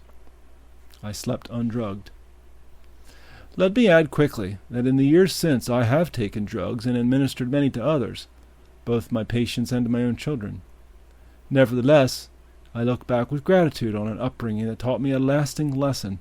My sensations are my servants, not my masters. I remember the next morning feeling a certain pride as my aunt came into the room and found the pill sitting on the table. I had mastered pain, for one night at least. The aspirin incident gave me confidence that I can handle it, the same lesson that John Webb would later try to convey to our children after his motorcycle accident. Hence, a small victory helped prepare me for more intense pain to come, such as what I would feel in my spinal cord and gallbladder and prostate gland. Early on, I had learned a pattern of self-mastery that has since served me well in circumstances where I could not find ready relief. Once, during World War II, when Army conscription had brought about an acute shortage of dentists, I decided to drill my own teeth and fill the bothersome cavities. Using a complex of mirrors and twirling dental bits between my finger and thumb, I managed to clean out the decay and insert a filling. To my surprise, it seemed easier than having the dentist do the work. I felt in control. I could sense the tender spots and guide the drill bits around the edges of pain. A dentist would have had to interpret my grunts and groans. I thought back with gratitude on the discipline that I had learned in mastering pain years before. Nearly all of us, even in a comfort-oriented society, voluntarily endure some pain. Fashion-conscious women pluck their eyebrows, jam their feet into too small shoes, wear thin stockings on winter days, and even undergo major surgery to change details of the face or figure. Athletes condition themselves to face the blows awaiting them on the basketball floor, hockey rink, or football field. The major manufacturer of exercise machines invites its users feel the burn. What often happens, though, is that people who willingly undergo pain for some desirable end find involuntary pain shocking and unmanageable. Pain from illness or injury seems an intrusion in a culture that gives the illusion that all discomfort can be controlled. My time in India exposed me to a society that has no illusions about controlling discomfort. In a country where the climate is harsh, tropical diseases abound, and natural disasters roll on with each typhoon, no one can pretend to solve pain. Nonetheless, over the centuries, the culture has discovered ways to help its people cope. The society that lacked physical resources was forced to turn to mental and spiritual resources. First as a child and later as a physician in India, I was fascinated by the fakirs and sadhus who had exquisite command of their bodily functions. They could walk on nails, hold a difficult posture for hours, or fast for weeks. The more advanced practitioners even managed to control heart rate and blood pressure. Hindu holy men were known for their asceticism, and esteem for that high cultural value percolated down to the society at large. From an early age, the Indian people learned to respect, discipline, and self-control, qualities which helped equip them to cope with suffering. Buddhism, a philosophy specifically designed to come to terms with human suffering, grew out of Indian soil. Shocked by the four distressing sights, sickness, a dead body, old age, and a beggar, Gautama Buddha renounced his princedom and set out to find a riddle to the world's suffering. The solution he arrived at could not be more opposed to the Western philosophy of consumerism and the pursuit of pleasure. The whole truth concerning the conquest of suffering lies in the self-conquest which leaves no passion remaining, concluded the Buddha. If life consists of suffering, and suffering is caused by desire, then the only solution to suffering is to end desire. I am neither Hindu nor Buddhist, but it impresses me that both beliefs approach pain in the same way. According to Eastern thought, human suffering consists of outer conditions, the painful stimuli, and inner responses that take place in the mind. Although we cannot always control the outward conditions, we can learn ways to control our inner responses. As I became acquainted with these philosophies, I could not help noting the parallel to the signal message response stages of pain that I had learned in medical school. In effect, Eastern philosophy affirms that stage 3, pain, the response in the mind, is the dominant factor in our experience of suffering, and also the one we have the most control over. The greatest discovery of my generation, wrote William James at the dawn of this century, is that human beings, by changing their inner attitudes, their minds, can control the outer aspects of their lives. I smile when I read that statement, because William James' discovery has been taught by the major religions for several thousand years. After exposure to such teaching in the East, I began to pay more attention to the rich tradition of self-mastery in my own faith, Christianity. During the Middle Ages, for example, significantly a time of chaos and great suffering, religious orders devised a series of contemplative exercises. Most of them included prayer, meditation, and fasting, all disciplines directed toward the inner life. Consider these instructions for the prayer of the heart from Gregory of Sinai in the 14th century. Sit down alone and in silence. Lower your head, shut your eyes, breathe out gently, and imagine yourself looking into your own heart. Carry your mind, that is, your thoughts, from your head to your heart. As you breathe out, say, Lord Jesus Christ, have mercy on me. Say it moving your lips gently, or say it in your mind. Try to put all other thoughts aside. Be calm, be patient, and repeat the process very frequently. Although intended primarily as worship aids, these disciplines have the added benefit of teaching self-mastery, a form of pain insurance that pays good dividends in times of crisis. Dr. Herbert Benson, a cardiologist at the Harvard Medical School, has proved conclusively that spiritual disciplines aid in what he calls the relaxation response, which has a direct effect on perceived pain. Meditation, an act of mind, triggers physiological changes in the body, a gradual lowering of the heart and respiratory rates, changes in brainwave patterns, a general decrease in sympathetic nervous system activity. Tense muscles relax, and a state of inward stress gives way to calmness. In one study, the majority of patients who failed to find relief for chronic pain in conventional ways reported at least a 50% reduction in their pain after training in the relaxation response. In another, 3/4 of the patients reported moderate to great improvement. For this reason, most chronic pain centers now include programs of relaxation and meditation. In modern times, we have turned away from such practices so that spiritual disciplines are often regarded as quaint or even burdensome. But I have found that disciplines of the spirit can have an extraordinary effect on the body and especially on pain. Prayer helps me cope with pain by moving my mental focus away from fixations on my body's complaints. As I pray, nourishing the life of the spirit, my tension level goes down and my consciousness of pain tends to recede.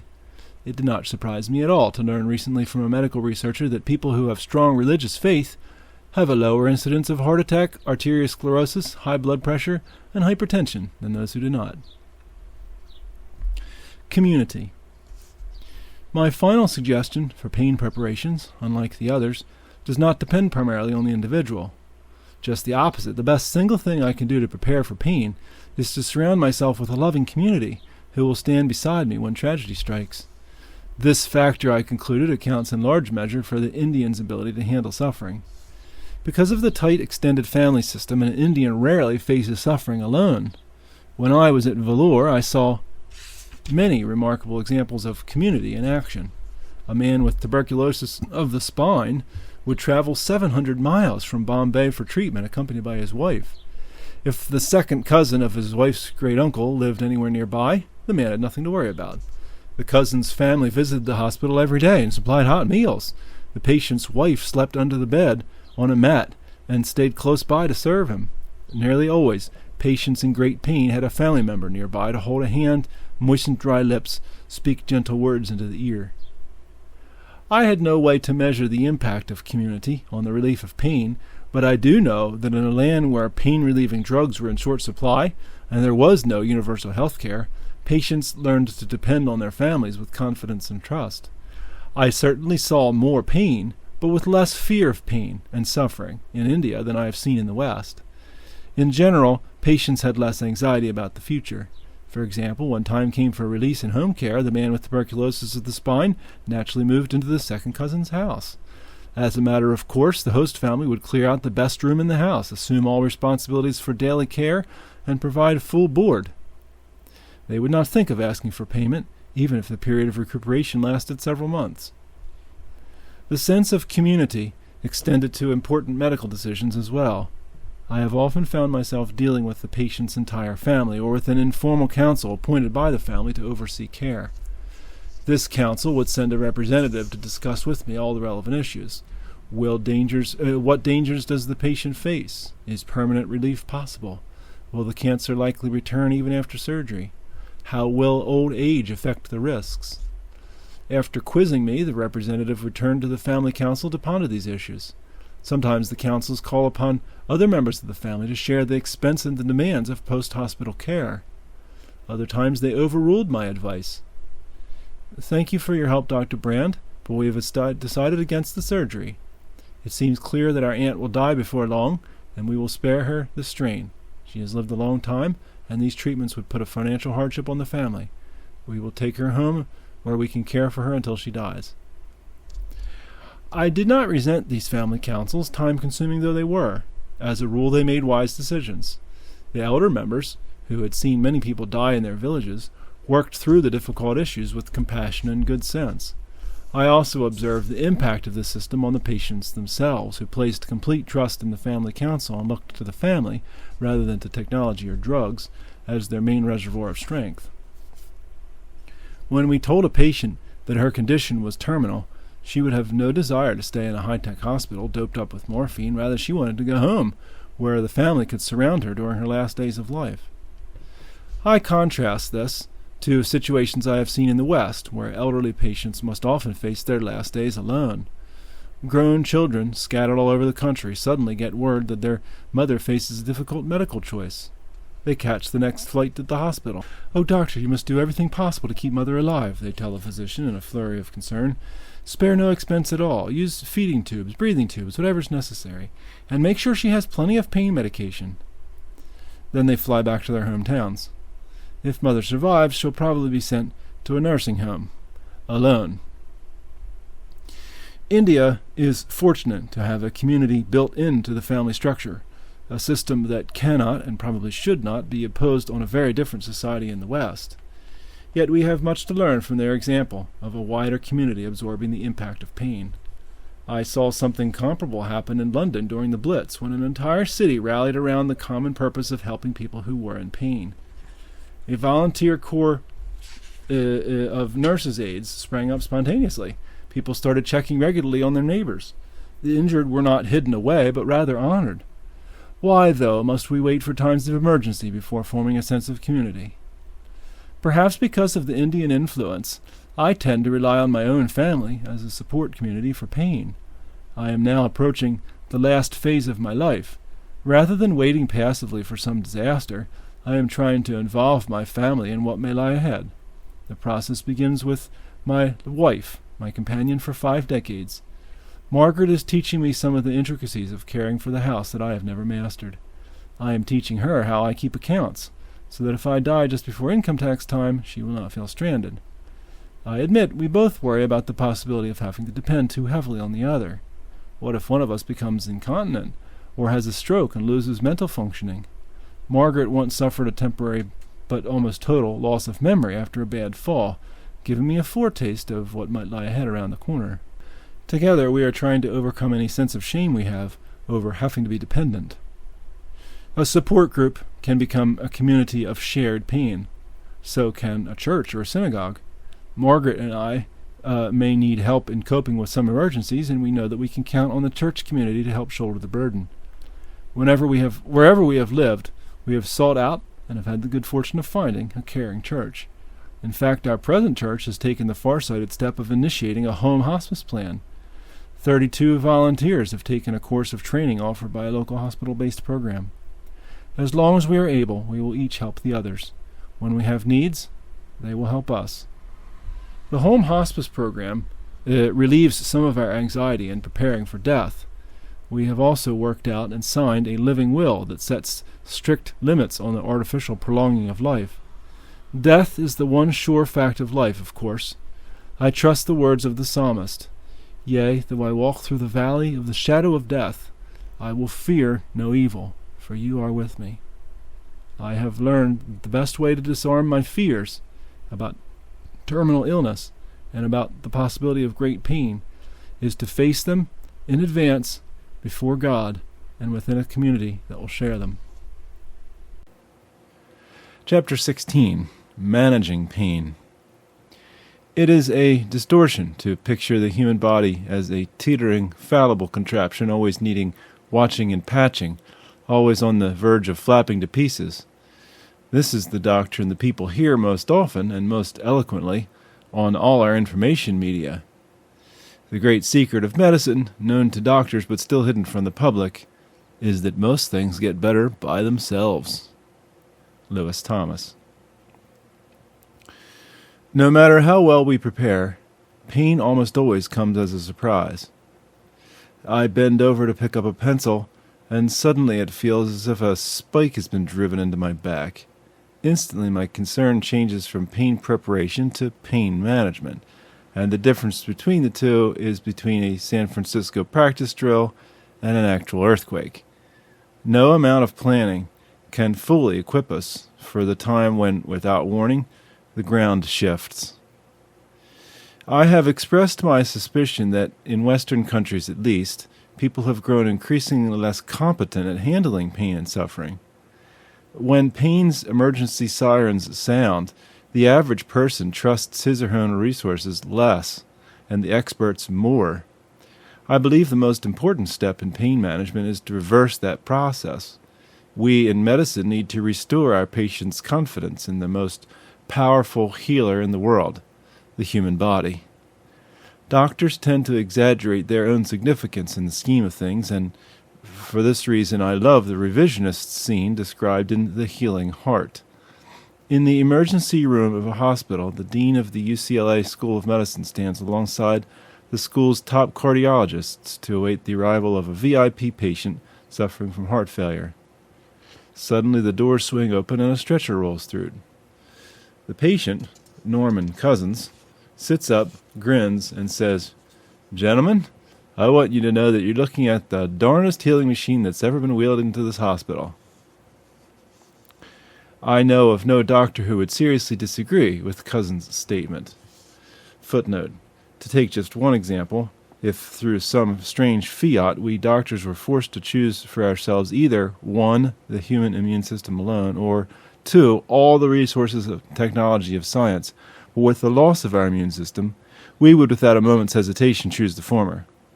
The disease AIDS exposes the helplessness of all modern technology when a person's immune system shuts down. Pneumonia, cold sores, or even diarrhea can pose a mortal danger. End footnote.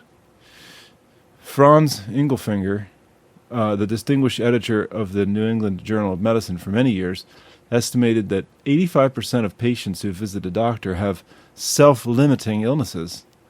The doctor's role, he said, is to discern the 15% who really need help, as opposed to the 85% whose ailments the body can handle on its own. When I first studied medicine in the days before penicillin, we had limited resources to offer, and by necessity a doctor functioned more as an advisor or counselor. Without question, the most important person in this transaction was the patient, whose willing participation in the plan for recovery would largely determine the outcome. Now, in the patient's view at least, the tables have turned. The patient tends to regard the doctor as the important party. Medicine has become so complex and elitist that patients feel helpless and doubt whether they have much contribution to make in the struggle against pain and suffering. Too often the patient sees herself or herself as a victim, a sacrificial lamb for the experts to pick over, not a partner in recovery and health. In the United States, advertising further feeds the victim mentality by conditioning us to believe that staying healthy is a complicated matter far beyond the grasp of the average person. We get the impression that were it not for vitamin supplements and antiseptics, painkillers, and $1 trillion annual investment in medical expertise, our fragile existence would soon come to an end. The doctor within. Many patients view their own bodies with a sense of detachment or even hostility. Once pain has announced that a part of the body has broken down, the affected person, feeling helpless and irritated, seeks out a mechanic doctor to repair the broken part. A young man who came to me with a very minor ailment illustrates the modern attitude. A beginning guitar player, he complained to me about tender spots on his fingertips. "Can't you do something about these sore spots?" he asked. "I can only play for half an hour before I have to quit. At this rate, I'll never learn to play the guitar." As it happened, I had personal experience with that very problem. One year in medical school, I spent the summer sailing on a schooner in the North Sea. The first week, as I pulled on heavy ropes to hoist the sail, my fingertips became so sore that they bled and kept me awake at night with the pain. During the second week, calluses were forming, and soon afterward thick calluses covered my fingers. I had no more trouble with tenderness that summer, but when I returned to medical school 2 months later, I found to my chagrin that I had lost my finer skills in dissection. The calluses made my fingers less sensitive, and I could scarcely feel the instruments. For a few weeks I worried that I had ruined my career as a surgeon. Gradually, though, the calluses disappeared with my sedentary life, and sensitivity returned. "Your body is in the process of adapting," I told the young guitarist. "The calluses show that your fingers are getting used to the new stress of being drawn across steel strings. Your body's doing you a favor, building up extra layers of protection. As for the tenderness, it's only temporary, and you should be grateful for it." I told him of insensitive leprosy patients who had badly damaged their hands trying to learn the guitar or violin because they had no pain warnings to prevent them from over-practicing. Others adhered to a restricted timetable of practice so as to allow their tissues to build up a callus. Skin tissue responds to the stimulus at a local level, even though the brain never receives the pain sensations. I failed to sway the guitarist, who left my office disappointed that I had not fixed his hand. In an odd way, vaguely reminiscent of my leprosy patients, he seemed estranged from his own body. His hand was an object, almost a nuisance, really, that he had brought to me, the body specialist, for repairs. Such an attitude has become almost typical of modern patients. Sadly, medical professionals sometimes foster such an attitude. I frequently meet with groups of students in medical school and ask about their frustrations in the field.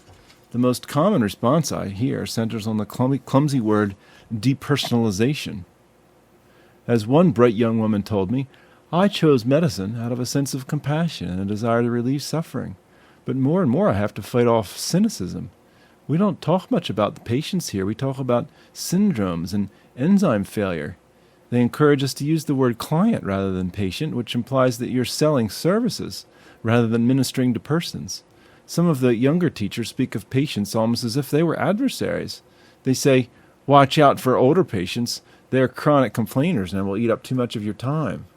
And we spend hours studying the latest MRI and CAT scan diagnostic techniques, but we haven't had a single class session on bedside manner. After a while, it's easy to forget that the product we're dealing with is a human being.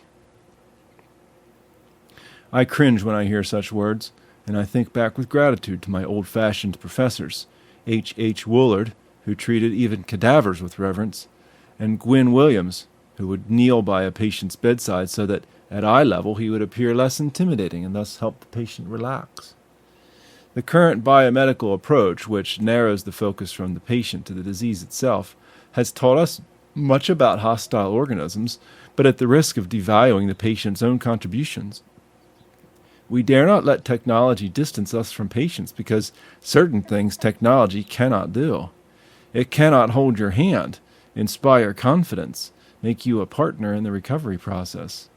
Used wisely, technology should be a servant on the human side of medicine. By handling facts and data, it can free the physician to spend more time with the patient so that he or she can apply the compassionate, humane wisdom that can come only from a human mind. On the surface, a doctor's task may resemble an engineer's. They both repair mechanical parts, but only on the surface. We treat a person, not a collection of parts, and a person is far more than a broken body in need of repair.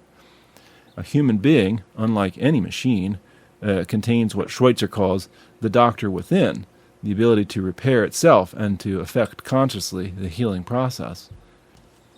The best physicians are the humblest ones, those who listen closely to the body and work to assist it in what it is already instinctively doing for itself. Indeed, in pain management, I have no choice but to work in partnership. Pain occurs inside the patient, and the patient alone can guide me. I have learned about pain management primarily through hand surgery, in which all parties involved must tune in to pain. If you injured your hand and came to me for surgery, we would both look to pain to help steer the recovery process. I could artificially dull the pain before therapy sessions to make you more comfortable. But if I did so, you might well, like my leprosy patients, exercise too vigorously and tear out the transplanted tendons. On the other hand, if you avoided any movement that caused even a little pain, your hand would become stiff, for scar tissue would fill in the spaces and immobilize the hand. Together, we must seek the boundary of pain and then push through it and just beyond it. The best rehabilitation takes place, I have found, if I can convince you of the truth that you are doing it all yourself.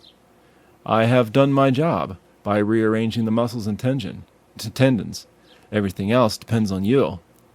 Your body will have to reunite the nerves and the blood vessels that I have cut and deal with scar tissue and collagen.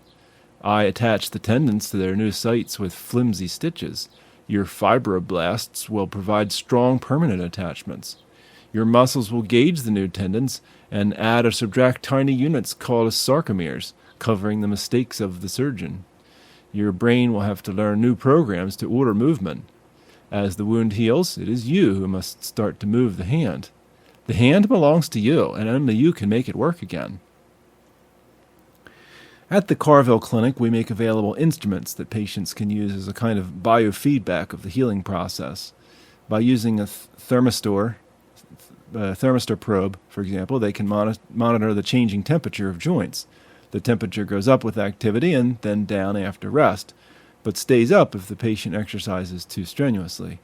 We tell patients how much swelling to expect and then give them a measuring jar to dip the hand into.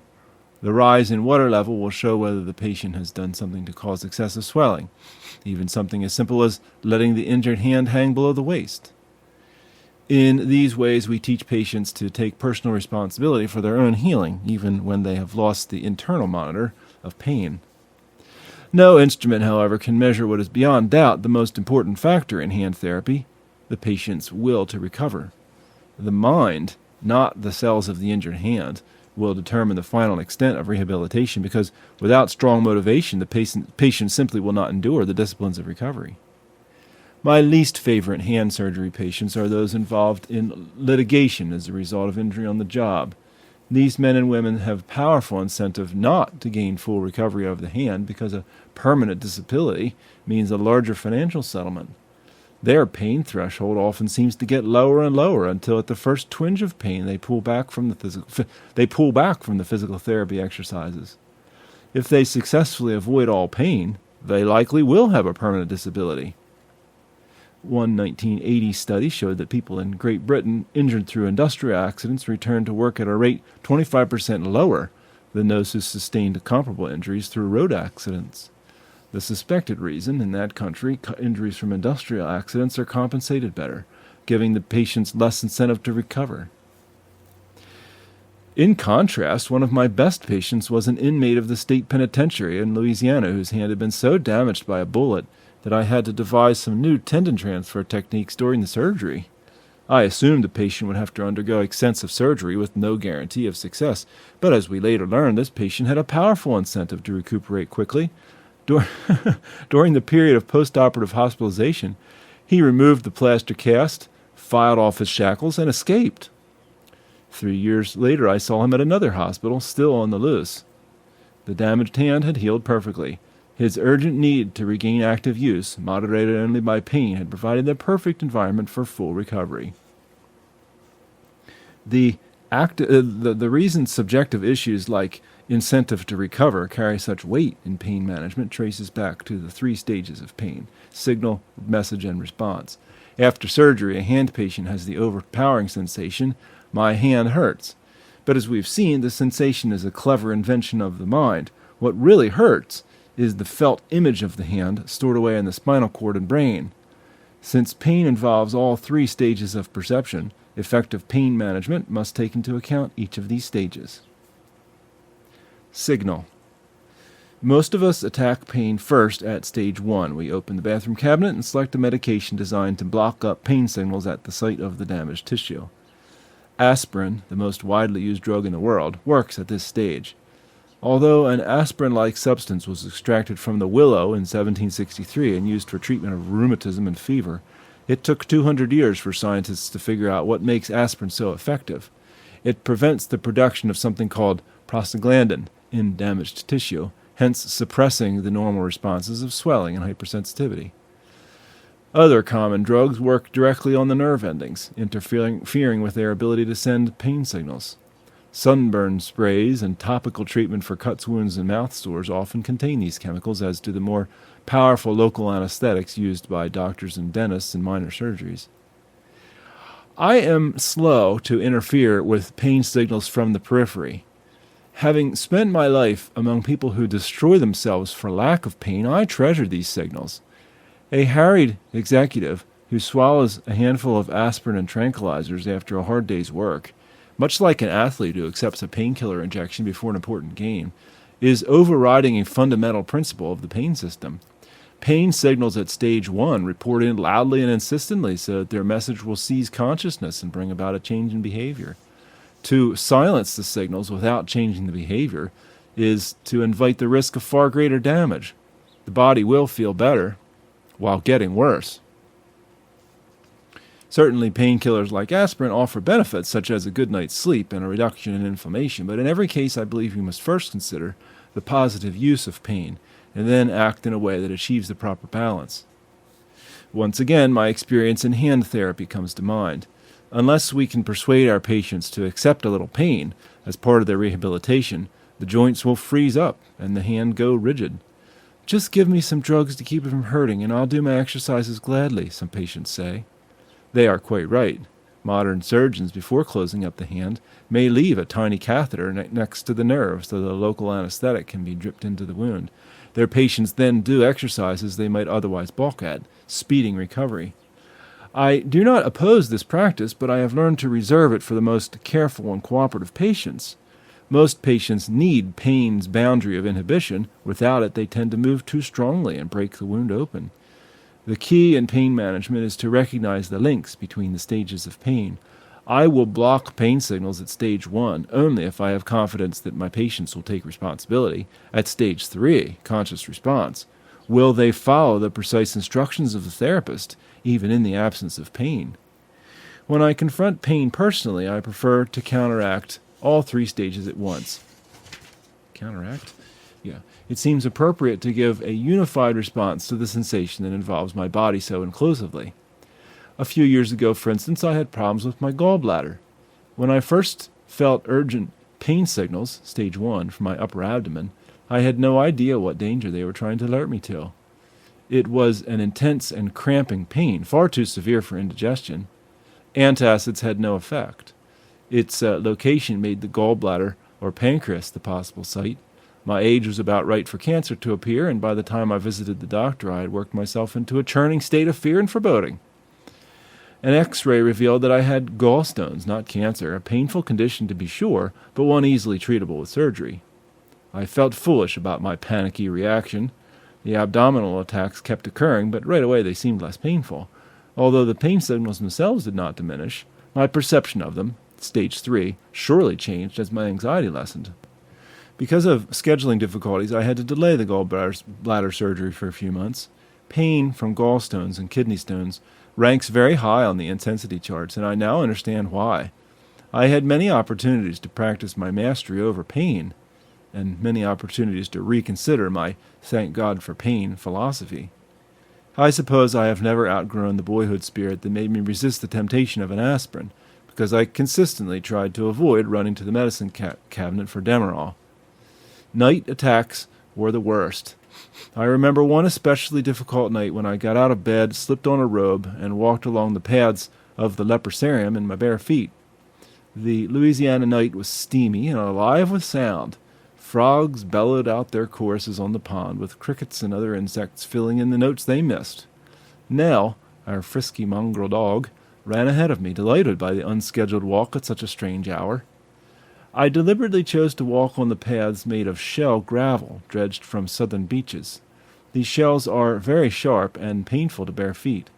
I had to select my steps with care and ease my feet down gingerly, and I alternated by walking on the wet grass. As I walked along, I also picked up small tree limbs and stones and fingered them. All these minor acts helped to combat the pain. The flood of sensations from shells on my bare feet competed with and partially drowned out the pain signals from my gallbladder. The pain I now felt was quite different and much more tolerable than what I had felt in the dark, quiet bedroom. I'm not sure when the singing began. I think I spoke at first, expressing aloud to God my wonder and appreciation for the good earth around me and the stars blazing overhead. Then I found myself singing a few bars of a favorite hymn. Birds started and flew away in disorder. Nell cocked her ears and looked quizzical. I glanced around, a bit self-conscious, suddenly aware how it might look if a white night watchman suddenly caught the senior staff surgeon outdoors at 2 a.m. barefoot wearing pajamas and singing a hymn. That Bayou evening still shines in my mind. At other times, especially when I needed a full night's sleep, I did take some painkiller to quiet the pain that I felt in the dark and stillness of my bedroom. But that night I marshaled my whole body in a counterattack on the pain that rudely got me out of bed. By walking on the shell path, I generated new, more tolerable stage 1 signals of pain, which had flooded the spinal gate, affecting stage 2. And attentiveness to the world around me influenced stage 3, bringing about a state of calmness and serenity. The muscle spasm, and with it the colic, finally subsided, and I climbed back into bed, a new man, and slept through the night. Message. If I had been willing to invest several $100s in a transcutaneous electrical nerve stimulator, TENS, I might have stayed in bed. The TENS represents a quintessentially modern approach to pain management. A battery-operated device about the size of a Walkman radio, it generates a small electrical current that passes between two carbon rubber electrodes. Strapped to the skin and positioned directly over a nerve, the TENS produces a slight tingling sensation, which the wearer can adjust up or down depending on the intensity of the pain. Other devices deliver electrical current directly to platinum electrodes implanted beside nerves or even in the spinal cord, but the skin-stimulating models usually win out because they avoid the complications of surgery. Is it due to sheer old-fashionedness that I prefer Bayou sounds and the feel of shell gravel to a tingling electrical sensation? Both techniques work partly by generating new nerve signals that overwhelm the spinal gate. As the spinal gate control theory explains it, nerves from the spinal cord pass through a relatively narrow channel just below the medulla oblongata of the brain, and when that bottleneck becomes clogged with extraneous sensations, pain messages tend to diminish. Drowned out by the competition, fewer pain signals are converted into messages and forwarded to the brain. The effectiveness of TENS varies from patient to patient, but I have noticed one positive benefit. When a chronic pain patient learns that he or she has a measure of control over pain just by turning the dial on a machine, the pain suddenly seems less threatening, more tolerable. In this way, TENS, a pain treatment directed at stage 2, also has an impact on pain perception at stage 3. It reduces fear and anxiety, two common intensifiers of pain. Over time, the patient may stop using the machine entirely. The patient has, if not befriended the pain, at least learned to live with it. I wholeheartedly approve of this training exercise in pain mastery, though I admit a bias toward midnight walks, hairbrushes, and hot baths as a means to achieve the same end. The field of dentistry is also experimenting with TENS. Since most patients regard the needle as the most unpleasant part of dental care, researchers keep looking for ways to provide anesthesia without needles. In one technique, a dentist using TENS places a thin electrode in the patient's hand, and another behind the ear, and a third wrapped in cotton beside the tooth requiring dental work. For a majority of test subjects, a mild current at 15,000 cycles per second can provide pain relief equivalent to Novocaine.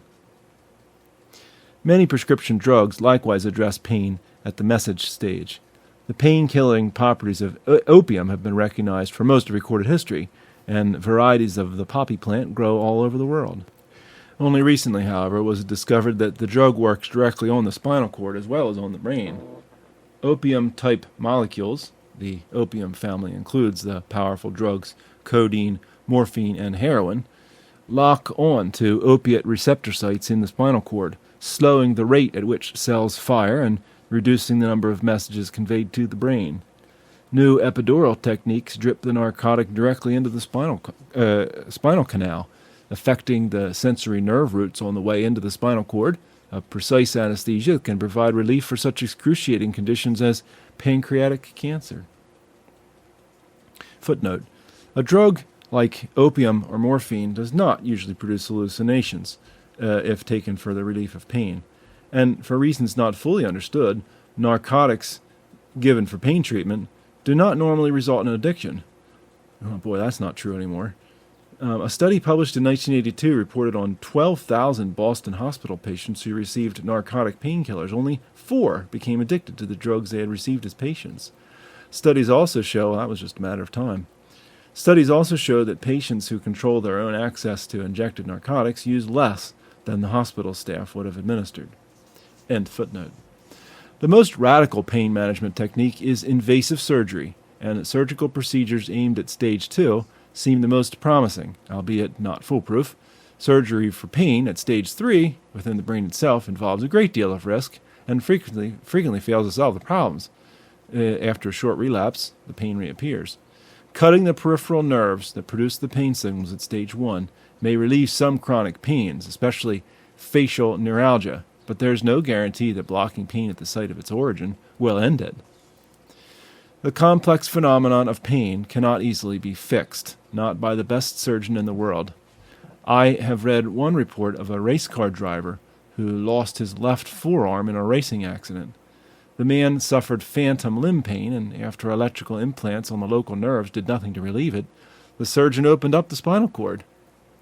To his great surprise, he found that the nerves running from the arm to the spinal cord had already been severed by the accident. Pain signals could not possibly be coming from the periphery. The spinal cord itself was generating a message that the brain interpreted as, "My left arm is hurting." Not even surgery on the spinal cord itself, however, gives a permanent guarantee against pain.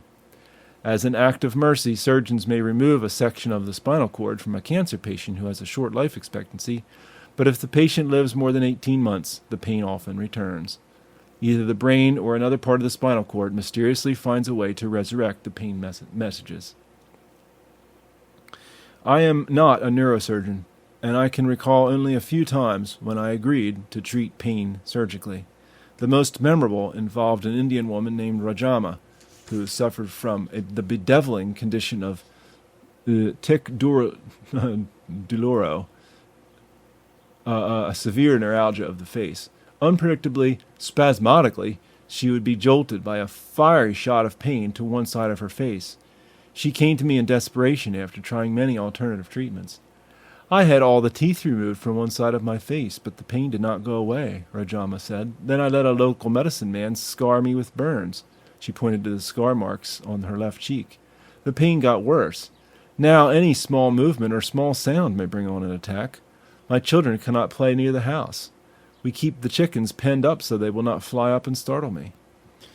I knew that the procedure for treating tic douloureux involved a delicate exploration of the Gasserian ganglion, located where the fifth cranial nerve enters the brain, and should only be attempted by a trained neurosurgeon, because if the nerve twig to the eye were accidentally cut, the loss of eye sensation could lead to the loss of an eye. But I was in southern India, and no neurosurgeon was available. First I tried deadening the site with an anesthetic, which failed. Rajama and her husband begged me to attempt the surgery, even if it meant blindness, even if it meant death. "What kind of life do I lead now?" Rajama asked. "Look at me." She was already dangerously thin. "I dare not chew," she exclaimed. "I live on fluids." Finally I did attempt the surgery, and located 2 tiny nerves, as fine as cotton threads, that seemed the most likely carriers of her pain. I held them in my forceps for a few seconds, before cutting them. Could these thin wires be the source of the tyranny? What if I had the wrong nerves? I snipped them and closed the wound. I am sure that my tension was as great as Rajama's, as I sat with her in the ward and mapped the areas of her cheek that now had no sensation. Haltingly, she began to attempt the movements that had previously triggered pain spasms. She tried a slight smile, her first intentional smile in years, and no attack came. Her husband beamed back at her. The surgery proved a success, and little by little, Rajama's world fell back into place. When she returned home, the chickens were welcome to the house again. The children began to play without fear of hurting their mother. In ever-widening circles, the family's life returned to normal. Pain, gone wild, had at last been tamed. Response. Transcutaneous stimulators and epidural blocks, spinal cordotomies. These techniques may help persistent long-term pain, but in many cases the body finds a new avenue and the pain returns. For this reason, chronic pain centers have learned to attack pain on all 3 fronts: signals from the injury site, messages along the transmission routes, and response in the mind. Actually, attending to a patient's psychological health and family environment may have as much effect on the pain as prescribing analgesic drugs or a TENS device.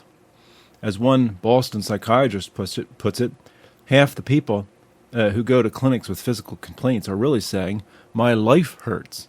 Pain is really an existential expression. In my own approach to pain, I give highest priority to the 3rd stage. That may seem odd, since I have spent so much of my career working with leprosy patients who suffer from the lack of pain signals at the periphery, stage 1. But the very fact that they do suffer proves the importance of the mind in the pain experience. Leprosy patients helped me understand the difference between pain and suffering. I'm suffering in my mind because I can't suffer in my body, is how my patient Nemo put it. In more advanced cases of leprosy, my patients felt no pain at all. No negative sensations reached their brains when they touched a hot stove or stepped on a nail. Yet all of them suffered as greatly as any people I've ever known. They lost the freedom that pain provides. They lost the sense of touch and sometimes of sight. They lost their physical attractiveness, and because of the stigma of the disease, they lost the feeling of acceptance by fellow human beings. The mind responded to these effects of painlessness with a feeling that could only be called suffering. For most of us, pain and suffering often arrive in the same package. My goal in pain management is to seek ways to employ the human mind as an ally, not an adversary. In other words, can I prevent pain from becoming undue suffering? The mind offers wonderful resources to accomplish just that.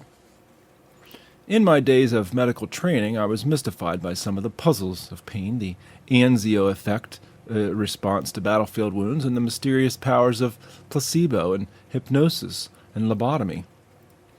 At the time, science had no explanation for these phenomena. Like the Indian fakir's mastery over pain, they belonged more to the realm of magic than of medicine. In more recent years, researchers have unlocked some of the secrets of the brain's alchemy. It seems the body manufactures its own narcotics, which it can release upon command to block out pain. The brain is a master pharmacologist. Its tiny opiate endorphin, etorphin, has ounce for ounce 10,000 times the pain-killing power of morphine. Neurotransmitters, such as these, modify the synapses of the brain's neurons, literally changing the perception of pain as it's being sorted and processed. The soldier who reacts spontaneously to the excitement of battle and the fakir who exercises an acquired discipline have probably found ways of tapping into the brain's natural pain-killing forces. The peripheral nerves are sending signals and the spinal cord is transmitting messages, but brain cells alter that message before it becomes pain. Once discovered in the 1970s, brain neurotransmitters opened up the possibility of intriguing new approaches to pain management. One, perhaps the brain's neurotransmitters could be artificially produced, allowing us to manage pain better by outside intervention. Two, perhaps we could train the brain to dispense its elixirs on demand whenever we want them. The first line of inquiry is still in its infancy. Researchers have synthesized several powerful enkephalins, but major barriers remain. For one thing, protective enzymes intercept most foreign chemicals as they try to pass from the bloodstream into the brain, and a painkiller that must be injected directly into the brain has obvious drawbacks. Also, the synthetics tend to be addictive. The brain stops producing its own enkephalins in the presence of artificial ones, leaving the user with a choice of permanent addiction or an agonizing withdrawal. It's a very familiar problem. The opposite approach, to stimulate the brain's own painkillers, has nearly unlimited potential. Inside the ivory box of Skull, psychology and physiology come together. We know that a person's response to pain depends to a very large degree on subjective factors such as emotional preparedness and cultural expectations, which in turn affect the brain's chemistry. By altering these subjective factors, we can directly influence the perception of pain. Pain accompanying childbirth provides an excellent example. Societies that practice couvade give dramatic proof that culture plays an important part in determining how much pain the delivering mother perceives. To all appearances, and the appearances defy comprehension for women who've gone through painful deliveries themselves, the mothers in couvade societies do not experience much pain. In Western culture, however, childbirth ranks as one of the highest pains. Using the McGill Pain Questionnaire, Ronald Melzack interviewed hundreds of patients and determined that mothers rated labor pain during childbirth higher than pain from back injury, cancer, shingles, toothache, or arthritis. Yet Melzack also found that second-time mothers rated their labor pains lower. Their prior experience helped to lower the threshold of fear and anxiety, and subsequently the perception of pain. First-time mothers who had prenatal training, such as classes in the Lamaze method, also rated their pains lower.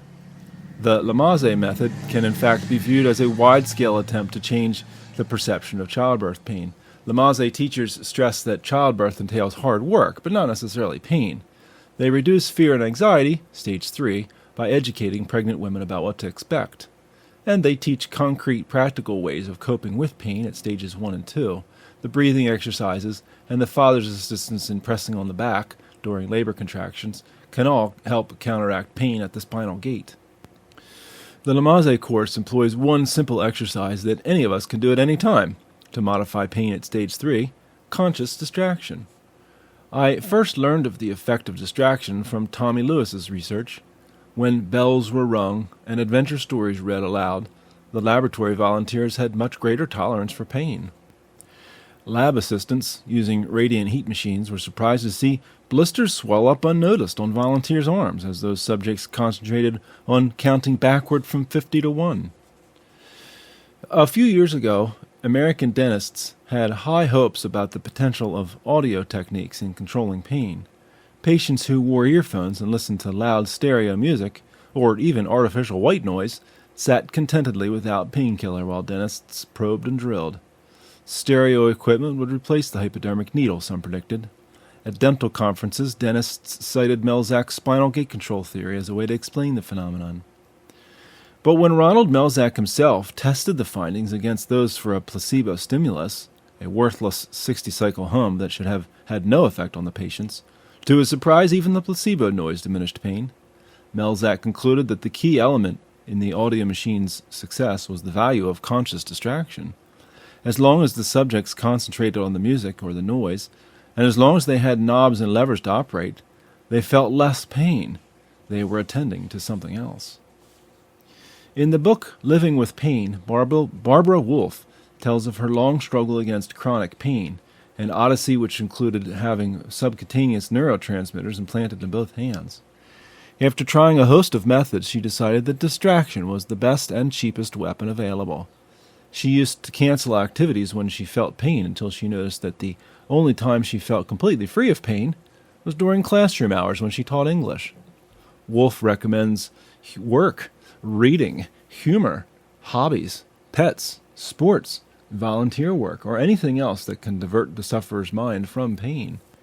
When pain strikes with fury in the middle of the night, Wolfe gets up, maps out the day ahead, works on a lecture, or completely plans a dinner party. Pain need not necessarily dull the mind. Blaise Pascal, plagued with acute facial neuralgia, worked out some of his most complex geometry problems while tossing uncomfortably in bed. The composer Robert Schumann, suffering from a chronic illness, would get out of bed and correct his musical scores. Immanuel Kant, his toes burning with gout, would concentrate with all his might on one object, for example, on the Roman orator Cicero and everything that might relate to him. Kant claimed this technique succeeded so well that in the morning he sometimes wondered whether he had imagined the pain. When I confront intense pain, I look for activities that will fully absorb me, either mentally or physically. I go out for a walk, or I work at my computer. I dredge up tasks that I have avoided out of busyness. I clear out a closet, or write letters, or go bird-watching, or weed the garden. I, too, have found that conscious distraction and the discipline of activity can be helpful tools in combating pain. One specialist at a chronic pain center told me that many patients want to wait until the pain subsides before they resume normal functioning. But he has learned that coping with chronic pain depends on the patient's willingness to exercise and increase productive activity despite the feeling of pain. Chronic pain management succeeds when the patient accepts the possibility of living a useful life in the presence of pain. We in the West, who rely on pills and technology to solve our health problems, tend to discount the role of the conscious mind. After meeting Dr. Clifford Snyder, I can never again underestimate our inherent power to alter pain perception. This gentle man, a respected hand surgeon and former co-editor of the Journal of Plastic Surgery, had learned to harness the mind's amazing capacity for pain management. After several trips to China to investigate acupuncture, Snyder became convinced that much of the potency of acupuncture in relieving pain was due to a person's mental belief in it. It was in fact a glorified placebo effect. A few years later, he had a chance to test his conviction about the mind's power. Snyder needed surgery on his hand, a complicated procedure to strip away the synovial lining covering his wrist tendons. It involved deep cuts in an area of many nerve endings. Snyder had a busy schedule the next day, with a major address to deliver, and he did not want to risk general anesthesia, which would leave him groggy. He decided to will away the pain with no resource but the power of mind. The attending surgeon, who I also know well, agreed to honor his colleague's peculiar request. He allowed Dr. Snyder a few minutes to gather his thoughts, tied a tourniquet around the upper arm, and then, without the application of any anesthesia, proceeded to perform the surgery. Through sheer autosuggestion, Snyder concentrated on feeling no pain. He remained conscious throughout, and he insists that he felt absolutely no pain until about an hour after the surgery. The surgeon, on the other end of the scalpel, verifies his account. Afterward, Dr. Snyder tried to incorporate what he had learned about pain management into his medical practice. I always try to divert my patients' attention to something pleasant, he says. I talk about football or the president's recent news conference and avoid expressing any alarm. I try to calm my patients. I touch and rub the site of the injury, especially with children, and I always tell them exactly what I'm going to do. I never lie to them. I want their complete trust. Snyder reports remarkable results among some of his patients. One schoolteacher who came in for removal of a ganglion became so involved in a conversation with a medical student that Snyder removed the ganglion without even applying a local anesthetic. A teenage boy with severe acne came in to have his face sandpapered with an abrasive. "Doctor, I'll give you 1 hour," he said. "I don't want anything for the pain." He lay still for 60 minutes and showed no sign of pain. Then he held his hand and said, "Now it's beginning to hurt. You'll have to stop." Not everyone can master the skill of autosuggestion over pain, but the examples cited should encourage us to believe that even if we cannot abolish a specific pain, we can probably make it hurt less and thus eliminate the need for drugs. They confirm the amazing capacity for pain management that all of us carry around on top of our necks. Worst case. I once met with nuns, caregivers, and a few pain specialists from around the world at a conference in Dallas, Texas. In a televised interview afterward, I explained my personal philosophy of pain based on gratitude and appreciation for pain's benefits. The system of pain is good, I said, even though there will surely be times when individual pains are not good. I mentioned the pain that sometimes accompanies terminal cancer, a debilitating pain that serves no useful purpose. The patient knows that death is coming soon, and frustrates most of the pain management techniques I have described in this chapter. The challenge of medicine in such a case, I said, is to give enough medication to quell the pain, but not so much as to cloud the patient's mind. And yet, if the pain persists, as an act of mercy, it may be necessary to give so much medication that the patient may not be conscious enough to cooperate. I heard a sudden eruption at the other end of the table and turned to face a slim, distinguished-looking Englishwoman. Dr. Therese Vanier had almost jumped out of her seat. "I'm sorry, Dr. Brand, but I must strongly disagree. I'm a physician at St. Christopher's Hospice in London, and this is not the philosophy of our hospice. We promise our patients that they will be free of severe pain, but also remain lucid. We can almost guarantee that." The vigor of Dr. Vanier's response startled me, and after the interview I sought her out. She invited me to visit the hospice, founded by Dame Cicely Saunders in 1967, in order to observe what they had learned about worst-case terminal pain. Several years later I made the trip. St. Christopher's is in essence a place where people go to die. 40% of its admitted patients die within their first week. The majority of patients come to us in severe pain in the final stages of their illness, Vanier explained during my visit. Pain from a terminal disease is unique. Pain from a bone fracture or a sore tooth or childbirth or even post-operative recovery has meaning, and there is an end in sight. Pain from progressive cancer has no meaning except the constant reminder of approaching death.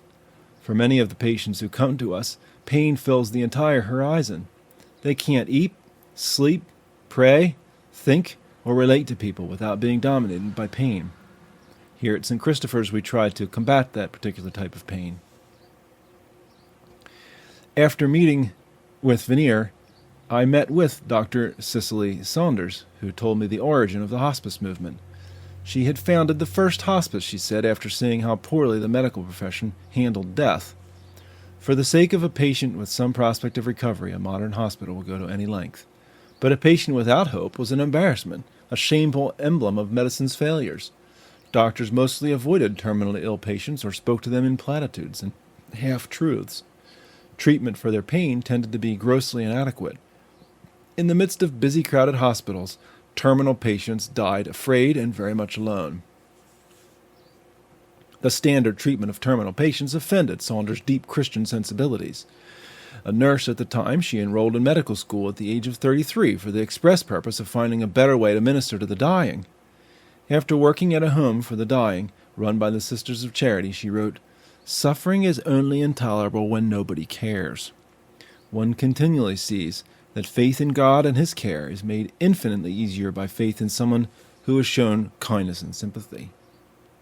She went on to found St. Christopher's, and out of that sprang the worldwide hospice movement. Saunders notes that hospice actually resurrects a theme from the Middle Ages, when the Church counted care for the dying as one of the 7 cardinal virtues. Working together, Saunders and Therese Veneer pioneered the preventive approach to pain from terminal disease. In many hospitals, the standard order for pain medication says PRN, which stands for pro nata, as needed. That order leaves medication to the discretion of the health worker, who has been sternly warned about the dangers of addiction. As a result, if the pain returns before expected, a patient in agony may have to plead for the next injection. Saunders tried a different approach. She carefully determined dosages in advance and then made them available to the patient at regular intervals so that the pain never returned at all. A steady blood level of medication, she found, helps to prevent both severe pain and oversedation. Saunders also tested patient-controlled dosages and discovered that terminal patients rarely overmedicate.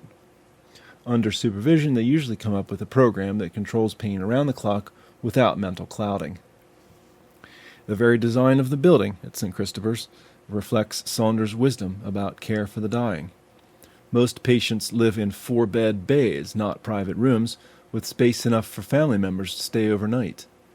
Dividing curtains provide privacy as needed, but the presence of other human beings allows for a kind of community to develop, a community based on seeing others face death in an atmosphere of trust and not cringing fear. Rooms are filled with furniture purchased from a department store, not an institutional catalog. Front windows frame a park, manicured in fine English tradition. Rear windows overlook a flower garden and a goldfish pond. A visitor to the hospice sees signs of life everywhere. Staff gathering around a bedside singing happy birthday, artwork hanging from every blank wall space, a mini jungle of potted plants, a patient's pet cocker spaniel frolicking on a visit. Every 2 weeks or so, the staff organizes a concert with a string quartet or a harpist or a children's handbell choir visiting the wards. Volunteers transport able patients to the local McDonald's or the pub, depending on their preference. As much as possible, St. Christopher's functions at the convenience of patients, not staff. My day at St. Christopher's convinced me that Therese Veneer's outburst on the panel in Dallas was fully justified. Even the worst pain imaginable, the severe pain that accompanies terminal illness, need not debilitate. It struck me that Dame Cicely and Dr. Veneer and the others at St. Christopher's have incorporated nearly everything that I've learned about pain management and more. They allow for diversion and conscious distraction. They help soothe the subjective factors, fear and anxiety, that contribute to pain. They work hard to make the patient feel like a partner, not a victim, one who retains control over his or her own body. They create a caring community.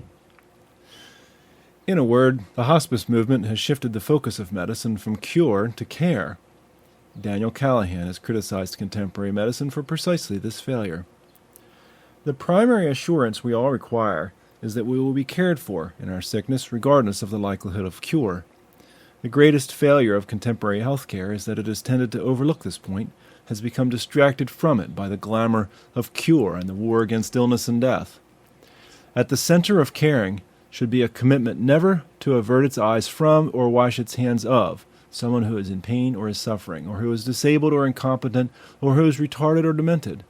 That is the one commitment that a healthcare system can almost always make to everyone, and the one need that it can reasonably meet." End quote. St. Christopher's, which grew out of one woman's deep Christian compassion, shows what can be done. Many church and community groups have followed Dame Cicely's model and now extend loving care to the terminally ill who have chosen against artificial methods of prolonging life. By definition, these patients are beyond the range of medical cure. Yet hospice has found a way to treat this most distressing human condition with dignity and compassion.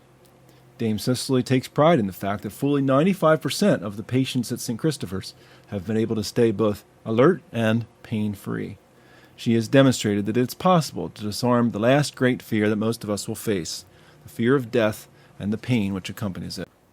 Chapter 17. Intensifiers of Pain. One's own clothes are replaced by an anonymous white nightgown. One's wrist is clasped by an identification bracelet with a number. One becomes subject to institutional rules and regulations. One is no longer a free agent.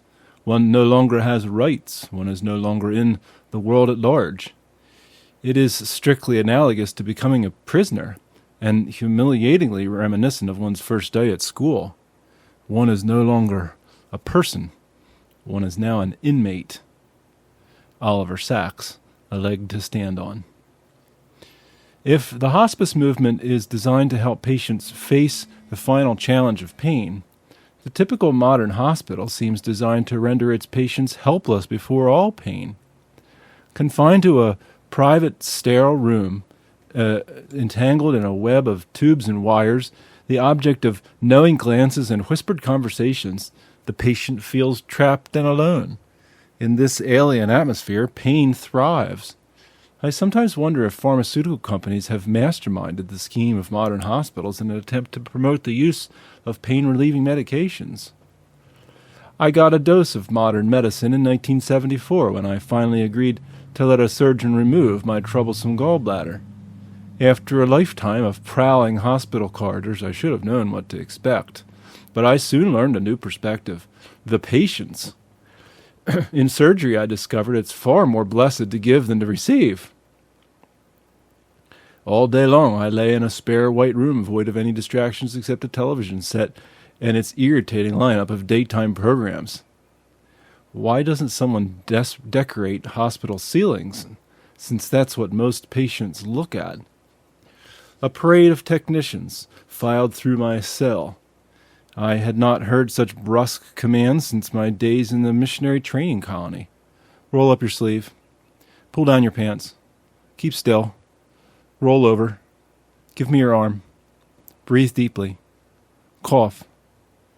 The nurse who had ordered my pants down was holding a rubber catheter tube.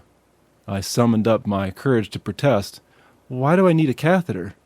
I knew the danger of infection, and besides, who wants a rubber tube jammed up his private parts? You haven't passed any urine since your surgery, was his stern reply. I felt a flicker of guilt. That's because I haven't had much fluid input. It's my gallbladder that's missing, not my bladder. Give me a few minutes.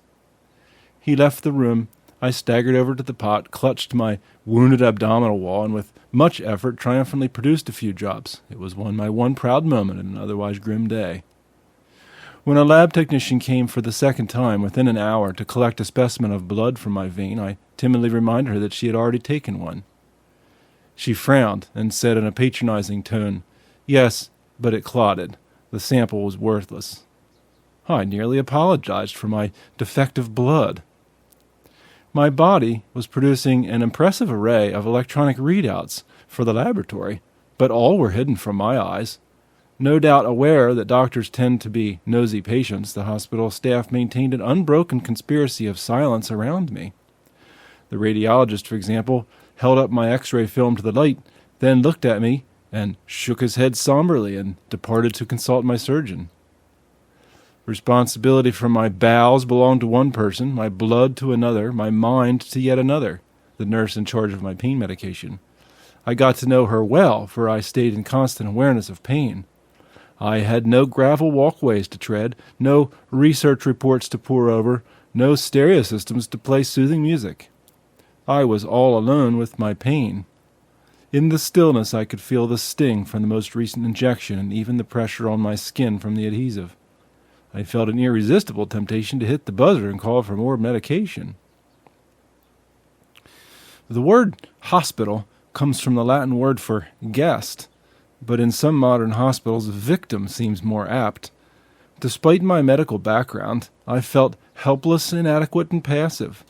I had the overwhelming impression of being reduced to a cog in a machine, and a malfunctioning cog at that. Every sound filtering in from the hallway seemed somehow related to my predicament.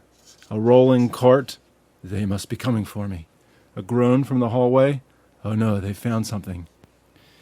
In a study conducted on the Isle of Wight, off the southern coast of England, researchers determined that gallbladder patients who could see a cluster of trees outside their hospital windows had shorter postoperative stays and took fewer painkillers than patients who looked at a blank brick wall. The report bore the title, "View Through a Window May Influence Recovery from Surgery."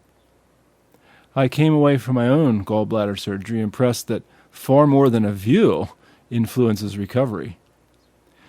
I use the term pain intensifiers for responses that heighten the perception of pain within the conscious mind. They are what I battled in my hospital room.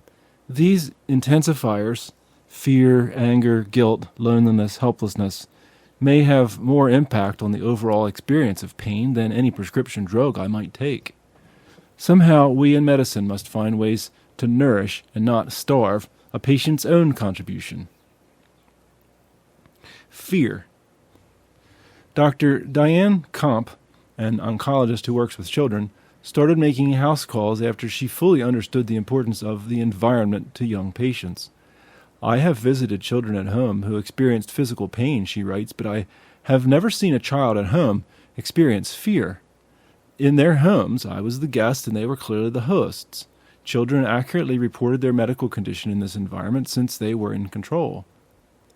I better understood my feelings in the hospital when a friend showed me a book filled with drawings made by sick children. One boy had drawn a large army tank bearing down on a tiny stick figure, himself, holding up a red stop sign. In another drawing, an 8-year-old girl depicted herself lying in a hospital bed. "I'm lonely," the caption read. "I wish I was in my own bed.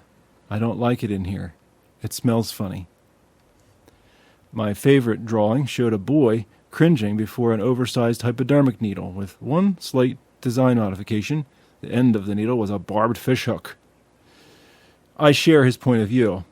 Thanks to the homeopathic beliefs of my mother and aunts, I received few injections in childhood and saw them as invasions of my person.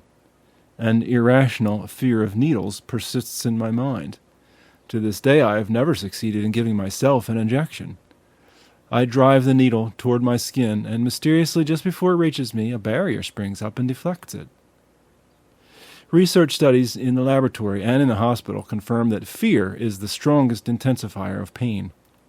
Newcomers in laboratory tests report a lower pain threshold until they learn they can control the experiment and have nothing to fear. In measurable psychological ways, fear increases pain. When an injured person is afraid, muscles tense and contract, increasing the pressure on damaged nerves and causing even more pain. Blood pressure and vasodilation change too, which is why a frightened person goes pale or flushes red. Sometimes this product of the mind translates into actual bodily damage, as is the case with spastic colon, a byproduct of human anxiety unknown in other species. I think of my own experience with illness.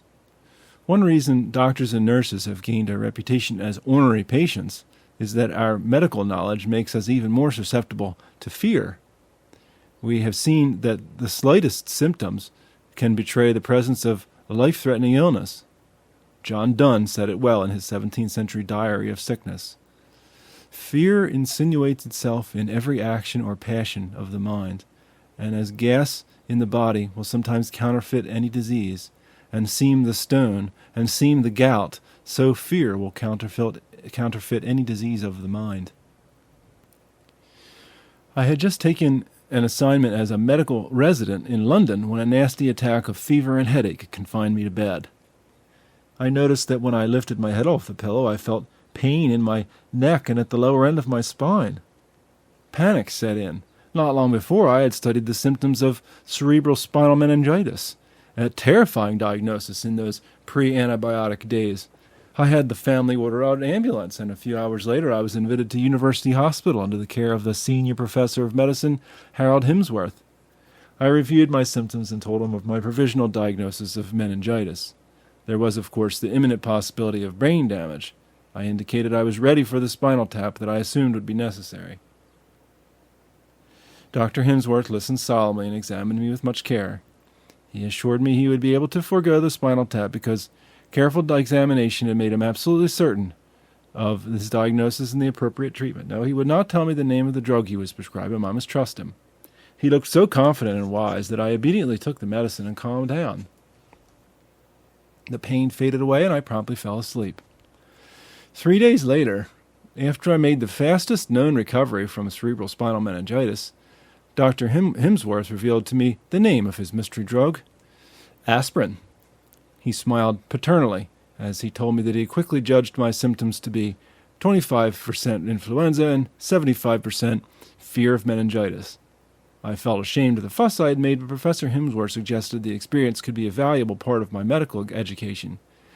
When patients come to you complaining of a pain out of all proportion to its physical cause, perhaps you will be more understanding.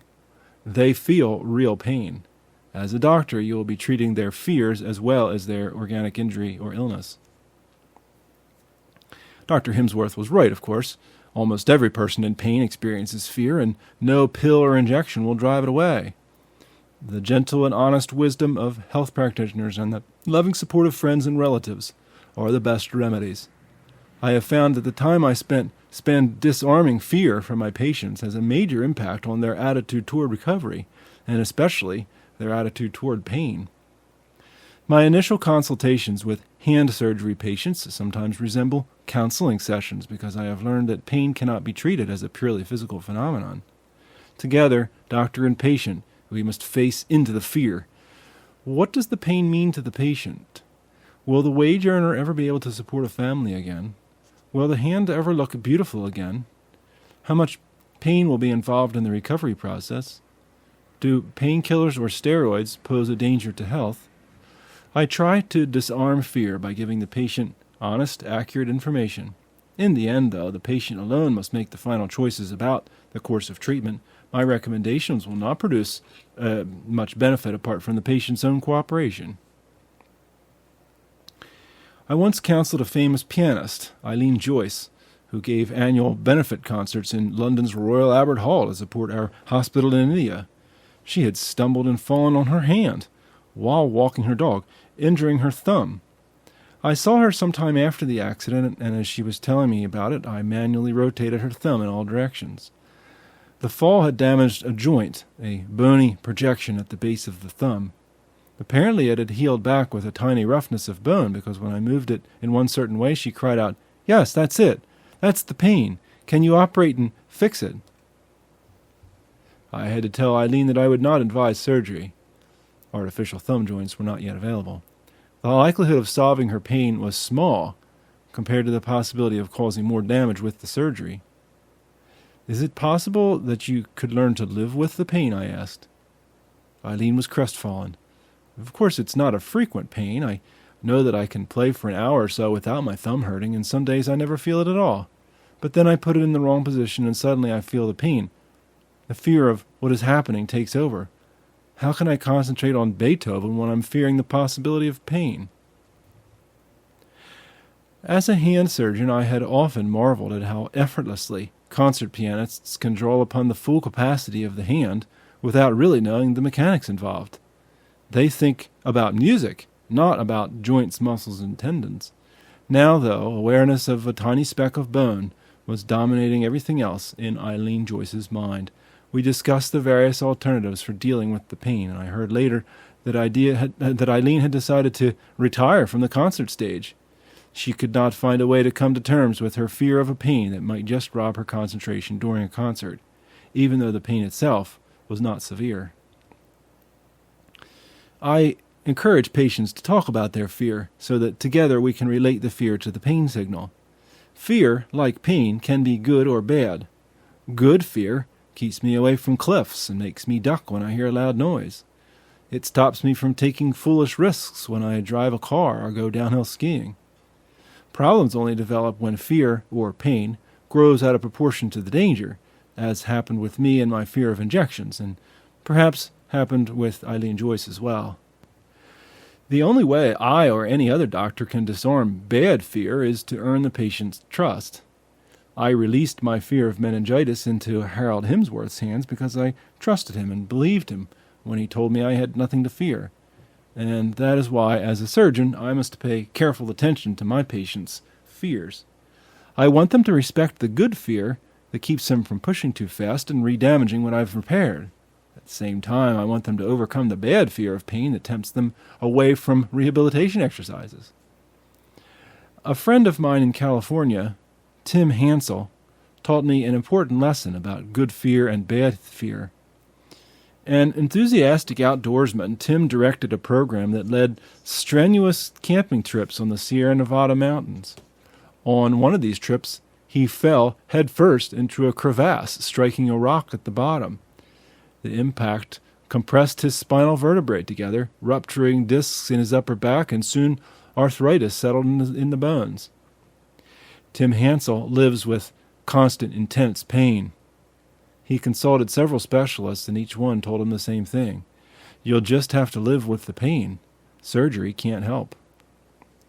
As the months stretched into years, Hansel learned various ways to cope with the pain. Afraid of causing further injury, he cut back on many of his activities. In time, however, his spirits sank. The sedentary life was making him depressed. Finally, Hansel voiced his fears to his doctor. I've been afraid of re-injuring myself, but it's driving me crazy. I'm paralyzed by the fear. Tell me specifically, what must I avoid? What might cause more damage? His doctor thought for a moment and replied, The damage is irreversible. I suppose I would recommend against painting eaves. That would put too great a strain on your neck. But as far as I can tell, you can do whatever else the pain will allow you to do. According to Hansel, that word from the doctor gave him a new lease on life. For the first time, he realized that he was in control of his pain, and his future, and his life. He determined to live the only way he knew, with a sense of abandonment. He went back to climbing mountains and leading expeditions.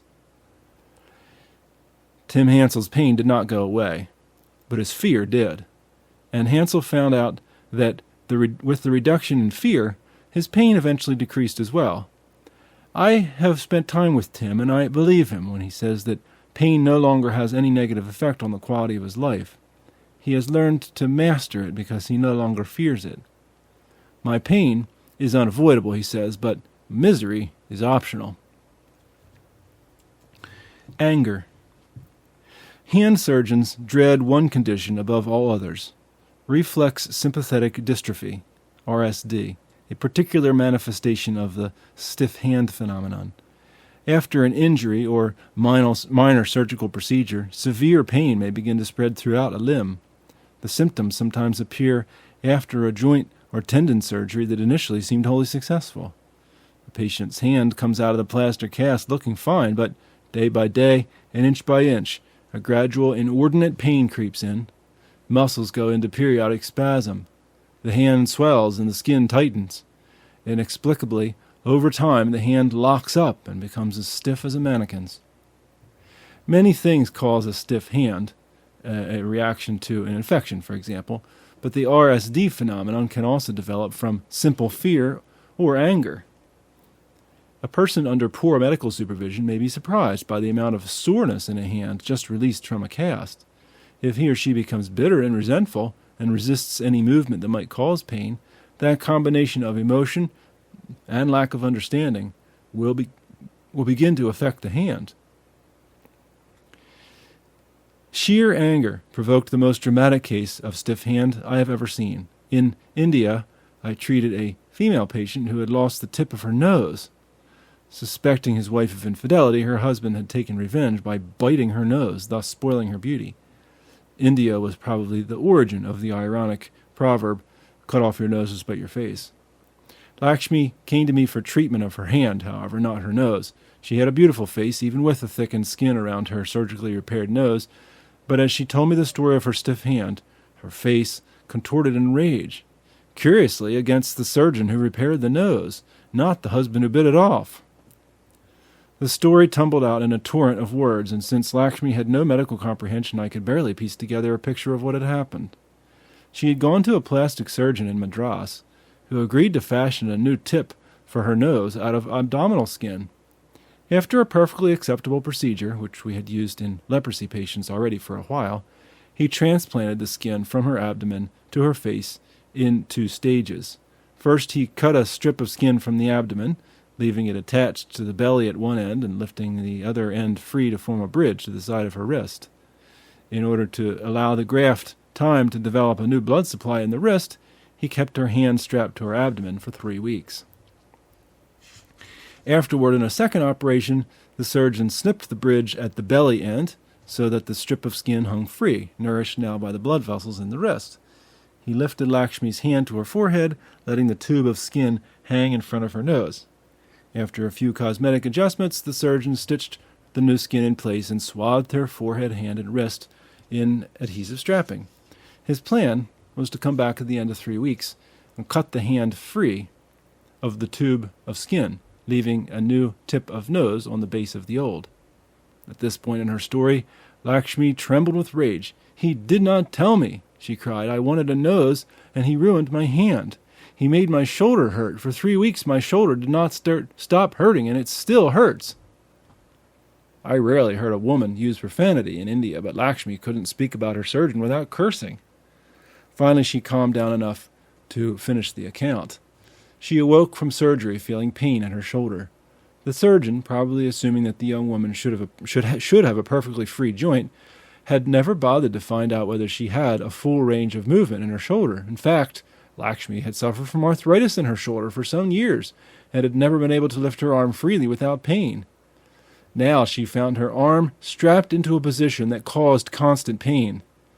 She cried and sent messages to the surgeon, who informed her that the pain was normal and would soon go away. Day after day she screamed at him, telling him she couldn't bear the pain in her shoulder. He made light of the problem. Others in the hospital staff joked about the hysterical woman who had her hand fixed to her nose.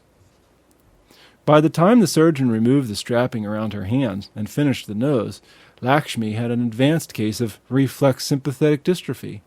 Her entire arm, from shoulder to hand, was hypersensitive to pain, and the hand was absolutely immobile. Whenever she tried to move her hand, the muscles went into a kind of spasm and the fingers refused to bend. When Lakshmi came to me several months later, her hand was stiff as a board. As far as I could determine, her surgeon had not made any procedural errors. He simply had not communicated with his patient. If he had taken the time to discuss the procedure with this frightened woman and to test out the posture required, he would have learned about the stiffness in her shoulder. Instead, he attached the arm to her forehead while she was sleeping under general anesthesia. When she complained about intense discomfort, he casually dismissed her. Lakshmi's hand was as useless as any claw hand I had treated on a leprosy patient. The fingers stuck straight out, unbending. I divided some of the rigid structures that held her fingers straight and cut and lengthened the tendons of the muscles that had become contracted. On the operating table, with Lakshmi under anesthesia, I could bend the fingers to some extent. I performed a second surgery on the hand, and my therapist tried to restore motion by splinting and massage. I even tried an injection at the sympathetic nerve ganglia at the root of her neck. But the hand behaved as though it was determined to be stiff. Each time the muscle spasms returned. I concluded that the woman had lost use of her hand because of anger and distress. I could find no other physiological cause. As far as I know, Lakshmi never used her hand again, and she certainly never overcame her bitterness against the surgeon. The stiff hand syndrome caused by RSD makes obvious the link between psyche and soma. Sympathetic nerves control involuntary activities in the body, such as blood pressure, digestion, and heart rate, and the entire sympathetic nervous system is highly responsive to emotional influences such as anger or embarrassment. Man is the only animal that blushes, or needs to, says Mark Twain, referring to one sign of the sympathetic nervous system at work. In reflex In reflex sympathetic dystrophy, the nerves overact and produce a pain of their own, a pain slow in onset but relentless and very difficult to treat. Because of the sympathetic nervous system's close ties to the emotions, a poor patient-doctor relationship, such as Lakshmi had experienced, can have a profound effect on the healing process. Experts on RSD disorders have identified psychological traits that provide warning signs of these disorders: fearful, suspicious, emotionally labile, chronic complainer, dependent personality, introspective, worrying, apprehensive, hysterical, defensive, hostile. When I meet a patient who shows evidence of these traits, I know that I must spend much more time in personal consultation before I operate. My effort to nurture mutual understanding and trust does not represent time lost, but rather time saved from post-operative complications. Some patients who come to me for initial consultation remind me of the possums who lived near my home in Louisiana. When frightened, a possum goes into a rigid catatonic state, stiff from snout to tail. We call it playing dead. I have seen patients like that. Their eyes widen and they follow all my movements. They are reluctant to be tested. Often their hands feel cold to the touch. I recognize that such patients need time to gain confidence. I hold the problem hand gently while I talk and explore the patient's history. Usually I stroke the hand. I ask about the family and the home. I stress that I will not make decisions on my own. It's your hand, after all, not mine, I tell them. Gradually I find the hand grows warmer and begins to relax, and early signs of confidence and hope appear. Physiologically, we do not really understand why a hand may become stiff after a minor surgery, but we do know that it's more likely to happen when anger or bitterness are present. Lakshmi in India may have been the most dramatic case of RSD I've witnessed, but I must say there are more cases proportionately in the United States. The pattern surprised me at first. I could not imagine a comparable scenario of doctor-patient misunderstanding being played out in the United States with its high standards of medicine and education. I have since concluded that the litigiousness in the United States provides much more fertile ground for anger, resentment, and frustration, the very feelings that foster conditions like reflex sympathetic dystrophy. Doctors involved with insurance settlements speak of the compensation syndrome, in which patients who have something to gain from disability tend to experience more pain and heal at a slower rate. Some lawyers even coach their clients on grimaces and outward signs of pain that will elicit sympathy from the jury. One pain expert says, bluntly, "There is almost a unanimous agreement among the directors of various pain control facilities in the United States and abroad that current laws in cases of injury compensation and the adversary legal process in itself are major operant factors in conditioning pain behaviors." I have no bone to pick with lawyers or with legitimate grievances against negligence. I am retired from medical practice now and have never had a malpractice suit against me. But I must observe that, strictly from a medical perspective, a spirit of anger and bitterness usually ends up harming the patient most of all. My own advice to friends and family is to settle claims early rather than to hold out for maximum gain. Too often I have seen the physiological effect on people who become angry with their employer or the driver of the other car or the previous surgeon or a spouse who lacked sympathy or God. The anger must be dealt with, of course. It does not go away on its own. But if it is not dealt with, if it is allowed to fester in the mind and soul, the anger may release its poison in the body, affecting pain and healing. As Bernie Siegel says, "To hate is easy, but it's healthier to love." Guilt. Fear shows up in laboratory tests, and anger can contribute to a condition like RSD. I cannot point so precisely to a tangible proof of guilt's effect on pain. But after a career spent among leprosy patients who are made to feel uniquely cursed by God, I know well that guilt compounds mental suffering. Counselors at chronic pain centers, too, report that their most challenging pain-prone patients have deep-rooted feelings of guilt and may well interpret their pain as a form of punishment. I have some personal experience with pain as punishment, for I studied under the English public school system when it still relied on caning to enforce discipline. Fresh from the Kali Hills of India, I had to go through a civilizing process in London that included several direct encounters with the cane.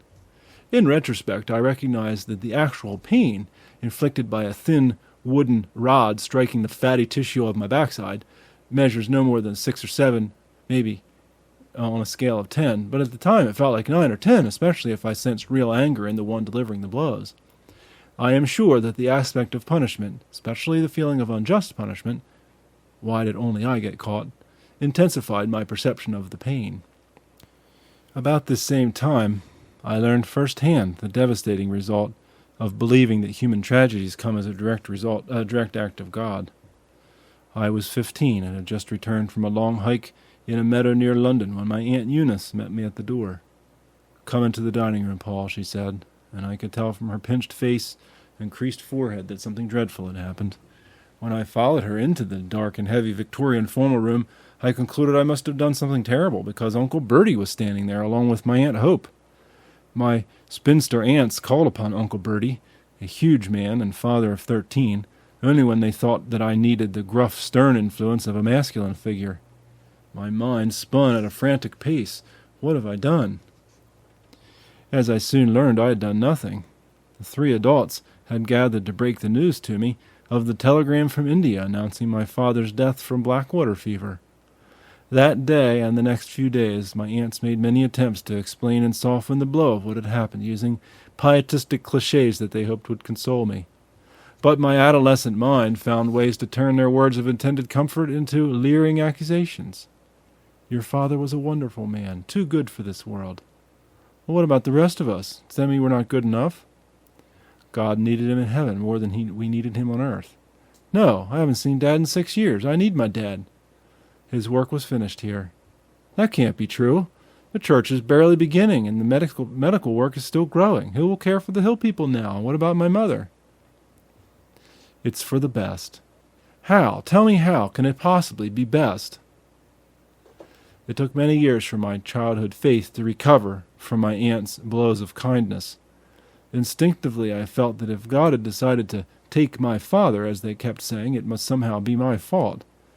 I should have needed him more, or at least worked harder to convince God that I loved my father. Meanwhile, my mother, halfway around the world, was shouldering her own burden of guilt. If only I had taken him for proper medical treatment right away and not delayed. Footnote: the phrase, "if only," is a danger sign. Harold Kushner tells of a January in Boston when he conducted funerals on 2 successive days for 2 elderly women. He visited the grieving families of both women on the same afternoon. At the first home, the surviving son said, "If only I had sent my mother to Florida and got her out of this cold and snow, she would be alive today. It's my fault that she died." At the second home, the surviving son said, "If only I hadn't insisted on my mother's going to Florida, she would be alive today. That long airplane ride and the abrupt change of climate was more than she could take. It's my fault that she's dead." End footnote. Again, my mother, if only I had taken him for proper medical treatment right away and not delayed. When I met her ship in England more than a year later, I could easily read the pain in her sagging posture and premature wrinkles. This is not a book of theology, and I have no desire to wade into the deep subject of divine causation. Yet I have seen so much harm caused by guilt over this one issue that I would be remiss if I did not mention it as a pain intensifier. Hundreds of patients I have treated, Muslim, Hindu, Jewish, and Christian, have tormented themselves with questions of guilt and punishment. What have I done wrong? Why me? What is God trying to tell me? Why do I deserve this fate? As a doctor and a committed Christian, I have one simple observation to make. If God is using human suffering as a form of punishment, he certainly has picked an obscure way to communicate it. The most basic fact about punishment is that it only works if the person knows the reason for it. It does absolute harm, not good, to punish a child unless the child understands why he or she is being punished. Yet most patients I have treated feel mainly confused, not chastened by suffering. "Why me?" they say. Not, "Oh, of course, I'm being punished for last week's lust." In school, I always knew why I was getting caned, even if I sometimes disagreed with the sentence. And in the Bible's accounts of punishment, the stories do not show individuals sitting around wondering what happened. Most of them understood exactly why they were being punished. Moses announced each of the 10 plagues before the Egyptian Pharaoh. Prophets warned corrupt nations years in advance. The classic story of suffering in the book of Job portrays a man who clearly was not being punished for evil deeds. God called Job blameless and upright, a man who fears God and shuns evil. These biblical examples have little in common with the pain and suffering most people undergo today.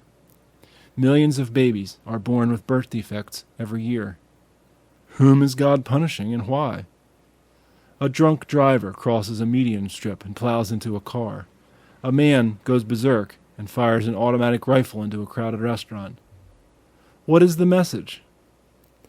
I see no close parallel between the suffering most of us experience today and the punishment presented in the Bible, which follows repeated warnings against specific behavior. The Bible gives many other examples of suffering that, like Job's, had nothing to do with punishment. Jesus, in fact, went out of his way to refute the Pharisees' notion that blindness, lameness, or leprosy were signs of God's displeasure. When I was a child living in London, the elderly vicar of a neighborhood church slipped on a banana peel and fell on the sidewalk. We children joked about it. Imagine, he fell on the way to church. A banana peel. Maybe he had closed his eyes. Maybe he had his eyes closed, praying. But then we learned that he had broken his hip in the fall, and we stopped laughing. Weeks went by, and the vicar was not released from the hospital. Infection set in, then pneumonia. Finally, the vicar died. We felt ashamed of our laughter. That experience stayed with me as I later tried to sort through issues of guilt and punishment. Who was at fault? Obviously not the banana peel itself, which was perfectly designed to keep a banana fresh and clean until it's eaten, or drops to seed a new tree. And the incident could hardly be called an act of God. God had not placed the banana peel on the pavement. It was left there by some thoughtless person who did not care about the clean sidewalks or hazards to elderly people. Even at a young age, I reasoned that though there had been a human agent, the litterer, the banana peel accident was just that, an accident, and implied no hidden message from God. Eventually, I concluded the same thing about my father's death. God did not steer a mosquito carrying malaria to my father and order it to bite him. By living in a region that harbored Anopheles mosquitoes, my parents assumed certain risks. I do not believe that this infection came about as a result of a direct act of God. Well, what kind of a God is that, I ask? Indeed, it seems safe to say that a vast majority of sicknesses and disasters have nothing to do with punishment. It doesn't mean they weren't caused by God. I cannot always determine scientifically what has caused a given disease, and I cannot always answer why questions from my patients. Sometimes I ask them myself. But whenever I can, and whenever my patients seem open to it, I do my best to relieve them of oppressive, unnecessary guilt. When my father died, my aunts quoted the text from Romans 8:28, "All things work together for good to them that love God." I felt relieved later on when I learned that the Greek original text is more properly translated. In everything that happens, God works for good with those who love him. That promise I have found to hold true in all the disasters and hardships I have known personally. Things happen, some of them good, some of them bad, many of them beyond our control. Some of them apparently beyond God's control. In all these things, I have felt the reliable constant of God's willingness to work with me and through me to produce some good. Loneliness. Loneliness comes in the same package with pain, since pain, perceived in the mind, belongs uniquely to me and cannot be shared. Tolstoy hinted at this truth in The Death of Ivan Ilyich. What tormented Ivan Ilyich most was that no one pitied him as he wished to be pitied. Yet, though no one else can perceive my physical pain, there is another deeper sense in which pain can indeed be shared. Early in my career, I heard a lecture from the anthropologist Margaret Mead. "What would you say is the earliest sign of civilization?" she asked, naming a few options: a clay pot, tools made of iron, the first domesticated plants. "These are all early signs," she continued, "but here's what I believe to be the evidence of the earliest true civilization." High above her head she held a human femur, the largest bone in the leg, and pointed to a grossly thickened area where the bone had been fractured and then solidly healed. Such signs of healing are never found among the remains of the earliest, fiercest societies. In their skeletons we find clues of violence, a rib pierced by an arrow, a skull crushed by a club, but this healed bone shows that someone must have cared for the injured person, hunted on his behalf, brought him food, served him at personal sacrifice. With Margaret Mead, I believe that this quality of shared pain is central to what it means to be a human being. Nature has little mercy for animals weakened by age or disease. Wildebeests scatter before a lioness, leaving the weak behind, and even a highly social wolf pack will not slow down to accommodate its injured members. Human beings, when they are acting humanely at least, do just the opposite, and the presence of a caring person can have an actual measurable effect on pain and on healing. In one study of women with metastatic breast cancer, women who attended a mutual support group every week for 1 year felt better and lived almost 2 years longer than the women who did not attend the group, even though both groups received the same chemotherapy and radiation treatment. I can hardly imagine facing severe pain without at least one friend or family member within reach. I remember the comfort that my mother imparted to me as a child when I battled malaria and other tropical diseases. She held me consolingly as I shook with ague. When I felt the need to vomit, she helped me bend over to a certain position, placing one cool, firm hand on my forehead and supporting the back of my head with the other hand. I would relax, and my fear, and consequently my pain, would melt away. When I went to England for schooling, I could hardly bear the thought of illness. I wondered whether I would even be capable of vomiting without that reassuring hand on my forehead. Sickness inevitably came, and my aunts showed me the basin and left me alone. I felt like crying out, "Mother, I need you!" My friend John Webb, who served as professor of pediatrics at Vellore, later took a position as head of pediatrics at a university in England. Having observed the effect of the family on children in India, he waged a battle in England to incorporate beds for mothers in the children's wards. Bureaucrats saw the proposal as a waste of money. Webb rightly saw it as an indispensable part of creating a healthy environment for the child by addressing the problems of fear and loneliness. After seeing loneliness work its devastation on many suffering persons, I have become an advocate of open wards for hospital care. Footnote: research suggests that loneliness may affect not merely the perception of pain, but actual bodily health. Those who live alone have premature death rates, at least double the national average. Among divorced people, the suicide rate is 5 times higher. The fatal accident rate is 4 times higher. Married cancer patients live longer than unmarried cancer patients. A study conducted by Johns Hopkins University determined the overall mortality rate to be 26% higher for widowers than for married men. The death of a spouse seems to have a much greater effect on the health of men than on that of women. End footnote. So, advocate for open wards of hospital care. Not many have joined my campaign. Most patients prefer a private room to a semi-private and look upon open wards with horror. From the perspective of pain management, though, open wards offer many advantages. During my medical training in London, I worked in a hospital divided into large wards of 20 to 40 beds. Patients had little privacy and occasional difficulty sleeping. Yet I noticed that they tended not to complain about pain. Constant activity in the ward, someone was always telling a joke, singing a tune, or reading aloud, provided plenty of conscious distraction, one of the best techniques for pain relief. If the nursing supervisor arranged the patients with care, much as a hostess arranged guests at a dinner party, a spontaneous community would form. In India, I saw the ward concept taken to an extreme. Extended families practically moved in, squatting on the floor during the daytime to care for their sick relatives, and occasionally the large ward more closely resembled an oriental bazaar than a place for convalescence. Some of the family members slept on a mat under the patient's bed at night. All these intruders startled me at first until I realized what a remarkable service in pain management they performed. They helped control anxiety and offered a stroking touch when the patient needed one. Later, when I practiced medicine in the West, I looked back on that chaotic scene with nostalgia. In modern hospitals, patients often lie in solitude with nothing to focus on except their pain. The only comparative study I know of was conducted in 1956. It found that in the same hospital complex, open ward patients received an average of 3.2 doses of analgesic drugs after surgery, whereas a comparable group of patients in private room received an average of 13.4 doses, more than 4 times. The modern tendency for very short hospital stays makes single rooms more sensible, but for long-term convalescence, perhaps the St. Christopher's Hospice model offers the best compromise. The ward supervisor works out groupings of 4 or 6 compatible patients and reserves a few single rooms for those with acute symptoms or noisy behavior. Ministering to the loneliness of a suffering person requires no professional expertise.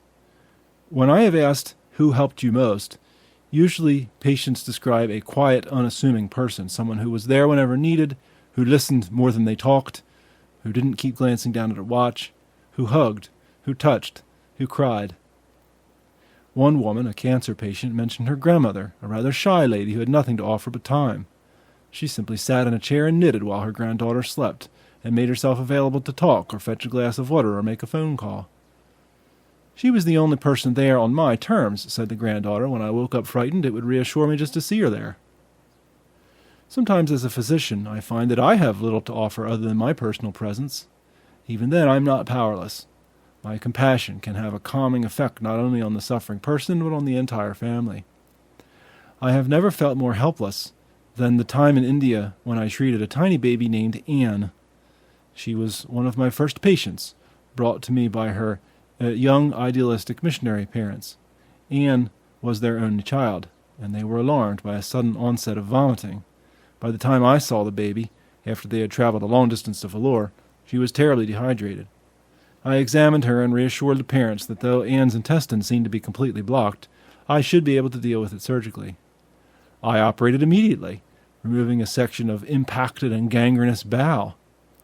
It was routine surgery, and a few days later baby Anne was delivered to the care of her relieved patients. Within a week, however, the couple returned with their daughter. As I unwrapped the dressings around Anne's abdomen, I could smell the unmistakable odor of intestinal fluid seeping out of the surgical wound. I was embarrassed and perplexed. Back to the operating room Anne went, and I reopened the incision. Strangely, the wound fell apart as soon as I cut the stitches, as if no healing had taken place. Inside the abdomen, I found the intestine leaking and unhealed. This time I made the most meticulous closure using many fine stitches. These were just the first 2 in a series of surgeries on Anne. It became clear that her body lacked some crucial element of the healing process. Could the problem be due to her earlier starvation and dehydration? I gave her protein and transfusions of fresh blood, but her tissues continued to behave as though they had no responsibility in healing. No alarms went off alerting one part of her body to another's need. We kept her nourished, and I tried every technique I could think of, even wrapping the intestinal junction with a filmy omentum that the body uses to heal accidental wounds. But a surgeon is impotent without the cooperation of the body's cells. Skin flaps refused to adhere. Muscles gaped apart. Sooner or later, the intestinal juices trickled out. I confess that I was unable to keep my professional distance around little Anne and her parents. Anne would lie with a sweet and trusting smile as I examined her, and her face would tug at my heart. She did not seem to feel much pain, but she grew thinner and thinner. I looked at her parents through tears, and I just shook my head. When Anne's tiny wasted body was wrapped for burial, I cried in grief and helplessness. I cried during the funeral procession to the cemetery, almost as if it had been my own child. I felt like a miserable failure, even though I suspect no doctor in the world could have kept little Anne alive for long. For more than 30 years, in fact, I remembered Anne with a sense of failure. Then one day, long after I moved to Louisiana, I got an invitation to speak at a church in Kentucky. Anne's father was pastor of the church and was about to celebrate its centenary. I had not heard from him in several decades, and the letter came as a complete surprise. Out of obligation and perhaps lingering guilt, I accepted his invitation. When Artopoeus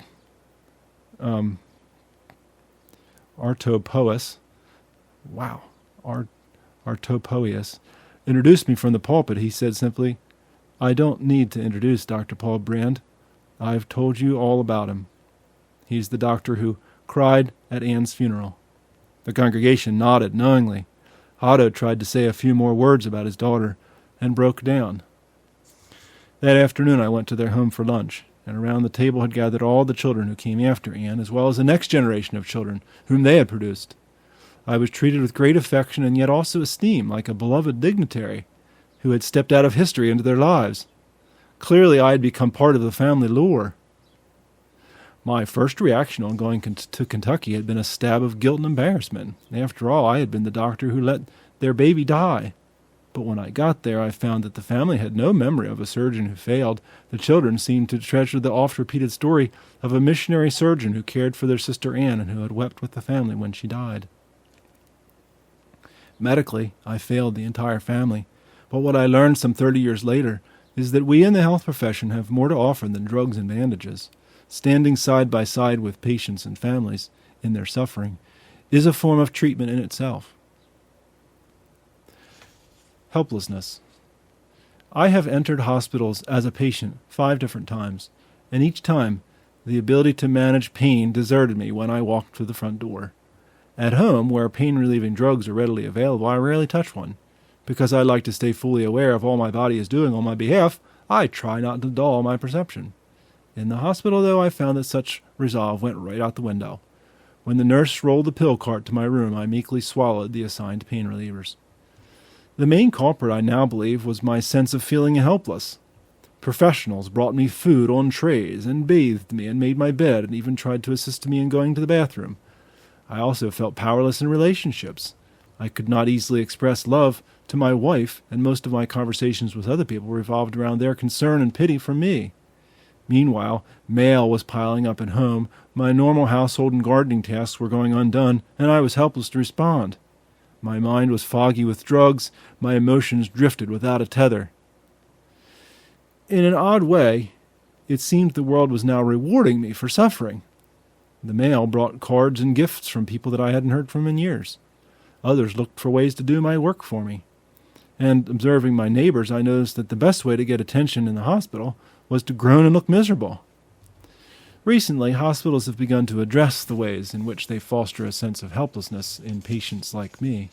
Some clinics that deal with chronic pain are attempting an operant conditioning approach to pain. They do not deprive patients of pain medication, but they do concentrate on rewarding signs of progress. Staff members save their brightest smiles and warmest words of encouragement for patients who get up and move about the ward and help others. This operant conditioning is so alien that doctors and nurses have to be specially trained to change their customary behavior. Numerous studies have shown a clear relationship between a sense of control and the level of perceived pain. In laboratory experiments, rats that have some control over a mild electric shock, which they can turn off by manipulating a lever, respond very differently from rats that have no access to such control. The helpless rats experience actual harm. Their immune system radically weakens and they become much more vulnerable to disease. Ronald Melzack says it's also possible to change the level of pain by giving people the feeling that they have control over it, even though in fact they do not.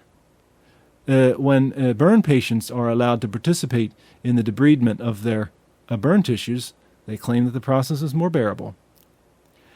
I have treated patients with acute arthritis who have the same degree of degeneration, but respond in opposite ways to the pain it produces.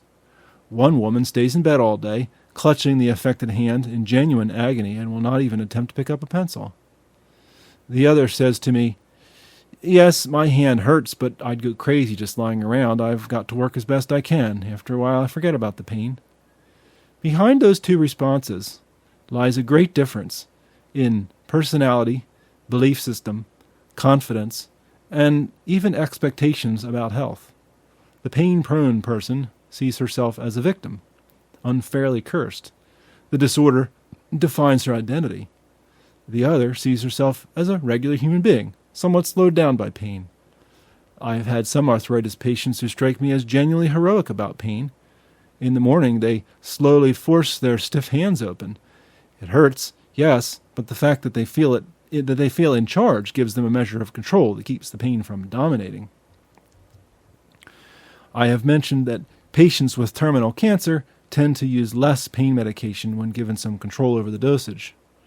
A recent invention called patient-controlled analgesia, PCA, goes a step further down the path pioneered by Dame Cicely Saunders. PCA puts the patient in charge. A computerized pump containing a solution of morphine or another opioid is attached intravenously to the patient's arm, and the patient can administer a pre-measured dose by pushing a button. The computer has built-in safety limits to prevent overdosing, but these usually prove unnecessary. Consistently, PCA patients experience less pain, use less analgesia, and have shorter hospital stays.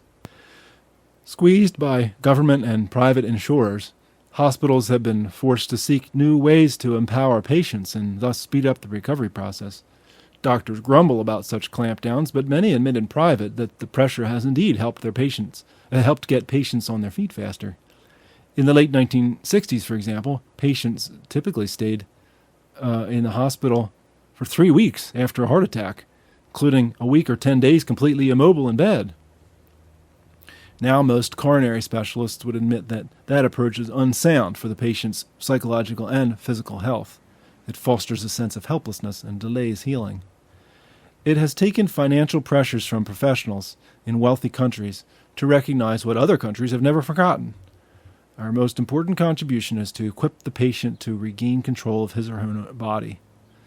In the words of the oncologist Paul K. Hamilton, materially, a doctor can only give medicine.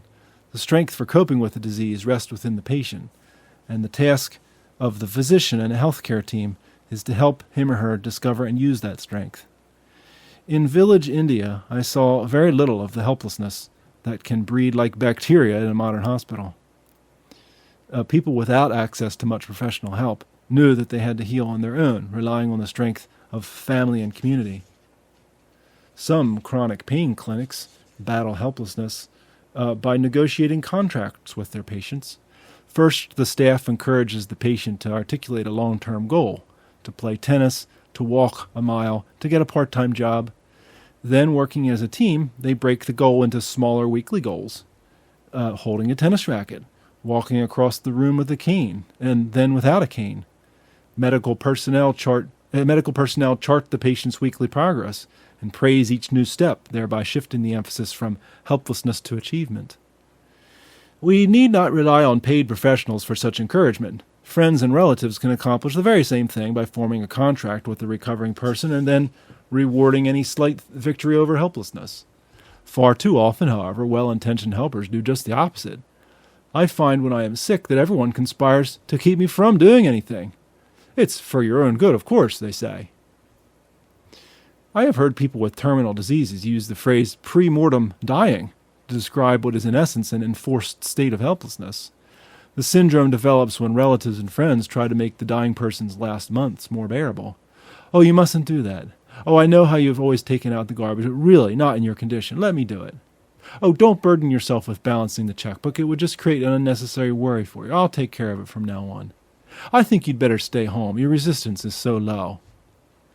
Suffering people, like the rest of us, want to cling to some assurance that they have a place, that life would not go on without a bump if they disappeared. The checkbook would go unbalanced except for their expert attention.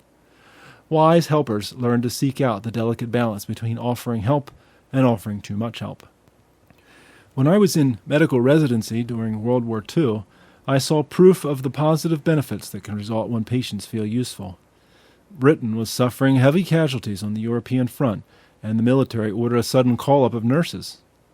Our hospital staff decimated, we had no choice but to ask patients to fill in.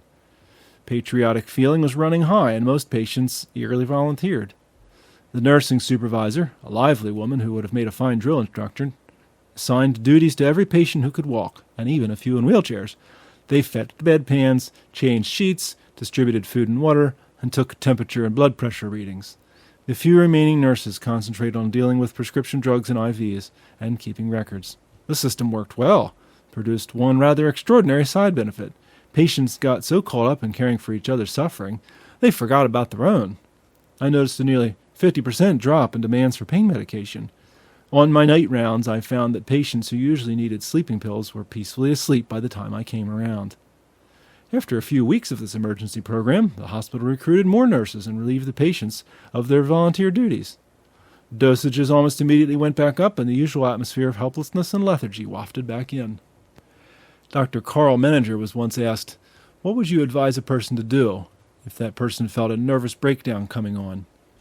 His reply, "Lock up your house, go across the railway tracks and find someone in need, and do something to help that person." In that spirit, if I had more years left on earth, I might be tempted to franchise a new line of nursing care facilities designed to replace helplessness with a sense of meaning, somehow incorporating productive activities into the daily routine. In England, I visited one facility which combined a home for the elderly with a daycare program. The effect on the residents was amazing. It was difficult to tell who benefited more, the elderly babysitters who glowed with pride in feeling needed, or the children who basked in all the attention. I did not check their medical charts, but I am confident that the residents also required less pain medication. Around the same time, I also visited a more traditional nursing home in a beautiful setting. The floor gleamed mica white. The workers were scurrying about, polishing handrails and furniture. The director, acting as my guide, pointed out the state-of-the-art medical equipment. He explained that this facility featured individual rooms to assure utmost privacy. When we went outdoors, I remarked with surprise that no patients were enjoying the spacious ground despite the warm spring weather. "Oh, we don't allow that," he said. "We used to, but so many residents came down with colds and allergies that we decided just to keep them all indoors." In fact, he said, many patients were confined to bed. "These elderly are so fragile, you know. They're always in danger of falling and breaking a leg." As I strolled through the corridors, my heart sank. I saw well-tended patients living in immaculate rooms, with their spirits wasting away. Fighting back. I have a vivid memory of a fakir that I treated in India. Although he came to me for the treatment of a peptic ulcer, I was fascinated by his left hand, which he held up like a traffic cop, perpetually signaling stop. He did not want me to work on his hand or arm, but he did tell me how it came about. 15 years before, he had taken a religious vow never to bring that hand down or use it again. The muscles atrophied, the joints fused, and the hand was now as fixed in its position as a tree limb. That fakir, with the rigid hand, demonstrates the limits of medical care, for any possible corrective techniques were rendered useless by his resolve. The best hand surgeon and therapist in the world could not reverse the damage done to his hand because of a simple mental choice. It must have hurt him for the first few days of his vow. I can't hold my hand in that position for half an hour without feeling muscle cramps around my shoulder. But he shrugged it off when I asked about the pain. He had put both the arm and the pain out of his mind. Literally. To a very large extent, the course of healing in any individual patient depends on what takes place in the mind. The challenge of medicine is to find a way to harness the awesome powers of the mind in recovery. The book Anatomy of an Illness tells the story of Norman Cousins' battle against ankylosing spondylitis, a crippling disease of the connective tissue of the spine. It includes this description of Cousins' stay in a hospital, a summary that perfectly captures what I have felt as a patient. There was first of all a feeling of helplessness, a serious disease in itself. Then there was the subconscious fear of never being able to function normally again. Then there was the reluctance to be thought of as a complainer. There was the desire not to add to the already great burden of apprehension felt by one's family. This added to the isolation. There was also the conflict between the terror of loneliness and the desire to be left alone. There was the lack of self-esteem, the subconscious feeling that perhaps our illness was a manifestation of our inadequacy. There was the fear that decisions were being made behind our backs, that not everything was made known that we wanted to know, and yet dreaded knowing. There was the morbid fear of intrusive technology, fear of being metabolized by a database, never to regain our faces again. There was resentment of strangers who came at us with needles and vials, some of which put supposedly magic substances in our veins, and others of which took out more of our blood than we thought we could afford to lose. There was the distress of being wheeled through white corridors to laboratories for all sorts of strange encounters with compact machines and blinking lights and whirling discs. And there was the utter void created by the longing, ineradicable, unremitting, pervasive for warmth of human contact. A warm smile and an outstretched hand were valued even above the offerings of modern science, but the latter were far more accessible than the former. End quote. I have identified fear, anger, guilt, loneliness, and helplessness as the responses most likely to intensify pain. As I read over Norman Cousins' description, I see all 5 of these intensifiers at work. They may seem intimidating adversaries to confront at a time when suffering drains away energy. Yet there is good news. A French general supposedly said when he was informed that his army was surrounded, "Wonderful. This means we can attack in any direction." We cannot always relieve pain successfully at stages 1 and 2, but all of us, regardless of physical condition, can do battle with pain at level 3 in the conscious mind. Dr. Bernie Siegel says he sees 3 kinds of patients. About 15 to 20% have a kind of death wish. They have given up on life and may even welcome illness as a way of escape. A doctor is severely handicapped in treating these patients because even as the doctor struggles to get them well, they are resisting and trying to die. About 60 to 70% of patients are in the middle. They perform to satisfy the physician, says Siegel. They act the way they think the doctor wants them to act, hoping that then the doctor will do all the work and the medicine won't taste bad. These are the people who, given a choice, would rather be operated on than actively work to get well. The remaining 15 to 20% are what Siegel calls exceptional patients. They're not auditioning, they're being themselves. They refuse to play the victim. Siegel acknowledges that this last group presents a challenge because they are often difficult patients. In a hospital setting, they do not meekly submit. They demand their rights, get second opinions, question procedures. But this group is also the most likely to get well. Looking back on my own career, I must agree with Siegel's categories. In the field of rehabilitation, my primary challenge has been to get my patients to accept that they alone can determine their fate. I can repair a hand. Whether it works again is up to them. I have not completed my job unless I somehow inspire them to seek health so that they deeply want to get well. I have been blessed to know many exceptional patients over the years, leprosy patients who overcame incredible odds to find a rich and fulfilling life for themselves. One of the most exceptional patients I ever met, however, was Norman Cousins himself. I never treated Norman as a patient, but I knew him for almost 30 years, and we corresponded occasionally during the period of his bout with ankylosing spondylitis and his later heart attack. I first met Cousins in the early 1960s when he was in robust health and was editing Saturday Review magazine. Financier John D. Rockefeller III and Henry Luce of Time Life had taken an interest in our leprosy work at Valor, and they arranged for a meeting. I mainly remember Cousins' bright, active mind. He had boundless curiosity and seemed fascinated by every obscure detail of our research into pain. The story of Norman Cousins' personal battle against suffering is well known, and there is no need to repeat many details here. He adopted a personal program of fighting back against pain intensifiers, a program that has inspired patients around the world. For example, he battled the feeling of helplessness by posting a sign on his door limiting hospital personnel to 1 blood specimen every 3 days, which they had to share. They had been taking as many as 4 blood samples in a day, mainly because it was more convenient for each hospital department to obtain its own samples. He fought anger by borrowing a movie projector and watching movies by comedians like the Marx Brothers and Charlie Chaplin. He made the joyous discovery that 10 minutes of genuine belly laughter would give me at least 2 hours of pain-free sleep.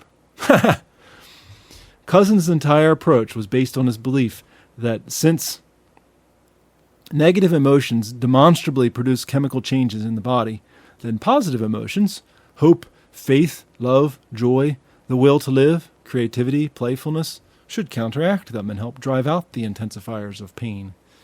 In his last years, Cousins moved to the UCLA Medical School and founded a research group to study the effect of positive attitudes on health. Footnote: the specifics of Norman Cousins' recovery plan are set forth in 3 of his books: Anatomy of an Illness, Healing Heart, and Head First, The Biology of Hope. End footnote. Cousins conducted a survey of 649 oncologists, asking them what psychological and emotional factors in their patients they judged important. More than 90% replied that they attached the highest value to attitudes of hope and optimism. One of the most important gifts that we in the health profession can offer our patients is hope, thereby inspiring in the patient a deep conviction that inner strength can make a difference in the struggle against pain and suffering. In the early days of drug research, the new drugs being tested for pain would strongly outperform the standard treatments given as a control. These results were so striking that researchers began to question their techniques.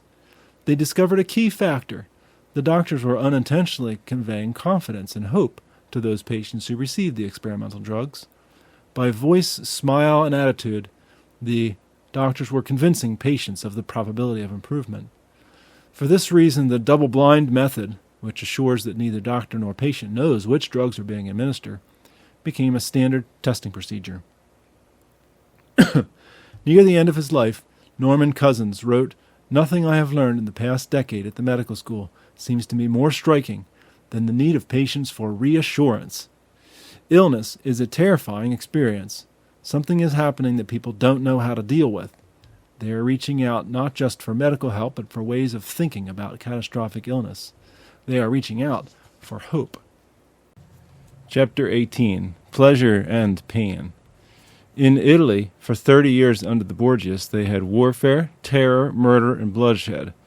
But they produced in that time Michelangelo, Leonardo da Vinci, and the Renaissance. In Switzerland, they have brotherly love, 500 years of democracy and peace, and what have they produced in that time? The cuckoo clock. Graham Greene, the third man. Nature has placed mankind under the governance of two sovereign masters, pleasure and pain. It is for them alone to point out what we ought to do, as well as to determine what we shall do, said Jeremy Bentham, founder of the University College in London. It seems only appropriate, at the end of a book devoted to one of those masters, to add a few words regarding the other, especially since the two are closely related. I have critiqued modern society for misunderstanding pain, for muffling it rather than listening to its message. I wonder whether we have also misunderstood pleasure. By medical instinct, I tend to consider first the body's point of view when I analyze the sensation. Freud stressed the pleasure principle as a prime motivator for human behavior. The anatomist sees that the body gives far more emphasis to pain. Every square inch of skin contains thousands of nerves for pain and cold and heat and touch, but not a single pleasure cell. Nature is not so prolific. Pleasure emerges as a byproduct, a mutual effort by many different cells working together in what I call the ecstasy of community. In a diary entry after a concert, Samuel Pepys, I think that's pronounced Pepys, wrote that the sound of the wind instruments ravished him, and indeed, in a word, did wrap up my soul so that it made me really sick, just as I have formerly been when I was in love with my wife. Pepys saw that, strictly from a physiological point of view, the ravishing sensation he got from beauty, or romantic love, bore an odd resemblance to nausea. He felt a kick in the stomach, a flutter, a muscular contraction, the same bodily reactions that he might have had to a twinge of illness. Pleasure, like pain, takes place in the mind, and even more than pain is an interpretation only partly dependent on reports from the sense organs. Nothing ensures the same experience will prove pleasurable for two different people. Sounds that enrapture a teenager at a rock concert may produce in her parents something akin to pain. The woodwind passage that transported Samuel Pepys may put that same teenager to sleep. Unlikely twins. The Oxford English Dictionary defines pleasure as a condition induced by the enjoyment or anticipation of what is felt or viewed as good or desirable, the opposite of pain. End quote. Leonardo da Vinci saw things differently. He sketched out in 2 notebooks a solitary male figure splitting into 2, about body height, 2 torsos, 2 bearded heads, and 4 arms, like Siamese twins joined at the waist. Allegory of Pleasure and Pain, he entitled the study, commenting, "Pleasure and pain are represented as twins, as though they were joined together, for there is never the one without the other. They are made with their backs turned to each other because they are contrary the one to the other. They are made growing out of the same trunk because they have one and the same foundation. For the foundation of pleasure is labor with pain, and the foundations of pain are vain and lascivious pleasures. For much of my life, I would have, like the Oxford English Dictionary, classified pleasure as the opposite of pain. On a graph, I would have drawn a peak at each end and a trough in the middle. The peak at the left to represent the experience of pain or acute unhappiness. The peak at the right, pure happiness or ecstasy. Normal, quiet living occupied the ground in between. A healthy person, as I then saw it, resolutely faced away from pain and toward happiness. Now, though, I agree more closely with Da Vinci's depiction of pleasure and pain as Siamese twins.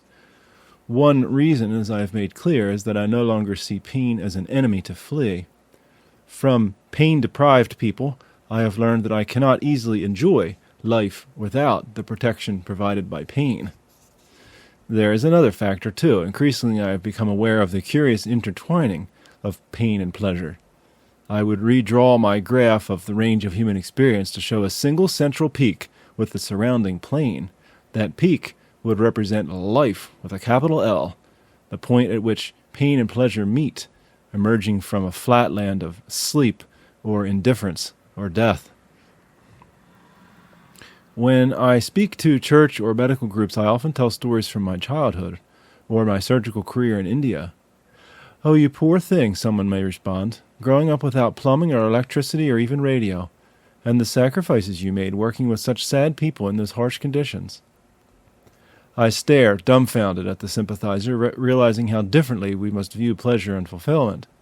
With the luxury of age, I can look back on 3/4 of a century, and without a doubt the times that seemed to involve personal struggle now shine with a peculiar radiance. In my work with leprosy patients, our medical team faced hardship, yes, and many barriers, but the very process of working together to surmount those barriers yielded what I now remember as the most ecstatic moments of my life. As I watch my grandchildren growing up in suburban America, I covet for them the richness of life that I enjoyed in the primitive conditions of the Kali Malay range in India.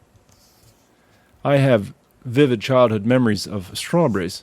When Mother tried to grow strawberries in our garden, bugs, birds, and cattle and the unfriendly climate of the mountains conspired against them. If a few hardy fruits finally did manage to defeat their enemies, we would hold a ceremony of strawberries. With no refrigerator for storage, we had to eat them right away. My sister Connie and I shivered with anticipation. We gathered around the table with our parents and ogled and smelled and savored the 1 or 2 bright, luscious strawberries. Then, under intense scrutiny from Connie and me, Mother divided the berries into 4 equal portions. We arranged the fruit on a plate, added milk or cream, and ate each portion slowly and delectably. Half the enjoyment came from the taste of the strawberry, half came from the joy of sharing. Today, of course, I can go to a corner market near my home and buy a pint of strawberries flown in from Chile or Australia or any month of the year. But the pleasure I get from eating those strawberries does not compare with the experience from childhood. Perhaps the same principle helps recount for a trend that seems almost universal in the reminiscences of older people. They tend to recall difficult times with nostalgia. The elderly swap stories about World War II and the Great Depression. They speak fondly of blizzards and the childhood outhouse and the time in graduate school when they ate canned soup and ate stale bread for 3 weeks in a row. Against the dim backdrop of hardship and deprivation, there came to light new resources of sharing and courage, and interdependence that brought unexpected pleasure and even joy. Currently, I sense an uneasiness in the United States and in much of the West. The good life does not seem quite so good as promised. Critics worry that Americans are becoming soft and weak, a culture of complaint more likely to whine about a problem or file a lawsuit than strive to overcome it. Living in the United States for almost 3 decades, I have heard these concerns expressed by politicians, neighbors, and media commentators. To me, at the heart of the issue lies the basic confusion regarding pain and pleasure. I may risk sounding like an old man reminiscing about the good old days, but nonetheless I suspect that affluence has made the modern industrialized West a more difficult place in which to experience pleasure. This is a deep irony, because no society in history has succeeded so well in eliminating pain and exploiting leisure. Yet happiness tends to recede from those who pursue it. Ever elusive, it appears in unexpected moments, as a byproduct rather than a product. An encounter with two barbers, one in California and one in India, gave me an important insight into the nature of contentment, a state of deep-seated pleasure. I visited the first barber in Los Angeles just before embarking on an overseas trip in the 1960s. He worked in a shop of gleaming tile and stainless steel that featured the latest equipment, including 4 hydraulic chairs that went up and down at the press of a foot pedal. The owner was alone in his shop that morning, and I was glad to learn that he could accommodate me just before my flight. A crusty man in his late 50s, this shop owner used the occasion to grouse about the miseries of modern barbering. "I can hardly make a living these days," he said. "I can't get responsible help. The barbers who work for me gripe about their tips and demand wages. They have no idea what a tough business this is. Everything I make I have to pay to the government in taxes." He went on with a bitter commentary on the laggardly state of the economy, the absurdities of work safety legislation, and the ingratitude of his customers. When I arose from his chair, I felt like asking him for a therapist's fee. Instead, I had to pay him $5, an excessive sum for a haircut in those days. A month passed, during which I made side trips to Australia and places in Asia before traveling to Vellore, India. Once again, I needed a haircut. This time I visited a storefront barber shop across the street from the Vellore hospital. The barber motioned me toward his single chair, a rather crude contraption of rusty metal and cracked leather which lacked all upholstery stuffing. When I sat down, he disappeared out the door around the block, carrying a battered brass basin in which to fetch water. On his return, he meticulously laid out an array of scissors, combs, a straight razor, and hand-operated clippers. I was struck by his air of quiet dignity. He was master of his craft, which he knew to be a worthy one. He took as much care arranging his instruments as did my nurses in the operating room across the street. Just as the barber was noisily stropping the razor, preparing to cut my hair, his 10-year-old son showed up with a hot lunch from home. The barber looked at me apologetically and said, "Sir, you'll understand that this is my lunchtime. Could I cut your hair when I'm finished?" "Certainly," I replied, relieved that he was offering no special treatment to the foreigner wearing a doctor's coat. I watched as the boy spread out the lunch on a banana leaf. Sitting on the floor, his bony legs crossed at the ankles, the father partook of rice, pickles, curry, and curds, while the son stood beside him ready to replenish the food on the leaf. At the end, the barber let out a loud belch, a customary sign of satisfaction. "I suppose your son will become a barber after you," I said, observing the reverent way that the boy treated his father. "Oh, yes," the barber beamed proudly. "I hope to have 2 chairs by then. We can work together until I retire, and then the shop will be all his." As the boy cleaned up, the father began work on my hair. Occasionally it felt as if his ancient clippers were pulling out individual hairs by the root, but all in all I got a fine haircut. At the end he asked for the fee, 1 rupee, the equivalent of an American dime.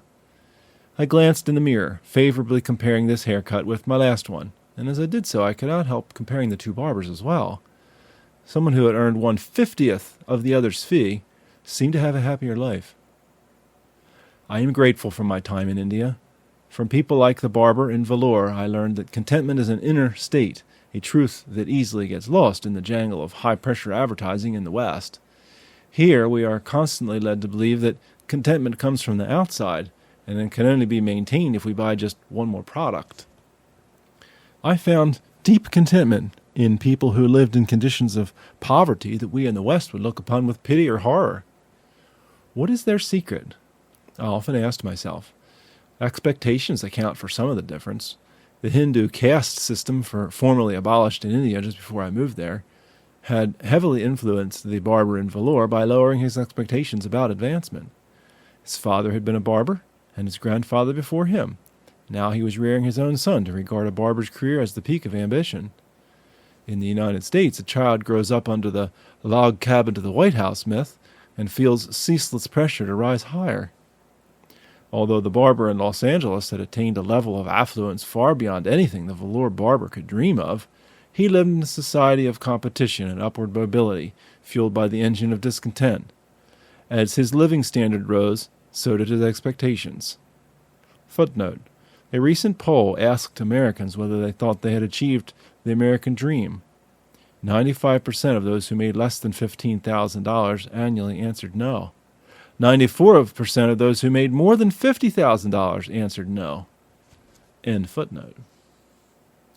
No doubt the velour barber lived in a mud-walled hut and owned a mere 2 or 3 pieces of furniture, but so did all his neighbors. As long as he had a mat to sleep on and a clean floor on which to spread his banana leaf, he was content. In a consumer society, expectations dare not plateau because a growing economy depends on rising expectations. I appreciate the contributions made by consumer societies that strive for ever-improving products. In medicine, I rely on such products every day. But I also believe that we in the West have something to learn from the East about the true nature of contentment. The more we let our level of contentment be determined by outside factors, a new car, fashionable clothes, a prestigious career, social status, the more we relinquish control over our own happiness. Having lived in conditions of both poverty and affluence, I can compare the two. In the Kali Malai of my childhood, we lived far more simply than do the poorest people in the United States today. The nearest village bazaar was 5 miles away, walking miles, the nearest railway 40 miles. Although we had no electricity, oil lamps gave good light, and 5 gallons of oil per week sufficed for the entire family. Growing up, I had no running water, no television, few books, and only one manufactured toy that I can recall.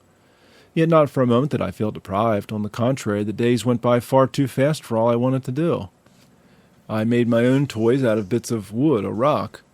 I learned about the world not by watching nature specials on television, but by observing firsthand such wonders as the antlion or the weaver bird or the trapdoor spider.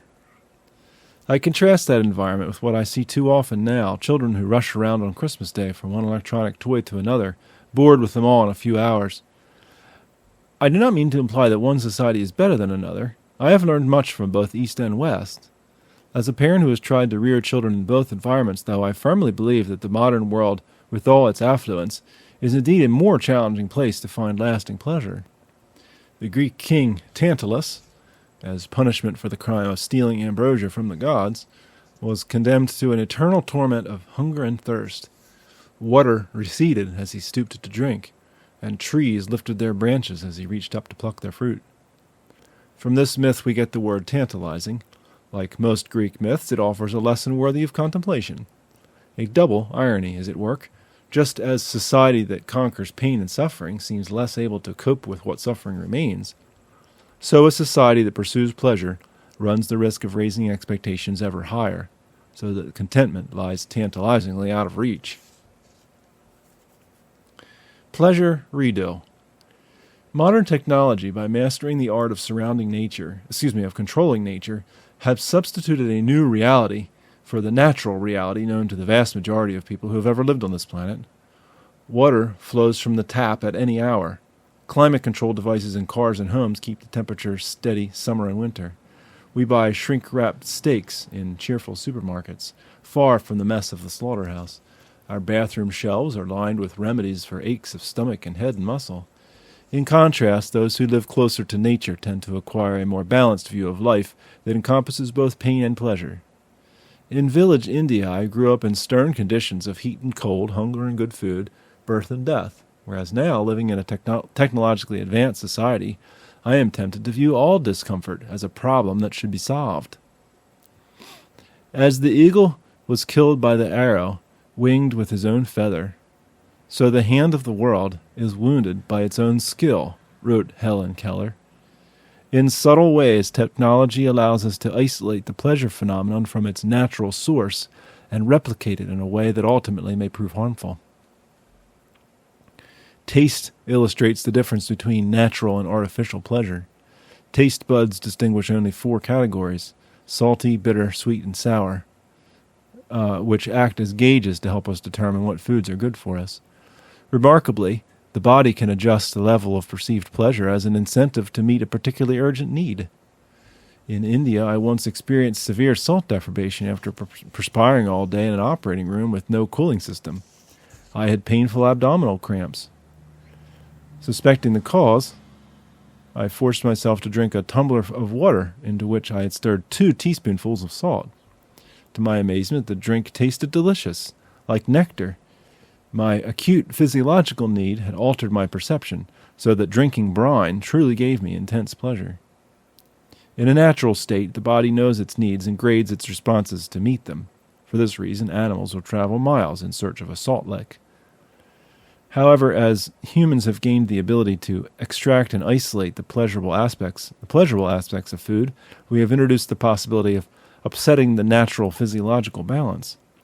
Now that we can efficiently mine, store, and then market salt, Western societies tend to consume too much. Some people have to go on low-sodium diets to counteract the bad effects. The same principle applies to sweetness, a consistently pleasurable taste. We eat apples, grapes, and oranges to reward our taste buds, and simultaneously we obtain the benefit from their vitamins and nutrients. Refined sugar, as such, does not exist in nature, and the mastery of how to grow and process it in a concentrated form is a very recent achievement. In fact, the industrial world did not produce mass quantities until the 19th century, from which point sugar consumption increased exponentially, nearly 500% between 1860 and 1890 alone, opening up a Pandora's box of medical problems. Diabetes, obesity, and many other health problems stem from the overconsumption of sugar, a consequence of our modern ability to reproduce a pleasurable state for purposes unrelated to nutrition. Modern corporations use sugar as a taste enhancer to increase sales of breakfast cereals and ketchup and canned vegetables. Soft drinks are a ubiquitous source. The average American drinks more than 500 cans a year. Aggressive marketing has spread the sugar addiction to less developed countries who previously got sugar from beneficial fruit or from sugar cane, which is fibrous and makes the chewer work hard to derive sweetness. As I look around me, I see many examples of the same pattern. Society excels at the ability to isolate and repackage pleasure, thereby shortcutting its natural pathways.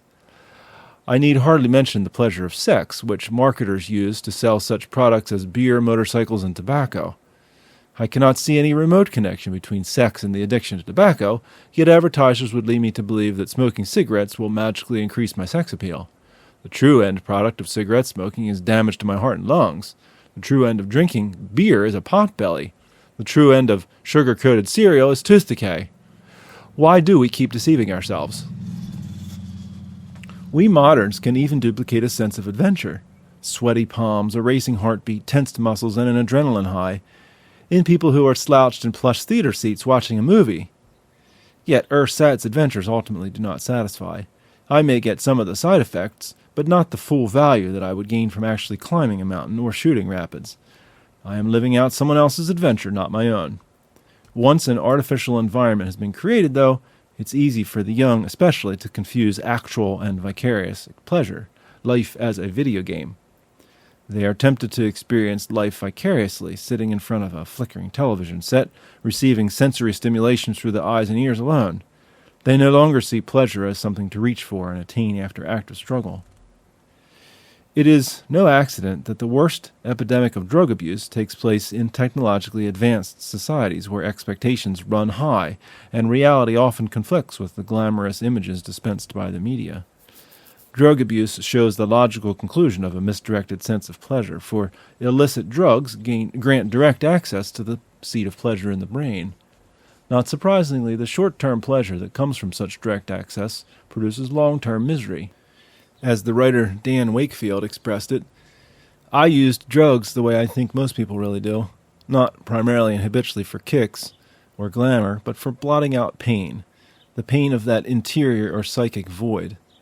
The irony is that the very substances that one uses to numb the pain in this chemical artificial way have the real effect of enlarging the very void they're seeking to fill, so that more and more booze and drugs are always needed in the never-ending quest to stuff the hole that is inevitably made larger by the increasing efforts to eliminate it. Recently, scientists have identified a pleasure center in the brain that can be stimulated directly. Researchers have implanted electrodes in the hypothalamuses of rats, who are then placed in a cage in front of 3 levers. Pressing the first releases a piece of food, the second lever yields a drink, and the third activates electrodes that give the rats an immediate but transient feeling of pleasure. Laboratory rats quickly figure out the 3 levers, and in these experiments the rats choose to press only the pleasure lever, day after day, until they starve to death. Why respond to hunger and thirst when they can enjoy the pleasures associated with eating and drinking in a more convenient way? I would like to require every potential addict of crack cocaine to watch a video of the rats pushing levers, smiling on the way to their deaths. They demonstrate the seductive fallacy of pursuing pleasure artificially. Listening to pleasure. As with pain, I gain clues about pleasure from the body itself. All activities important to the body's survival and health provide physical pleasure when we do them right. The sex act, which ensures the survival of the species, gives pleasure. Eating food is not a chore, but a pleasure. Even the body's maintenance task of excretion brings pleasure. I will refrain from describing the wonderful mechanisms involved in producing a good bowel movement, as well as the complications of constipation, which often results from ignoring the bowel's messages, but the astonishing fact is that the body amply rewards even this lowly function. As anyone who's pulled a car off the highway to a rest area just in time, or dashed out of the intermission of a concert or football game, knows what I mean. Perhaps because I have had to repair so many physical problems caused by overindulgence, I take a long-term view of pleasure. I recognize that gluttony may give short-term pleasure even as it sows the seed for future disease and pain. Hard work and exercise, which may seem like pain in the short term, paradoxically lead to pleasure in the longer term. I remember the period of time when I was in prime physical shape. I worked in construction several years before I went to medical school. After 6 months of physical labor, I had shed all excess weight and built up muscles in my legs and upper body. Weekends, I took long walks through meadows and forests without tiring or having to stop and rest. On these walks, and sometimes even before sunrise as I was hurrying to catch the bus, I would suddenly become aware of the immense pleasure of a body working according to design. The Hebrew language has a wonderful word, shalom, which expresses an overall sense of peace and well-being, a positive state of wholeness and health. I felt shalom, as if my body's cells were calling out in unison, all is well. Back then, I caught a tiny glimpse of what Olympic athletes must feel. I have consulted with a few such athletes for medical conditions, and it's a delight to examine a body tuned to the peak of performance. Olympians work as hard as anyone on earth, training 6 or 8 hours a day in order to shave, say, 1/10 of a second off a swimming mark. They know pain as a daily companion.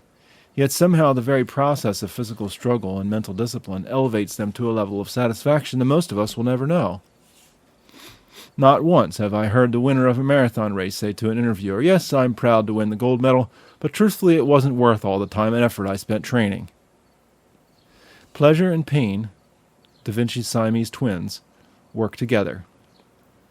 Musicians, ballet dancers, athletes, and soldiers alike reach the pinnacle of self-fulfillment only through a regimen of effort and struggle. There are no shortcuts. When drug addicts enter recovery programs for help, they are sometimes assigned to a strenuous wilderness camp like Outward Bound, or to a term of work on a farm. The drugs had represented an escape from a way of life that lacked challenge. In the rigorous new environment, toil and sweat, fatigue and a good night's sleep, hunger and simple food combined to open up new and appropriate pathways to happiness. I have eaten many meals at fine restaurants. If you asked me to name the best meal I have ever eaten, however, without hesitation I would mention a dinner of rainbow trout grilled over a wood fire beside a river in India.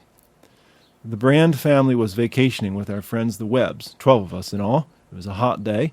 John Webb and I had fished in vain all morning and half the afternoon, wading upstream and downstream, a mile in each direction to test various pools.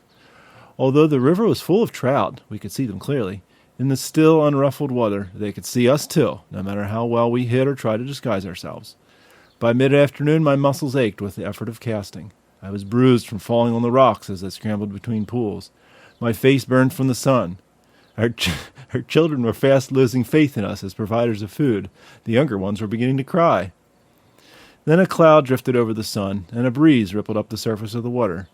Fish after fish began to take our flies, and we reeled them in and flung them on the bank. When we had caught a dozen or so, we spread the fresh trout on chicken wire over the revived embers of a fire started long before. That meal was pure ecstasy. It consisted entirely of plain grilled trout laid on slices of bread, their natural oils serving as butter. Yet I honestly cannot remember a taste to match it. I have ordered trout many times since, but no one has been able to duplicate the recipe. Apparently the hunger and the bruises and the sunburn and the mosquito bites, the near failure and timely triumph were essential ingredients of my pleasure. What I learned from trout fishing in the mountains of India has held true throughout my life. Nearly all my memories of acute happiness involve some element of pain or struggle. A massage after a long day in the garden, a scratching of an insect bite, a log fire after a hike in a snowstorm. Many include the element of fear or risk, such as my first time downhill skiing. I took up the sport at age 60, when by mistake I found myself flying down an expert run. The wind rushed past, my muscles tensed, my heart leapt, and when I had made it to the bottom, I felt for a moment like a champion. Pain and pleasure come to us not as opposites, but as twins, strangely joined. I love a hot bath at the end of a tiring day, especially if I feel pain in my back. The water must be truly hot. I balance on the edge of the tub, suspended just above the water, and carefully lower myself backside first. When I have the temperature just right, I can only go in an inch at a time. The first sensations of water on skin, my nerve endings interpret as pain. Gradually they accept the environment as safe, and then finally report it as a tingling pleasure. Sometimes I cannot be sure whether I am feeling pleasure or pain. 1 degree hotter would bring certain pain. 1 degree cooler would diminish the pleasure. I once read the philosopher Lin Yutang's summary of the ancient Chinese formula for happiness. As I went through his list of 30 supreme pleasures in life, I was startled to find pain and ecstasy inescapably mixed. To be dry and thirsty in a hot and dusty land, and to feel great drops of rain on my bare skin, is this not happiness? To have an itch in part of my body and finally to escape from my friends and go to a hiding place where I can scratch, is this not happiness? Each of the supreme happinesses, without exception, included some element of pain. Later I read the following passage in St. Augustine's Confessions. What is it, therefore, that goes on within the soul, since it takes greater delight if things that it loves are found or resorted to than if it had always possessed them? Other things bear witness to this, and all are filled with proofs that cry aloud, thus it is. The victorious general holds his triumph, yet unless he had fought, he would never have won the victory, and the greater was the danger in battle, the greater is the joy in the triumph. The storm tosses seafarers about and threatens them with shipwreck. They all grow pale at their coming death. Then the sky and the sea become calm, and they exult exceedingly, just as they had feared exceedingly. A dear friend is ill, and his pulse tells us of his bad case. All those who long to see him in good health are in mind sick along with him.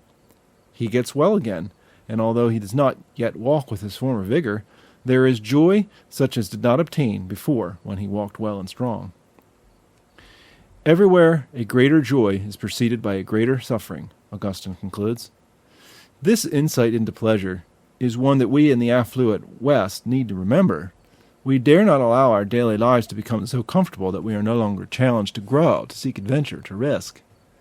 An internal self-mastery builds when you run further than you've run before, when you climb a mountain higher than any other, when you take a sauna bath and then roll in the snow. The adventures themselves bring exhilaration. Meanwhile, challenge, risk, and pain combine to bolster a confidence that may serve well in times of crisis. In short, if I spend my life seeking pleasure through drugs, comfort, and luxury, it will probably elude me. Lasting pleasure is more apt to come as a surprising bonus from something that I have invested myself in. Most likely that investment will include pain. It's hard to imagine pleasure without it. Pain transformed. When I return to India on hospital business, I like to drop in on some of my former patients, especially Nemo, Sedan, Palani, and the others from the original New Life Center. They are middle-aged men now with gray, thinning hair and wrinkles around the eyes. When they see me, they pull off their shoes and socks and proudly show me the feet that they've managed to keep free from ulcers all these years. Sedan is especially proud of his new shoes, which have Velcro strips instead of laces, making them more convenient for his damaged hands. I examine their feet and their hands and congratulate them on their vigilance, and then we sit down together for a cup of tea. We reminisce about old times and catch up on each other's lives. Sedan keeps records for a leprosy mission that oversees 53 mobile clinics. Nemo has become a physiotherapist of national reputation. Palani heads up training in the physiotherapy unit of the Vellore Hospital. I listen to their stories about work and family, and my mind goes back to the scarred, scared boys who first volunteered for experimental surgery. I have never made much money in my lifetime of surgery, but I feel very rich because of patients like these. They bring me more joy than wealth ever could, and they bring me hope of others for other suffering people. In Nemo, Sedan, and Palani, I have indisputable proof that pain, even the cruelly stigmatizing pain of a disease like leprosy, need not destroy. What does not destroy me makes me stronger, Dr. Martin Luther King Jr. used to say, and I have seen that proverb come alive in many of my former patients. Once, Sedan actually told me, "I am happy that I had the disease leprosy, Dr. Brandt." I looked incredulous, and he went on to explain, "Without leprosy, I would have spent all my energy trying to rise in society. Because of it, I have learned to care about the little people." A statement from Helen Keller came to mind when I heard those words. I am grateful for my handicap, for through it I found my world, myself, and my God. Although I would certainly never wish leprosy or Helen Keller's afflictions on anyone, I take comfort in the fact that somehow, in the mysterious resources of the human spirit, even pain can serve a higher end. There is one last illustration of pain and pleasure working together that I must not overlook. Unlike my leprosy patients who did not choose the battlefield on which they fought, some people voluntarily take on suffering as an act of service. These, too, find that pain can serve a higher end. I have met a few living saints in my time, men and women who at great personal sacrifice have devoted themselves to the care of others. Albert Schweitzer, Mother Teresa, disciples of Mahatma Gandhi. As I have watched these rare individuals in action, though, any thought of personal sacrifice fades away. I find myself envying, not pitying them. In the process of giving away life, they find it and achieve a level of contentment and peace virtually unknown to the rest of the world. M. Scott Peck writes, "Simply seek happiness, and you are not likely to find it. Seek to create and love without regard to your happiness, and you will likely be happy much of the time. Seeking joy in and of itself will not bring it to you. Do the work of creating community, and you will obtain it, although never exactly according to your schedule. Joy is an uncapturable yet utterly predictable side effect of genuine community." End quote. I feel privileged to have served among the worldwide community of leprosy workers. Just as I learned most of what I know about pain from leprosy patients, I learned much of what I know about joy from the fine people who devoted themselves to their care. I have referred to some of them already: Bob Cochran, Ruth Thomas, Ernest Fritzsche. And as I think of the joy that arises spontaneously from service, others spring to mind. I mention them here at the end in tribute, not primarily because of their accomplishments, but because these are the ones who taught me about the highest level of happiness, life with a capital L. I think of Dr. Ruth Pfau, a German medical doctor and nun who now works in Pakistan at a modern hospital. When I first visited her in the 1950s, she had set up shop in an immense garbage dump by the sea. The air was humming with flies, and long before I reached her place, a fetid smell burned my nostrils, a smell you could almost lean on. Dr. Pfau worked here because this was where leprosy patients, more than 100 of them, had settled after being banned from Karachi. Coming closer, I could make out the human figures, the patients, crawling over mountains of garbage in search of something of value. A single dripping tap in the center of the dump provided their only source of water. Nearby, I found the neat wooden clinic where Dr. Pfau maintained an office.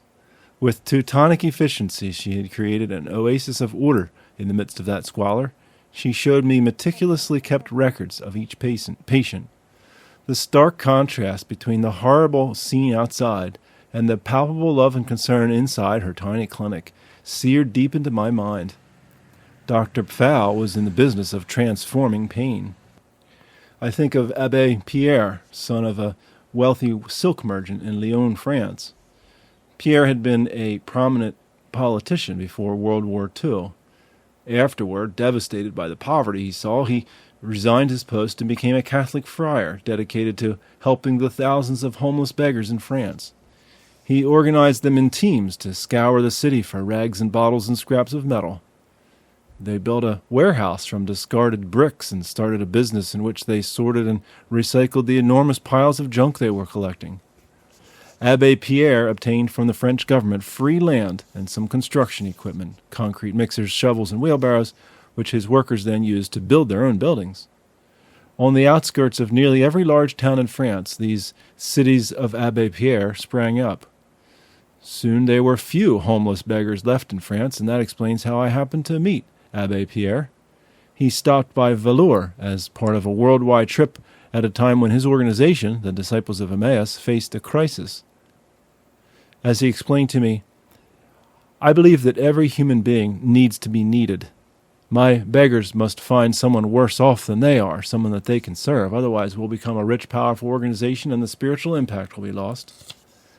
At Velour, he found a suitable mission for his newly prosperous beggars. He agreed to have his followers donate a ward for the leprosy patients at the Velour hospital.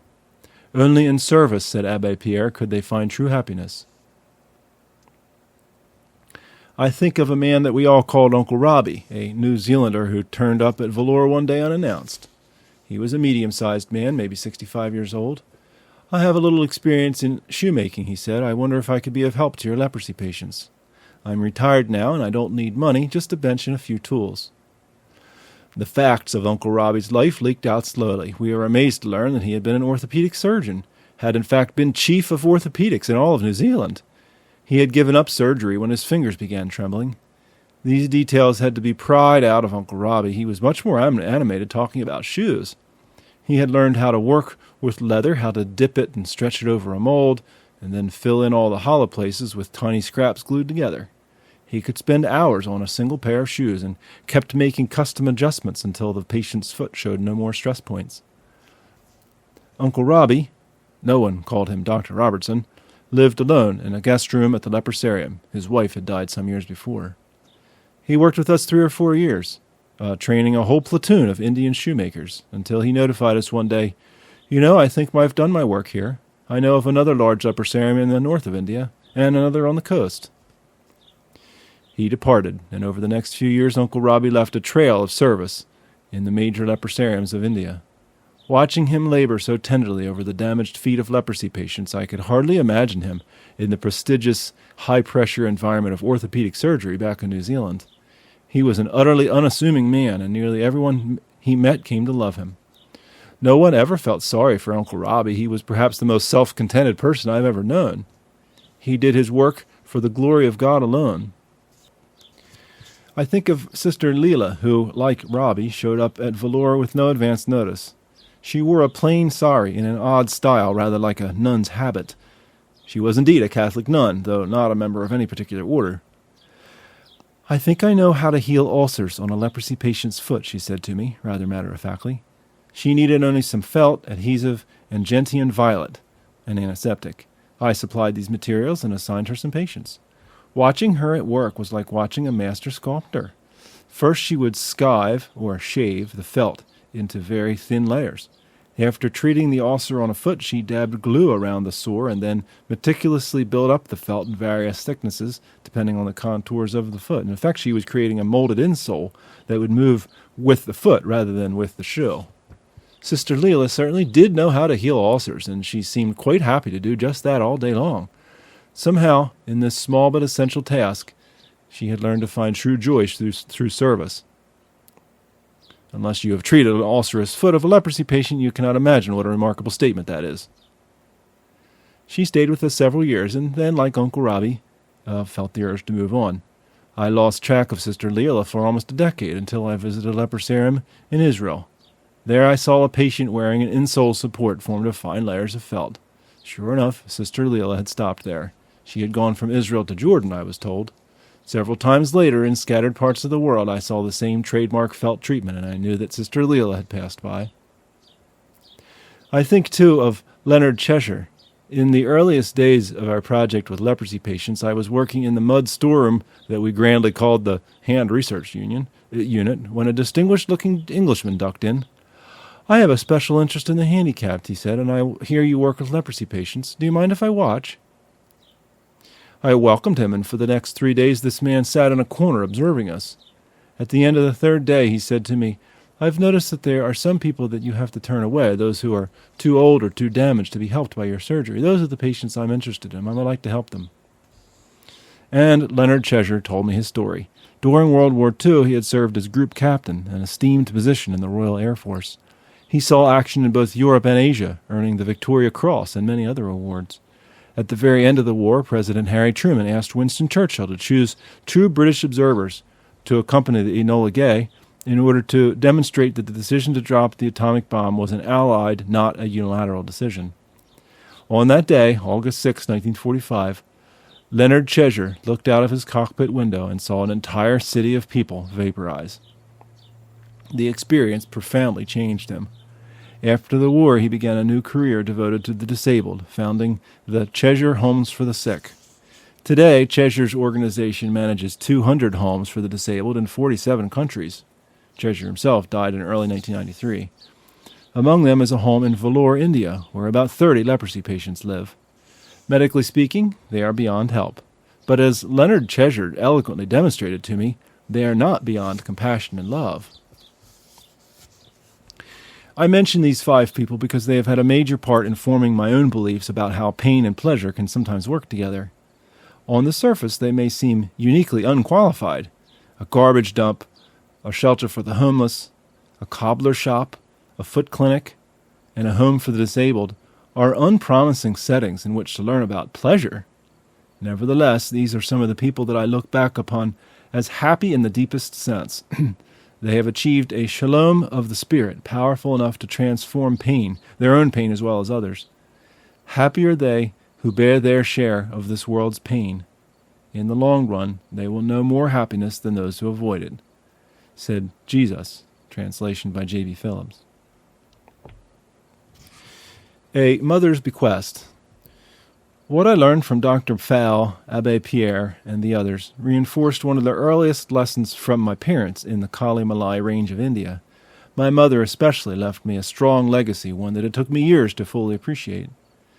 I have referred several times to my mother's life in the hills called Mountains of Death, where I was born. I lived with my parents for 9 happy years before going away to England for schooling. There I stayed with 2 aunts in a majestic house in a suburb of London, the estate home that my mother had grown up in.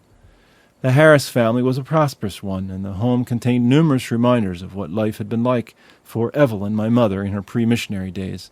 It was furnished in mahogany, its cabinets filled with priceless heirlooms. My aunts told me that Mother used to dress with a certain flair and showed me some of her silks and laces and long-plumed hats still hanging in the closet. She had studied at the London Conservatory of Art, and I saw the watercolors and oils that she had painted years before. There were portraits of my mother as well. My aunts told me that the men students used to compete for the privilege of painting beautiful Evelyn. "She looks more like an actress than a missionary," someone had remarked at her farewell party before the voyage to India.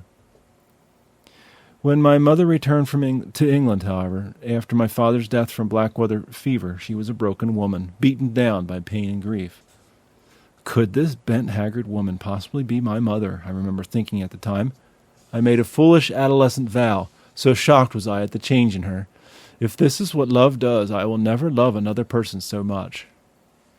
Against all advice, my mother returned to India, and there her soul was restored. She poured her life into the hill people, nursing the sick, teaching farming, lecturing about guinea worms, rearing orphans, clearing jungle land, pulling teeth, establishing schools, digging wells, and preaching the gospel. While I was staying in the manor house of her childhood, she was living in a portable hut 8 feet square that could be taken down, moved, and re-erected. She traveled constantly from village to village. On camping trips in the countryside, she would sleep in a tiny mosquito net shelter that gave no protection from the elements. When storms came in the night, she wrapped herself in a raincoat and propped an umbrella over her head. Mother was 67 when I first went to India as a surgeon. We lived only 100 miles apart, though it took a full 24-hour journey to reach her place up on the hills. Her active years in the mountains had taken a toll. Her skin was weather-beaten, her body was infested with malaria, and she walked with a limp. She had broken an arm and cracked several vertebrae being thrown off a horse. I expected she would be retiring soon. How wrong I was. At the age of 75, still working in the Kali Hills, Mother fell and broke her hip. She lay all night on the floor in pain until a workman found her the next morning. 4 men carried her on a string and wood cot down the mountain path to the plains and put her in a jeep for the agonizing 100-mile ride over rutted roads. I was out of the country when the accident occurred, and as soon as I returned, I scheduled a trip to the Kali Malai with the express purpose of persuading Mother to retire. I knew what had caused the accident. As a result of pressure on spinal nerve roots from the broken vertebrae, she had lost some control over the muscles below her knees. Limping, and with a tendency to drag her feet, she had tripped over the door sill while carrying a jug of milk and a kerosene lamp. "Mother, you're fortunate someone found you the next day," I began my rehearsed speech. "You could have lain there helpless for days. Shouldn't you think about retiring?"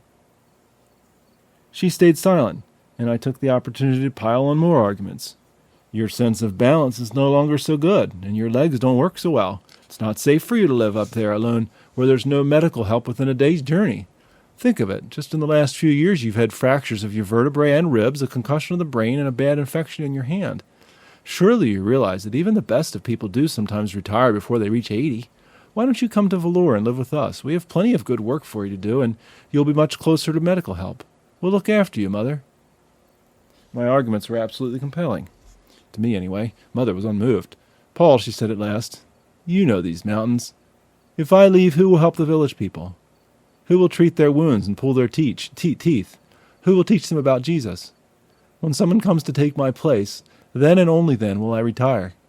And in any case, why preserve this old body if it's not going to be used where God needs me?" That was her final answer. For Mother, pain was a frequent companion, as was sacrifice. I say it kindly and in love, but in old age Mother had little of physical beauty left in her. The rugged conditions, combined with the crippling falls and her battles with typhoid, dysentery, and malaria, made her a thin, hunched-over old woman. Years of exposure to wind and sun had toughened her facial skin into leather and furred it with wrinkles as deep and extensive as any as I have ever seen on a human face. Evelyn Harris, of the fancy clothes and the classic profile, was a dim memory of the past. Mother knew that as well as anyone. For the last 20 years of her life, she refused to keep a mirror in the house. And yet, with all the objectivity a son can muster, I can truly say that Evelyn Harris Brand was a beautiful woman to the very end. One of my strongest visual memories of her is set in a village in the mountains, possibly the last time I saw her in her own environment.